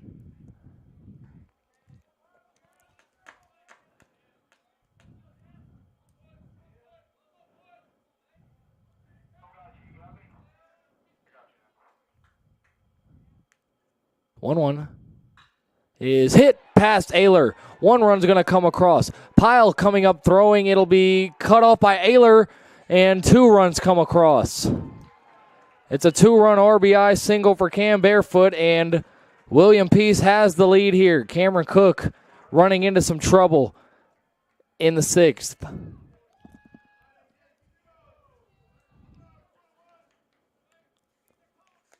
An RBI single gets past a diving Cale Ayler, who was playing in. And it's a 3-1 William Peace lead. Still with just 1 away and runners on the corners.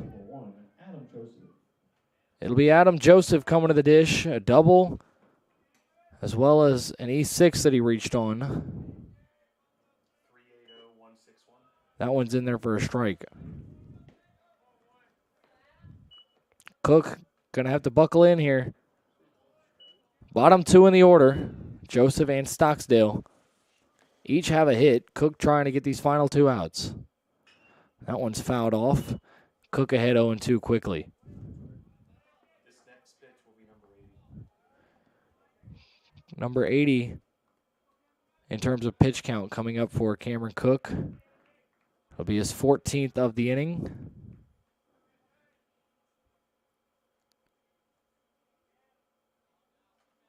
And here it is. A little excuse me tapper to the right side will score another run. Sawyer on to first just in time to get Joseph. But another RBI. It's 4-1 William Peace. All of a sudden a 3-run inning for William Peace and a chance to add on more with 2 away and a runner at second. Now batting, third baseman number 29, Tyler Stocksdale. Here's Stocksdale.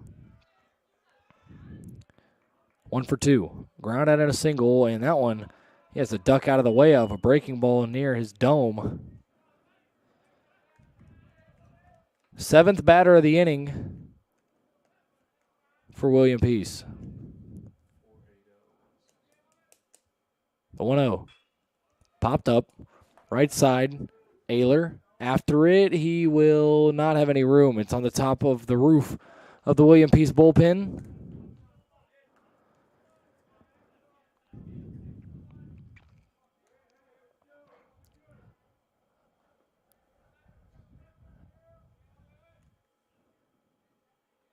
Ball and no strikes. Or ball and a strike, rather. Tyler Stocksdale, the 9-hole hitter and the third baseman for William Peace, who all of a sudden has opened up a 4-1 lead. Breaking ball misses inside, 2-1. Could be Cook's final inning. He's nearing 90 pitches. And has given up runs in each of the last 2 frames, although unearned back in the 5th. 2-1. Swing and a miss in on the hands. Cook a strike away from escaping without any further damage in the top of the 6th, trailing 4-1.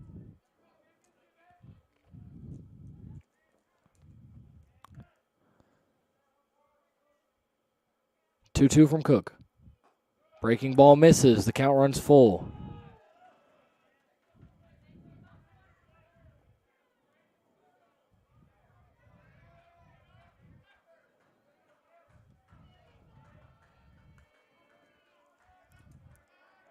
Another payoff pitch coming here from Cook. Takes a look back at second. The runner fakes going, and it's ball 4, just missing above the letters there. A walk of the 9-hole hitter, and this inning will continue. Looks like Mike Victory might have seen enough. As he steps out, this might be the end of the line for Cameron Cook. believe it'll be Andy Farringer coming in. And that will be the last batter for Cameron Cook. Victory gives him a pat on the shoulder. He's going to take the ball from him, and that's going to be it. So here's Andy Farringer. More on him when we get back. NATO's trailing at 4-1, trying to get out of trouble in the sixth.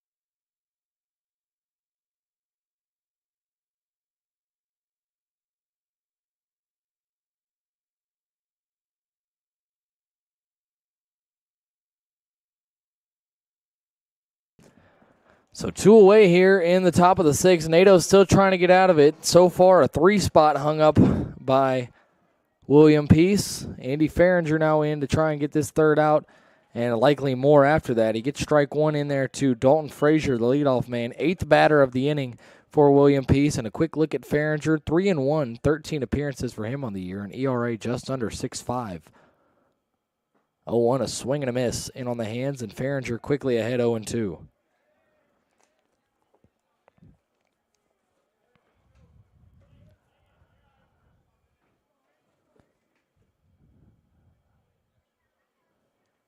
The 0-2.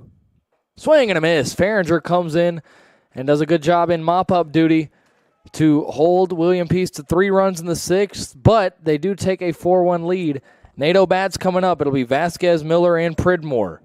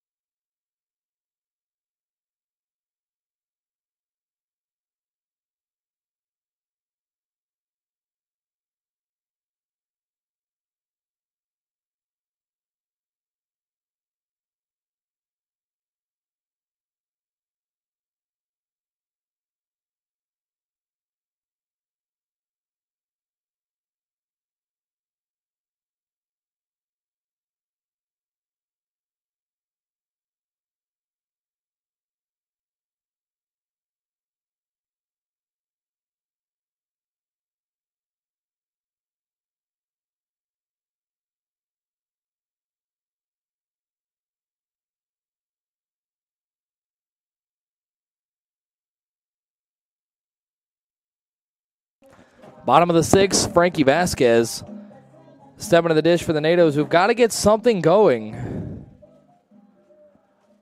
Only 1 run so far through their first 5 innings. 0 runs in the first 2. Then they pushed 1 across in the 3rd, and then 2 consecutive scoreless innings since then as Frankie waves and misses an ugly swing there to get the bottom of the 6th going. NATO team that has dropped 4 in a row. Vasquez takes strike 2. Not a good start to the at-bat for Frankie.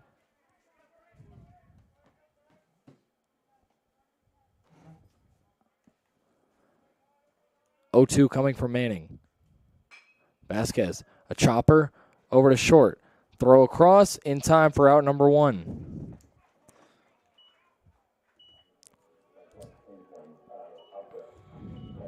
NATOs have been getting base hits. That has not been the issue. 6 hits so far through 5 and a third, but just not able to hit in clutch situations as much. Here's Colson Miller, who is 1 for 2 with a double off the wall back in the 2nd. He takes ball 1 outside.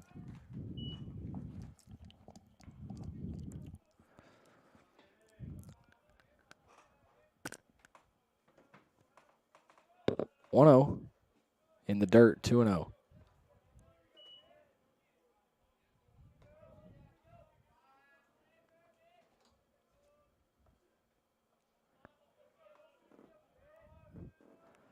For Manning. In there for strike 1.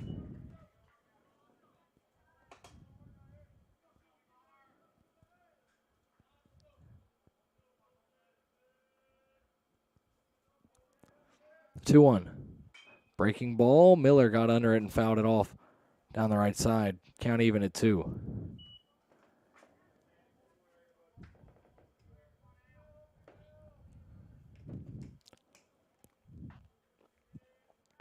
Two balls and 2 strikes, 1 away, nobody on. Miller trying to get something going here.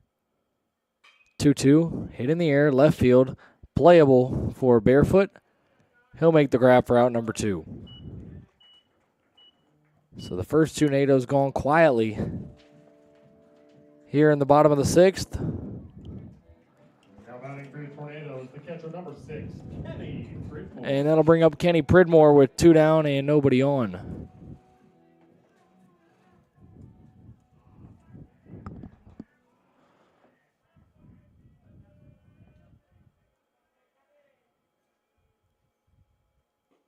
Pridmore takes ball 1.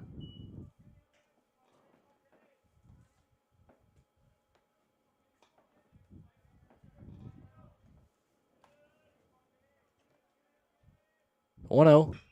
Pridmore, a tapper, but foul.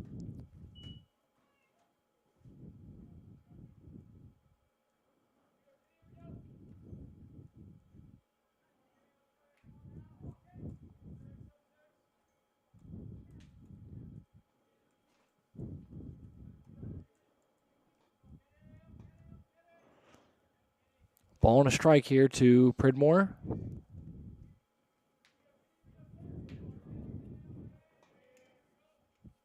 The 1-1. Low and away, 2-1. NATO's just not able to string hits together so far in this one.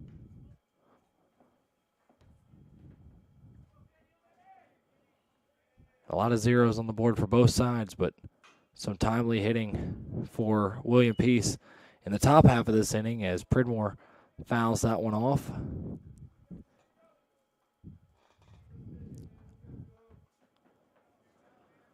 Getting a little bit late in this one. Bottom of the 6th. NATOs have just pushed the 1 run across.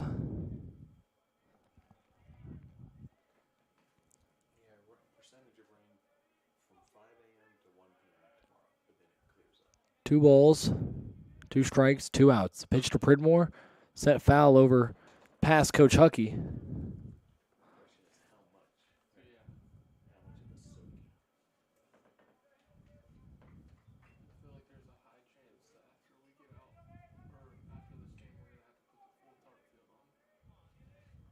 Count still even.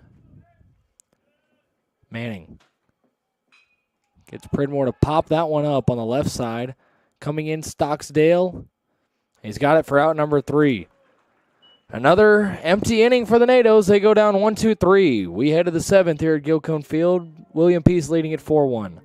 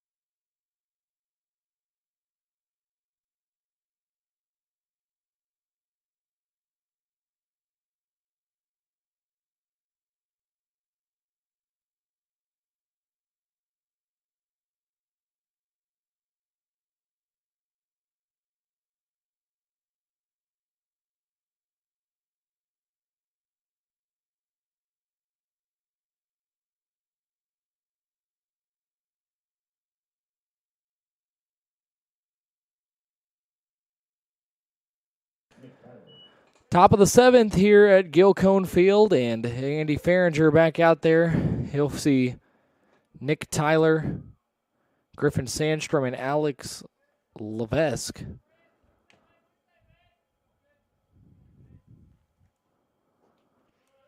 Misses there with a ball low.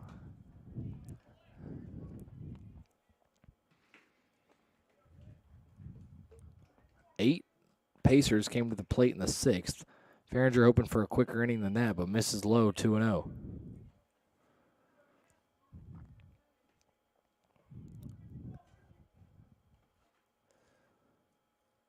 To Tyler. In there for a strike.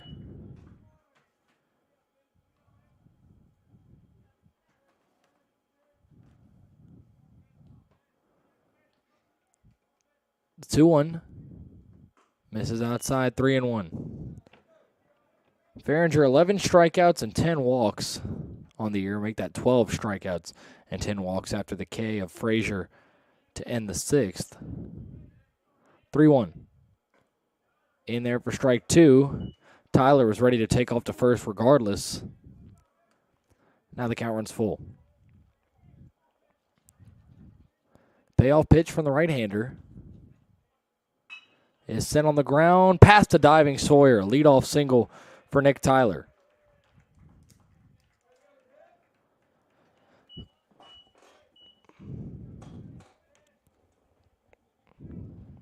So the leadoff man is aboard for William Peace. We'll bring up Griffin Sandstrom. He's 0 for 3.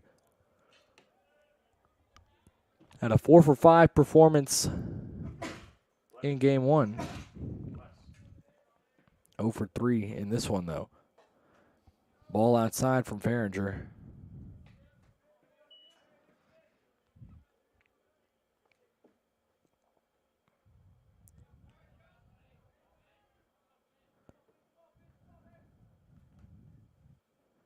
Farringer.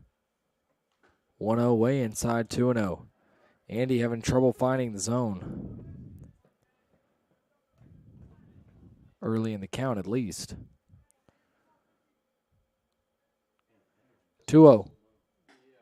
On the outside corner for strike 1.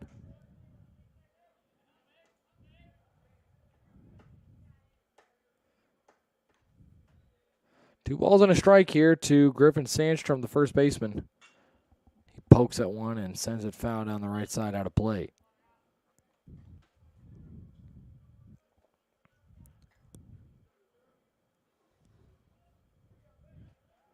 Count even at 2.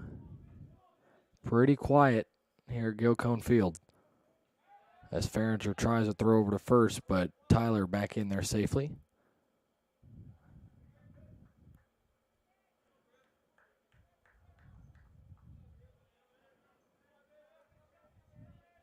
Now 2-2 from Farringer. Popped up, right side. Ayler, no room to make a play.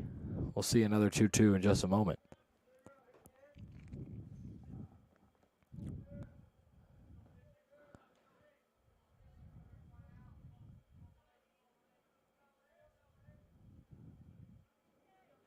Two balls and 2 strikes.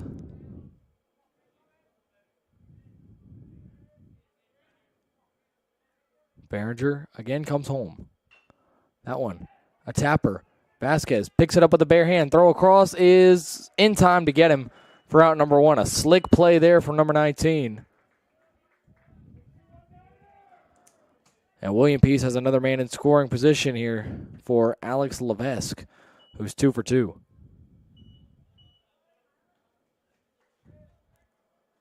Now batting, DH number 38, Alex Levesque. Levesque, 2 singles and a walk. Yet to be retired in this one. Pitch from Farringer misses inside.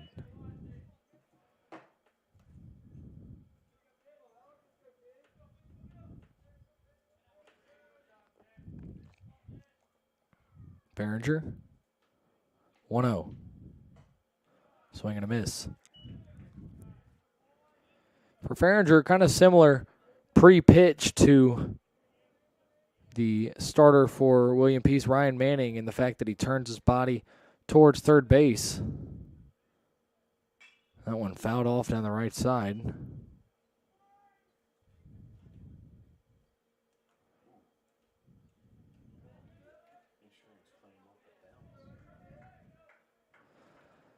Ball and 2 strikes, 1 away here.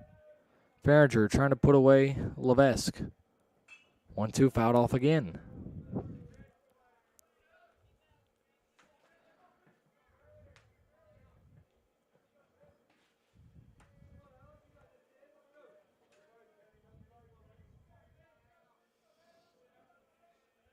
Farringer still ahead 1-2 here to the William Peace DH. And he delivers. Fouled off again. Good battle here from Levesque.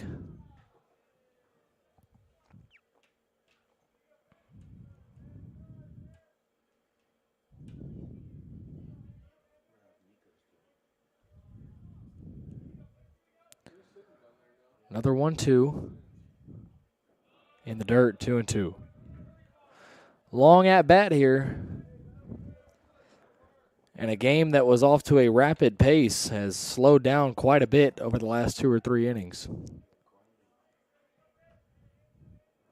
2-2. Farringer misses outside, 3-2. This will be number 8 coming. 8th pitch of the at-bat coming here from Andy Farringer. A good battle between him and Levesque. And a payoff pitch. It is hit in the air, right center field. That's going to drop for a base hit. It will score another run for William Peace as Logan Clark bobbles it. It's 5-1 Peace. An RBI double for Alex Levesque. He's 3 for 3. And you can just feel the wind slowly but surely being taken out of the Tornado sails over these past 3 innings. Now batting, catcher number 4, Nick Topolino. Here's Nick Topolino, still just 1 away and a runner on second.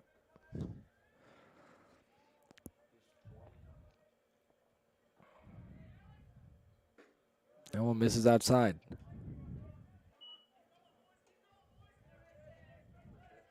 Burchett in the pen. Aaron Burchett warming up in the bullpen for the Nados. Behringer delivers home on a swing and a miss there by Tubolino rather. If the NATOs do fall in this one, they'll sit at 9-8. Greensboro will sit at 10-8 as this one lifted in the air, right center field. It's going to drop. It'll get to the wall. Another run comes in for William Peace, and it's another RBI double for Nick Tubolino.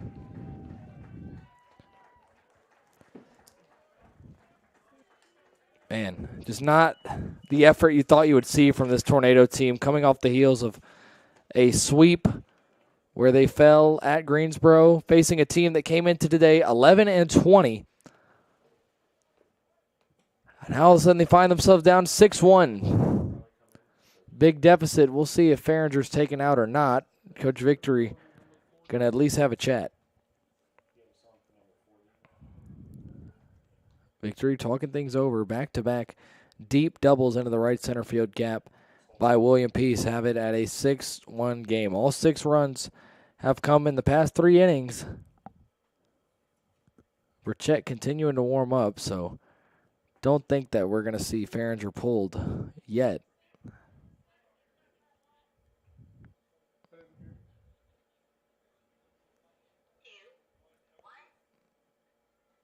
And now Victory going to retreat back to the NATO dugout.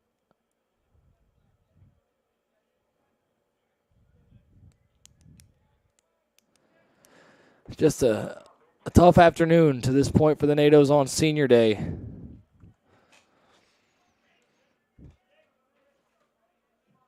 Shortstop number 14, Jake Casey. One away. Behringer to work again. Gets a strike on the outside corner to Jake Casey. And, of course, the pitching kind of faltering over the last couple innings, but you're not going to win a whole lot of ball games with 1 run pushed across. That one fouled back. Behringer ahead 0-2. So don't think that the blame lies on the mound, but rather at the dish, where the NATOs have pushed just 1 run across through 6 innings. And they find themselves on the losing end of a 6-1 score. The 0-2. Sent right back over to Behringer, over his head. Morton has it. Throw on to first is going to be dropped by Ayler. Coming home now and scoring is going to be Tubolino, and the Tornadoes just can't do anything right now.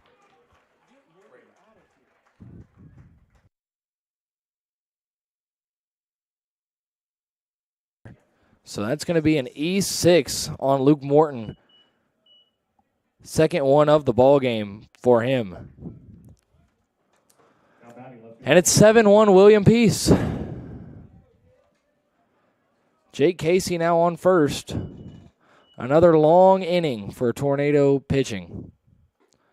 That one in there for a strike. A throw is skipped over to Ayler by Pridmore. And man, the Tornadoes just looking like a completely different team than they did leading up to this series.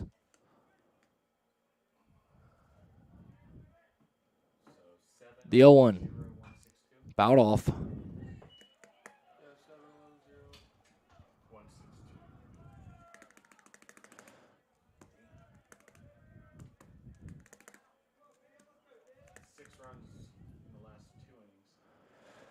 NATO's trailing at 7-1. Behringer ahead 0-2 here, still just 1 out, and he misses the zone there, 1-2. Cameron Cook made it through 4 shutout innings, and since then, William Peace has figured something out on the offensive side of things.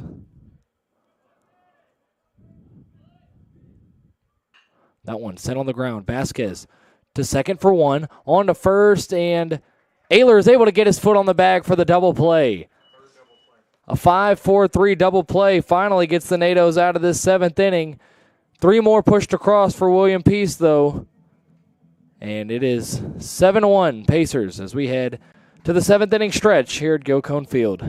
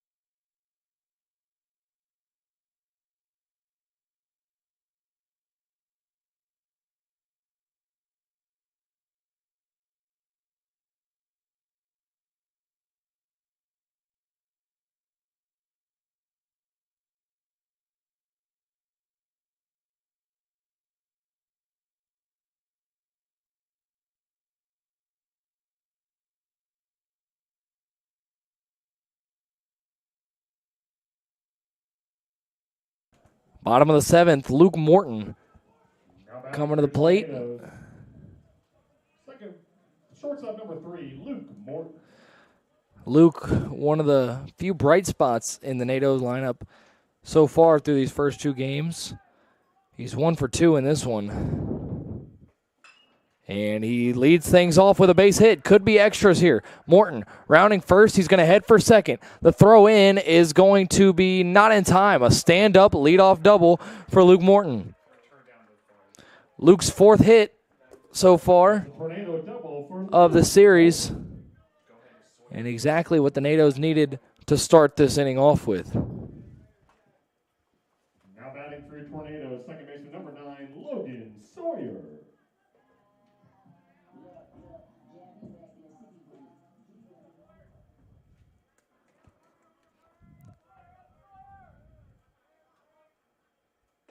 First pitch to Logan Sawyer misses.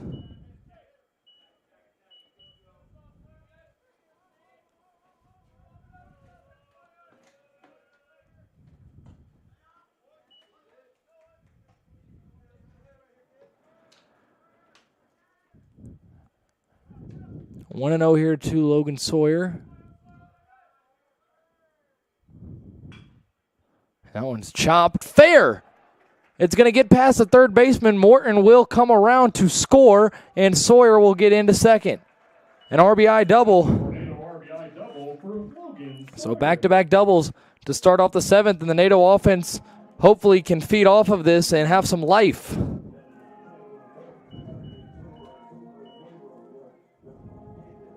batting for Tornadoes, left fielder number 1, Lucas Granada.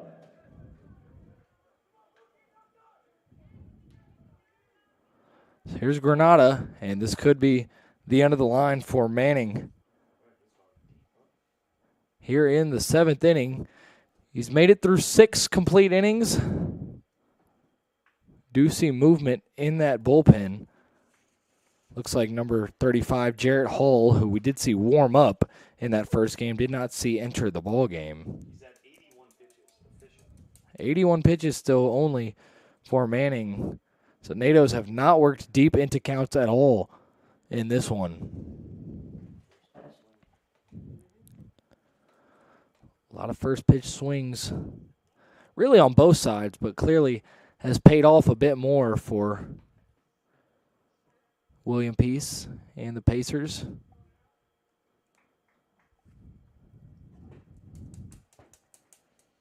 NBA playoff action taking place in the world of sports. We saw the Minnesota Timberwolves take down the Phoenix Suns in Game 1. Same with the Cleveland Cavaliers over the Orlando Magic. Right now, the Philadelphia 76ers doing battle deadlocked with the New York Knicks. Tonight, we'll see the LA Lakers and Denver Nuggets.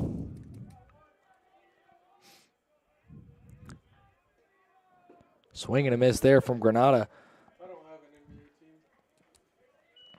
Lucas, 1 for 3. A bunt single sandwich between 2 strikeouts. And that one nearly gets to the backstop. Would have put Sawyer on third, but a good stop by Tubolino. Pittsburgh. Ball on a strike here. Manning misses inside to Granada, 2-1. I grew up liking the Steelers, and then, like, since I've gotten older, it's more of a Hitters count here to the Tornado leadoff man. 5-run game. Granada sends one over to short. Throw on to first is in time and picked by the first baseman Sandstrom. Sawyer moves up 90 feet to third, and there's out number 1 here in the bottom of the 7th. Now batting for Tornadoes, right fielder number 49, C.P. Pyle. It'll bring up C.P. Pyle. Pyle, 1 for 2 rather. A single, a sacrifice fly, and a line out to center. Hoping for another base knock here to keep the line moving and make it a 4-run game. CP takes ball 1. Just a reminder, folks, to all that will be in attendance, all that will be watching, do have the Bespies Brevard Sports Banquet this Thursday night. that one skied. Shallow right center field. We'll see if it's enough for a tag. It will not be. Sawyer faked going, and a wasted out there as Pyle flies out to shallow right center field. And it'll be down to Logan Clark in the bottom of the 7th. Logan Sawyer standing on third, 90 feet away. Logan Clark trying to drive him in.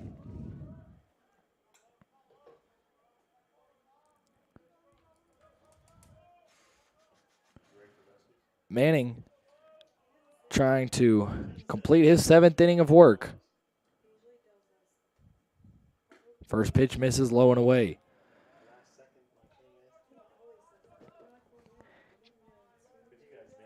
Cale Ayler on deck if Logan Clark can reach. The 1-0. Low and away again.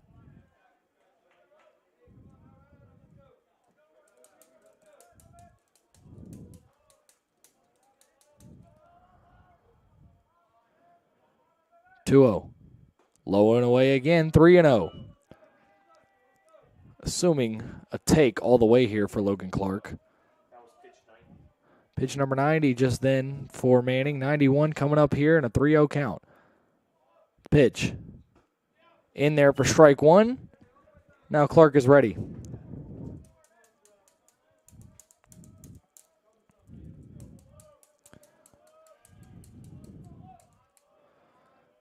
Three balls and a strike. Manning comes home and misses outside, ball 4. 2-out walk. Cale Ayler to the dish. Time being called, and it looks like that might be it for Manning. They're not going to risk it and let him finish out the 7th. New pitcher coming in. We'll see if it is Jarrett Hall or not.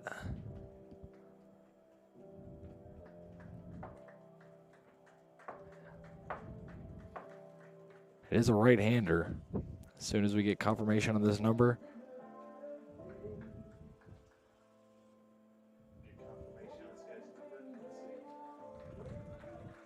So 6 2/3 from Manning. He is responsible for both Sawyer and Clark, both Logans that are on base.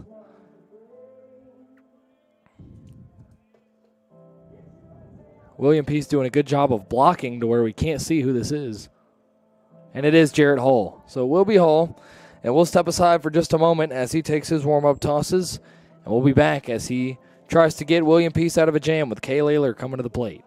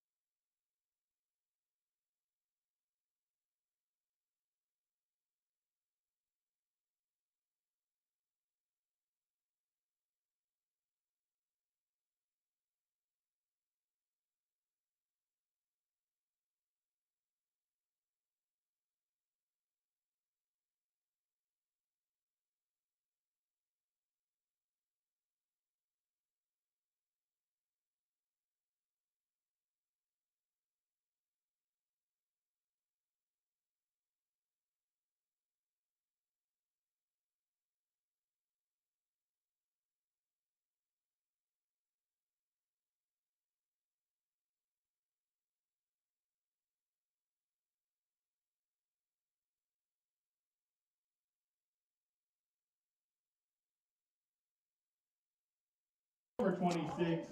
All right, well, here we go. Jarrett Hall in now for William Peace, the first reliever used in Game 2.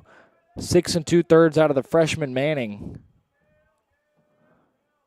And Hall will face off against Cale Ayler, who skies one on the left side on the first pitch, and this one is going to be caught.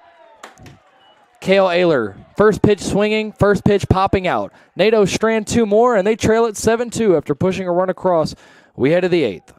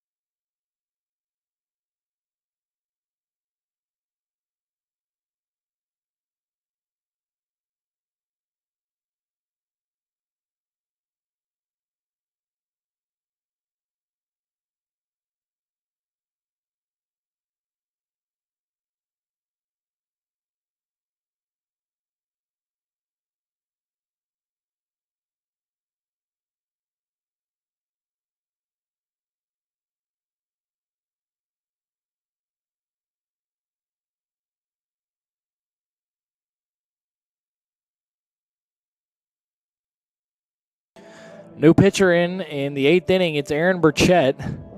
Burchett, 6 appearances for him, 9 strikeouts, 4 walks, an ERA just a little bit north of 5. And we'll relieve Andy Farringer. Farringer went an inning and a third, allowed 3 runs. Now batting second baseman number 1, Adam Joseph. And Burchett will start things off with the bottom 2 in the order for William Peace.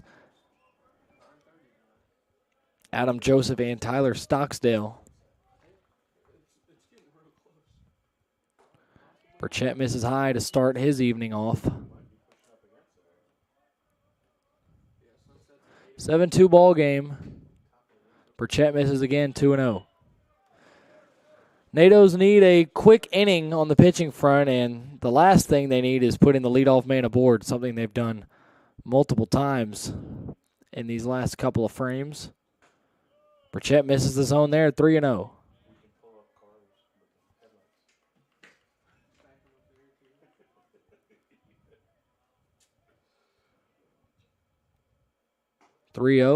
Hummed in there for a strike.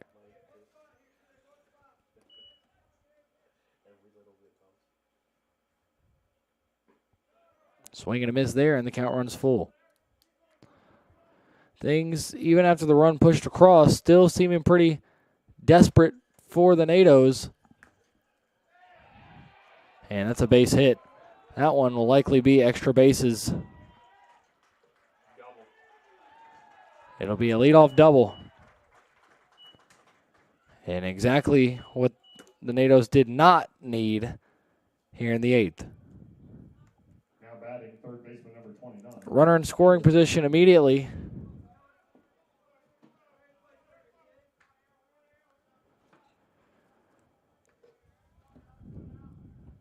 Leadoff double off of Burchett. It's Tyler Stocksdale at the dish now. Or off of Burchett, rather. This one bounced. Sawyer picks it on a hop. Needs to throw quickly and does. Gets the runner for out number 1. 4-3 ground out there. Runner does advance to third, though, with 1 away. Now batting center fielder number 39,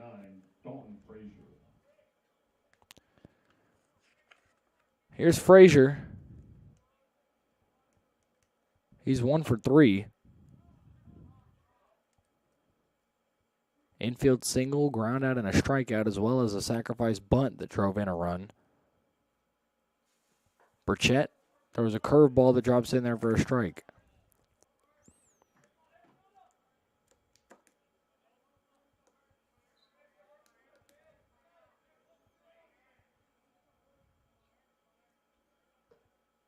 The 0-1. Misses outside.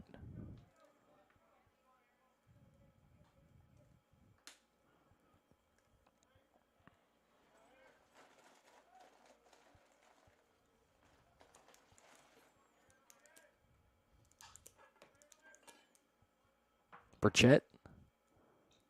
1-1. Low and outside, 2-1.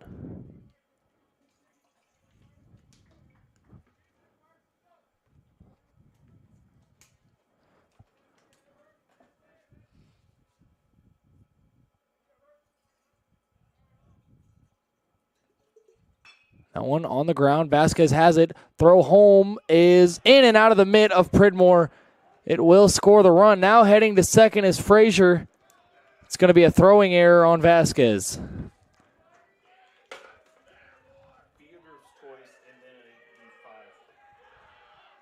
So fielder's choice E5, and William Peace immediately gets the run right back that the Tornadoes got in the bottom of the 7th.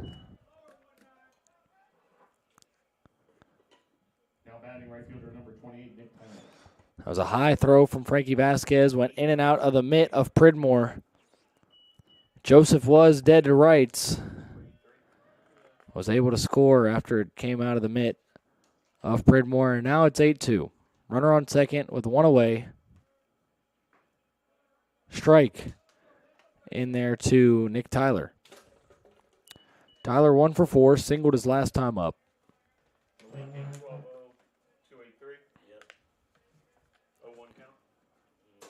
0-1 is sent back up the middle for a base hit. Clark gathers it quickly in center and comes up firing. So it'll be runners on the corners with one out. William Peace, for a team that was sitting at 11-20 coming into this weekend, they have hit the cover off of the ball. And I don't know if that's more of a compliment to them or more of a disappointment for the Tornado pitching. Definitely disappointing if you're Cameron Cook, who pitched a really good outing. 29 combined hits for William Peace so far in the 2 games.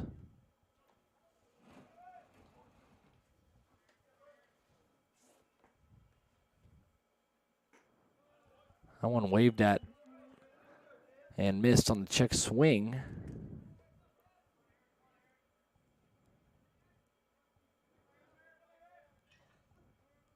Kind of a half swing there. This one misses outside. Forgot to update. It is Griffin Sandstrom at the plate now. Nick Tyler was the one with that single. Runners on the corners with one away.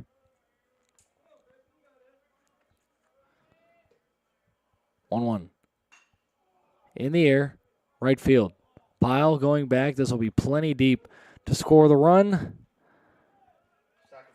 A sac fly for Sandstrom, and it's 9-2.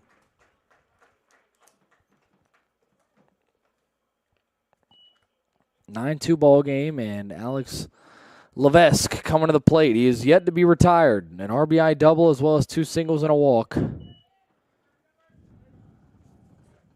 batting the DH number 38, Alex Levesque.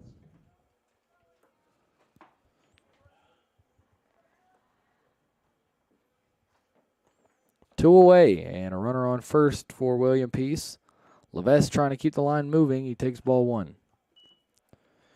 Burchett is coming in and giving up 2 runs.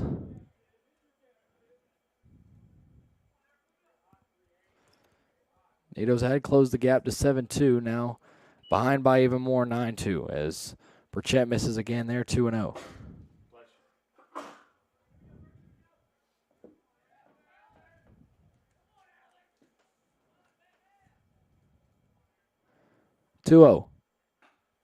Misses outside, 3-0.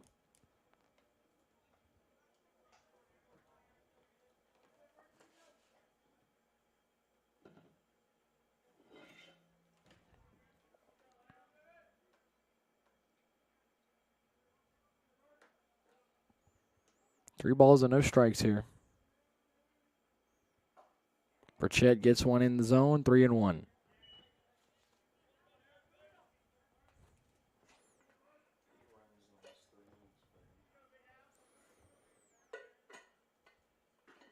That one misses inside for ball 4. A walk there with 2 away. And it'll bring up Nick Tubolino. Tubolino is 3 for 4. He was 3 for 5 in game 1. So 6 for 9 on the day is Tubolino. He's been a tough out.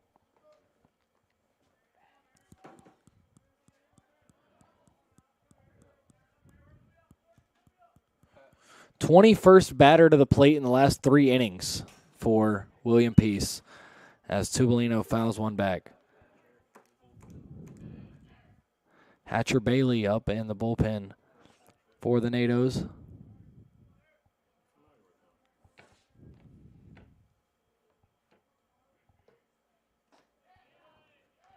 One low and outside.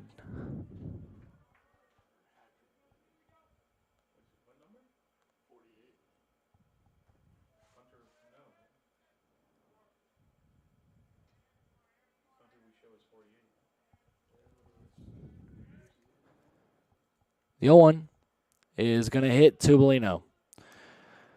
Burchett hits the batter, and we're going to keep going with this top of the 8th because why not?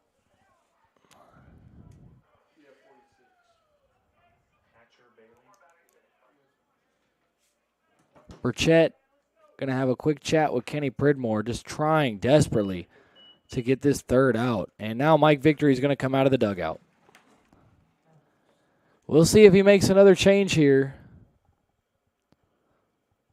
Just a disappointing day all around for the Tornadoes. Trailing 9-2 here. Looks like this is just going to be a conversation between Victory and Burchett. The third Burchett to come through this program. Brett and Blake both prior, cousin and brother. Victory walks off and is going to try and let his young pitcher get this third out against Jake Casey. So no runs in the first 4 innings for William Peace. 9 in the past 4. Bases loaded with 2 away. First pitch from Burchett is a ball.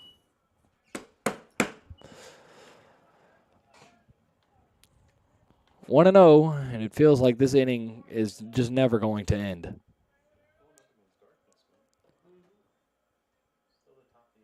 The 1-0. In there for a strike.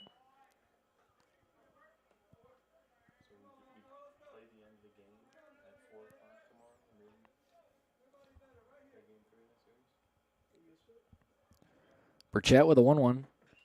Fouled off.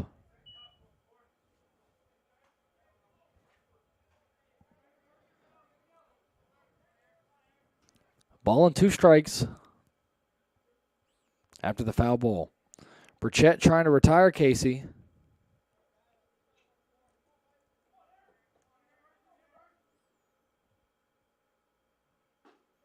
That one just misses the outside corner that the home plate umpire has been calling all day long. 2 balls and 2 strikes.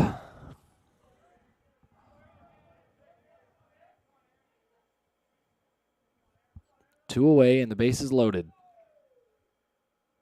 The pitch. Swing and a miss. And the inning comes to a merciful end. 9-2 after 2 more runs pushed across and a long frame for William Peace. Burchett gets the strikeout of Casey, and we head to the bottom of the 8th. William Peace with a comfortable 7-run lead.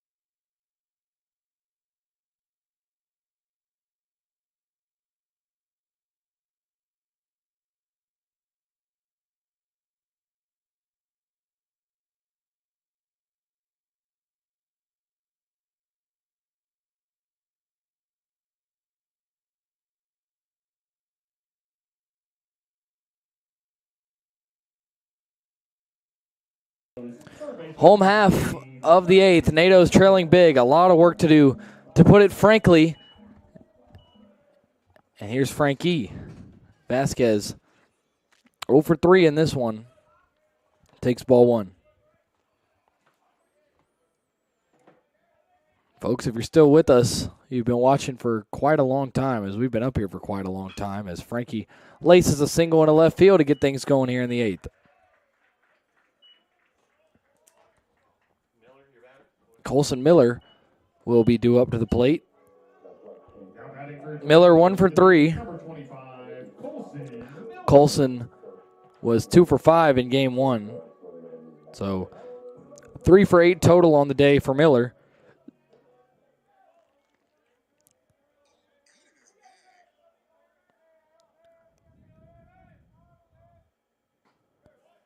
Swing and a miss there by Miller.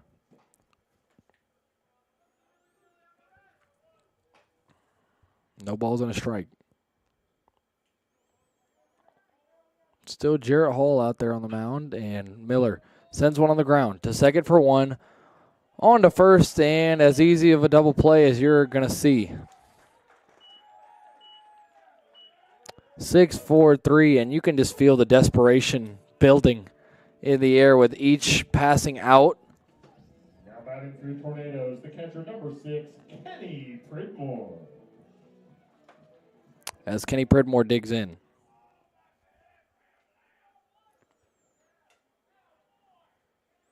NATO's going to have to try and get this one wrapped up pretty quickly. As Kenny pops one right side, and there'll be no room for the first baseman, Sandstrom.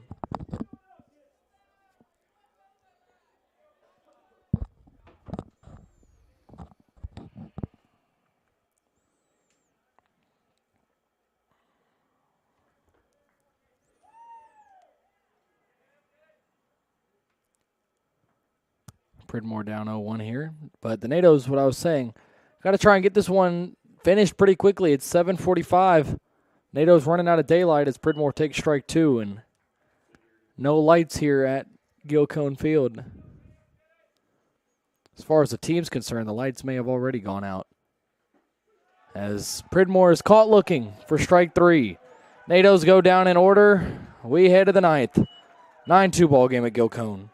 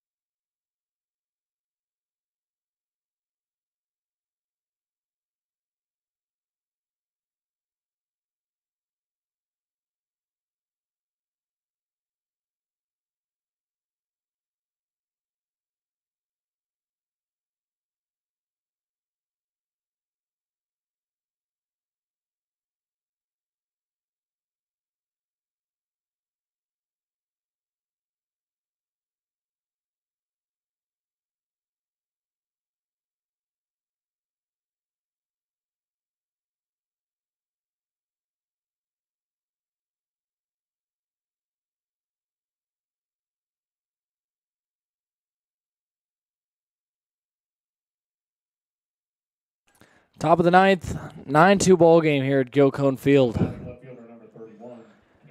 Things becoming a lot less clear in terms of USA South standings if this result holds.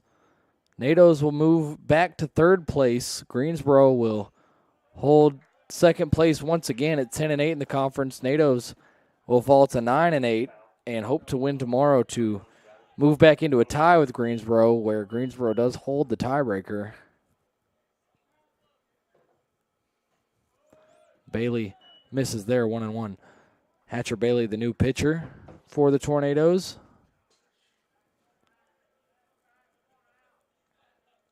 One.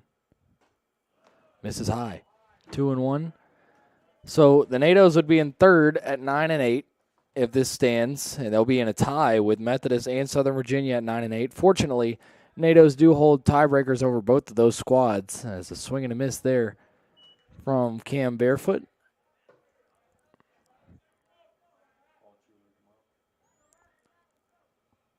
Blake Altschuler, the freshman, will be on the bump for the NATOs tomorrow.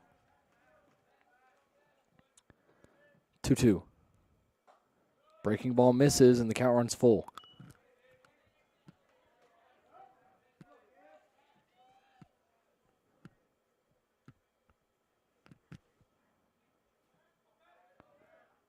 Bailey misses ball 4. It's been that kind of game for the NATOs, nothing easy. Another leadoff runner aboard for William Peace here in the 9th.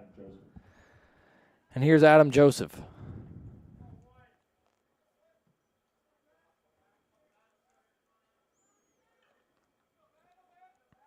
Sun's starting to set here in Brevard.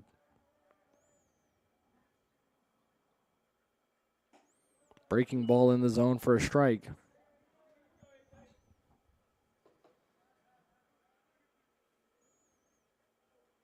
NATOs, if this holds, will fall to 16-15 and 11-5 at home. That one's in there for strike 2.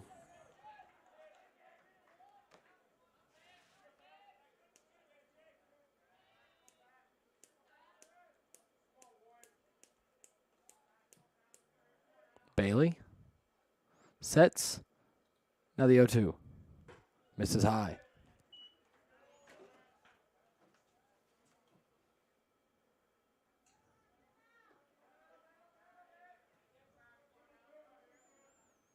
Ball and 2 strikes.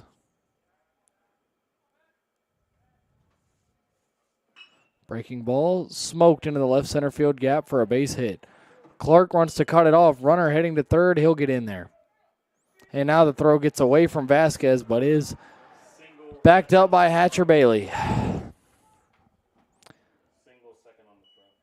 A single there for Adam Joseph. And one's got to wonder if this ball game's ever going to end. Now batting number 29, third baseman Tyler Stockstill. This game was moving very smoothly through the first 4 innings, and since then has been anything but. Well, it's moved smoothly on William Peace's end when they've been pitching, but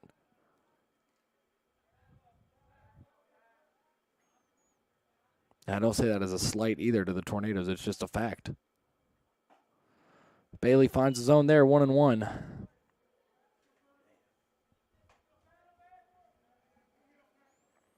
Two on, no outs. William Peace just won't stop. That one misses low, 2-1.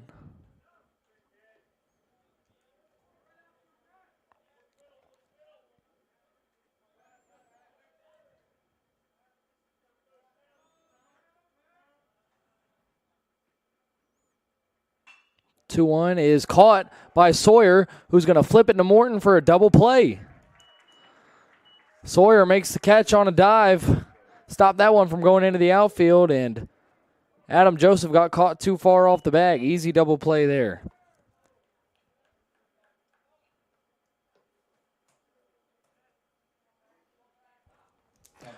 Two away now all of a sudden.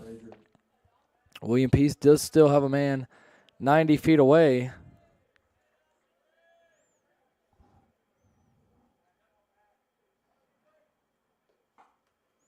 Bailey misses there to the leadoff man, Dalton Frazier.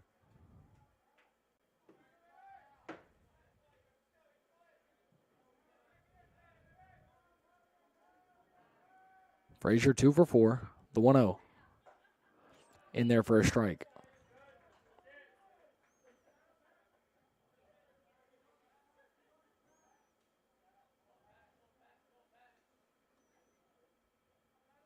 The 1-1 from Bailey. Misses 2-1.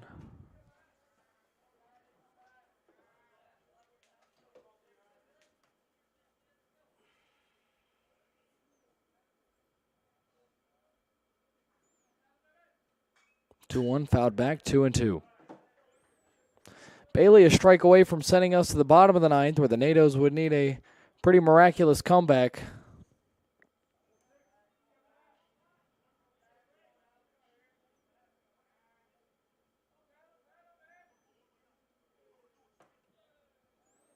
Bailey comes set, now the 2-2.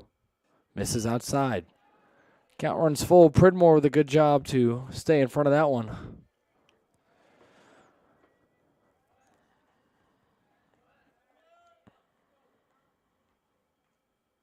The count is full.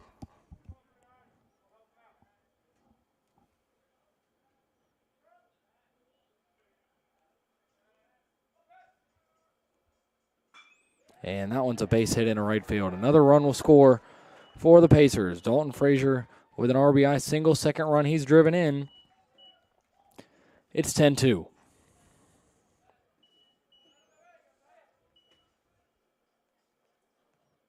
Now batting right fielder number 28, Nick Tyler. Not a whole lot to say at this point, folks. Nick Tyler at the plate. He's 2 for 5. And he takes strike one there.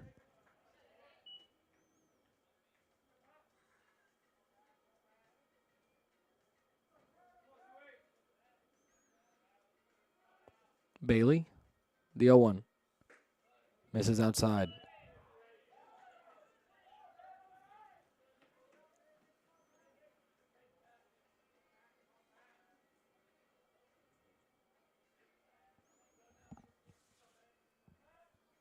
One. Sent on the ground. Vasquez plays it on a really tough hop and a good throw across to retire William Peace for the final time in this one. NATO's trailing at 10-2. Last chance for the offense when we get back.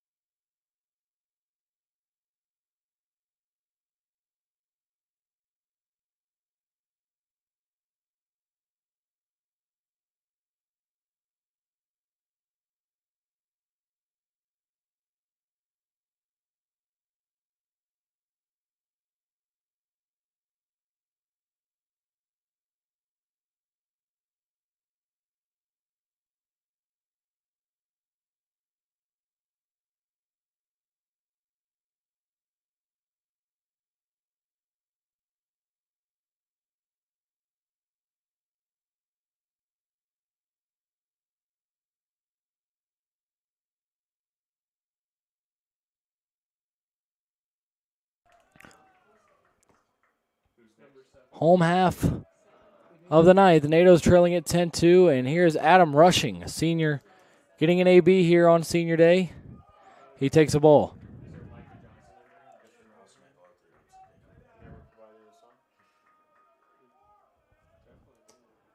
Rushing fouls one back.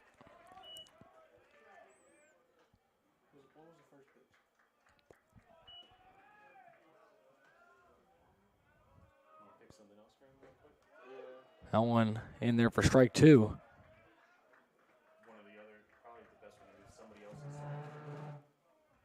The 1-2. Breaking ball misses, 2-2.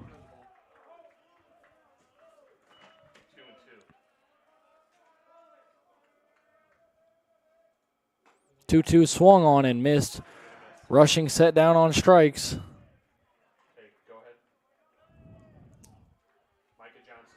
And here's Micah Johnson. Now batting batting for your Tornadoes, number 7, Micah Johnson. First time seeing him here this season. Batting from the left side with those Cale Ayler-like yellow gloves, and he's going to be hit by a pitch. Johnson aboard with one away. And this will be Jock Pledger, the man, the myth, the legend. A chance that this could be his final at-bat at Gilcone Field, depending on how next weekend plays out. Jock Pledger. Pledger going to take his hacks here with a runner on first and one away. Daylight quickly fading.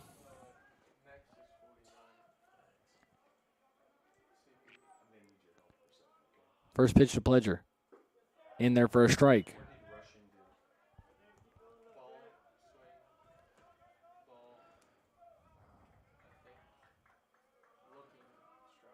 The 0-1.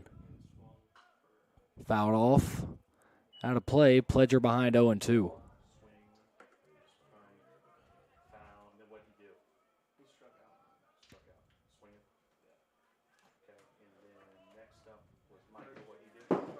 Pledger behind 0-2 here.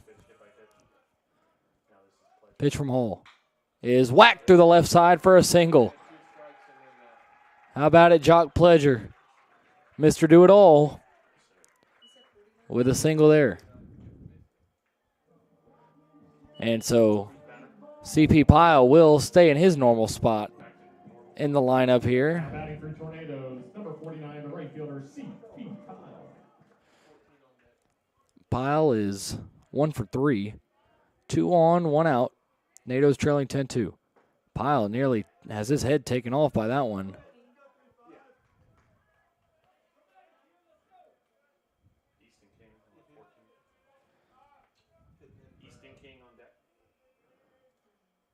Breaking ball on the outside corner for a strike to Pyle, 1-1.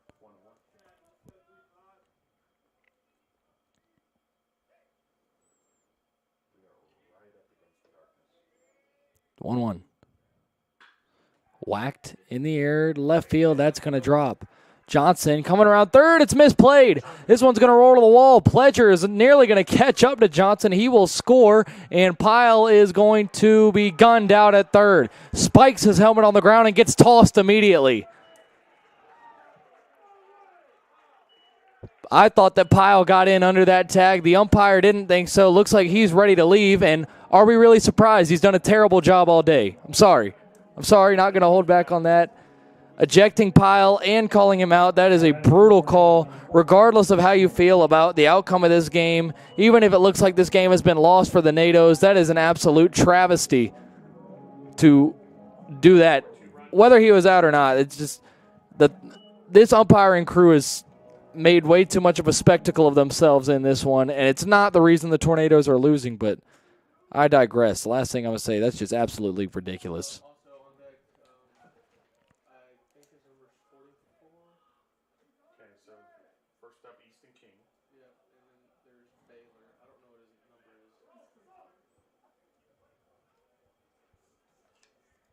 Now, Victory having a talk with the third base umpire. And the other umpire signaling for Coach Vinny Carone to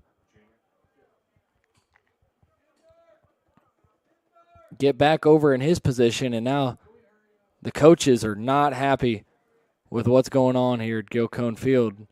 I mean, Coach Carone didn't even say anything. He just walked over in the general direction and was directed back over towards the first base box. But Coach Victory's got to walk a tight line here. Does not want to be lost for the game tomorrow afternoon. Him and Huckey both still giving an earful to the third base umpire, and rightfully so. He's just done a terrible job. Again, sorry. We're not supposed to say these kind of things on the broadcast, but terrible. Or in the words of Charles Barkley, terrible. Victory still pleading his case, and Victory signals the umpire to get back out on the field.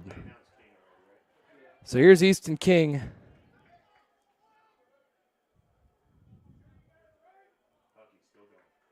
And Huckey's still fired up. Huckey had a really really clear view. If anybody's got a right to be mad, it's him. Pyle ejected too. Hopefully will not be lost for tomorrow's game. Not exactly sure if there will be a suspension or not, obviously, as King takes strike one.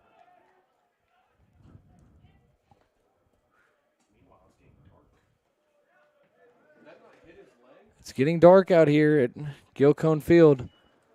Easton King takes ball one. Hall trying to finish things off. 1-1, misses inside, 2-1. This game got started at 5:30.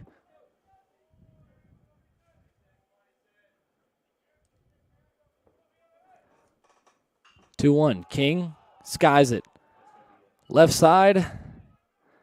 And that's going to do it. The NATOs fall in this one 10-4. Not even going to do stats, thoughts, and recaps. A pretty poor all-around day for the Tornadoes. Not what you were looking for. The NATOs drop both games to William Peace, and they will be back out here at 4 o'clock tomorrow afternoon against the Pacers. We will be right here for all your coverage of the ballgame. NATOs hoping to crawl back into this one. I am Brady Penn. That's going to do it. NATOs falling in both games. And until next time, I am Brady Penn saying, let's go NATOs.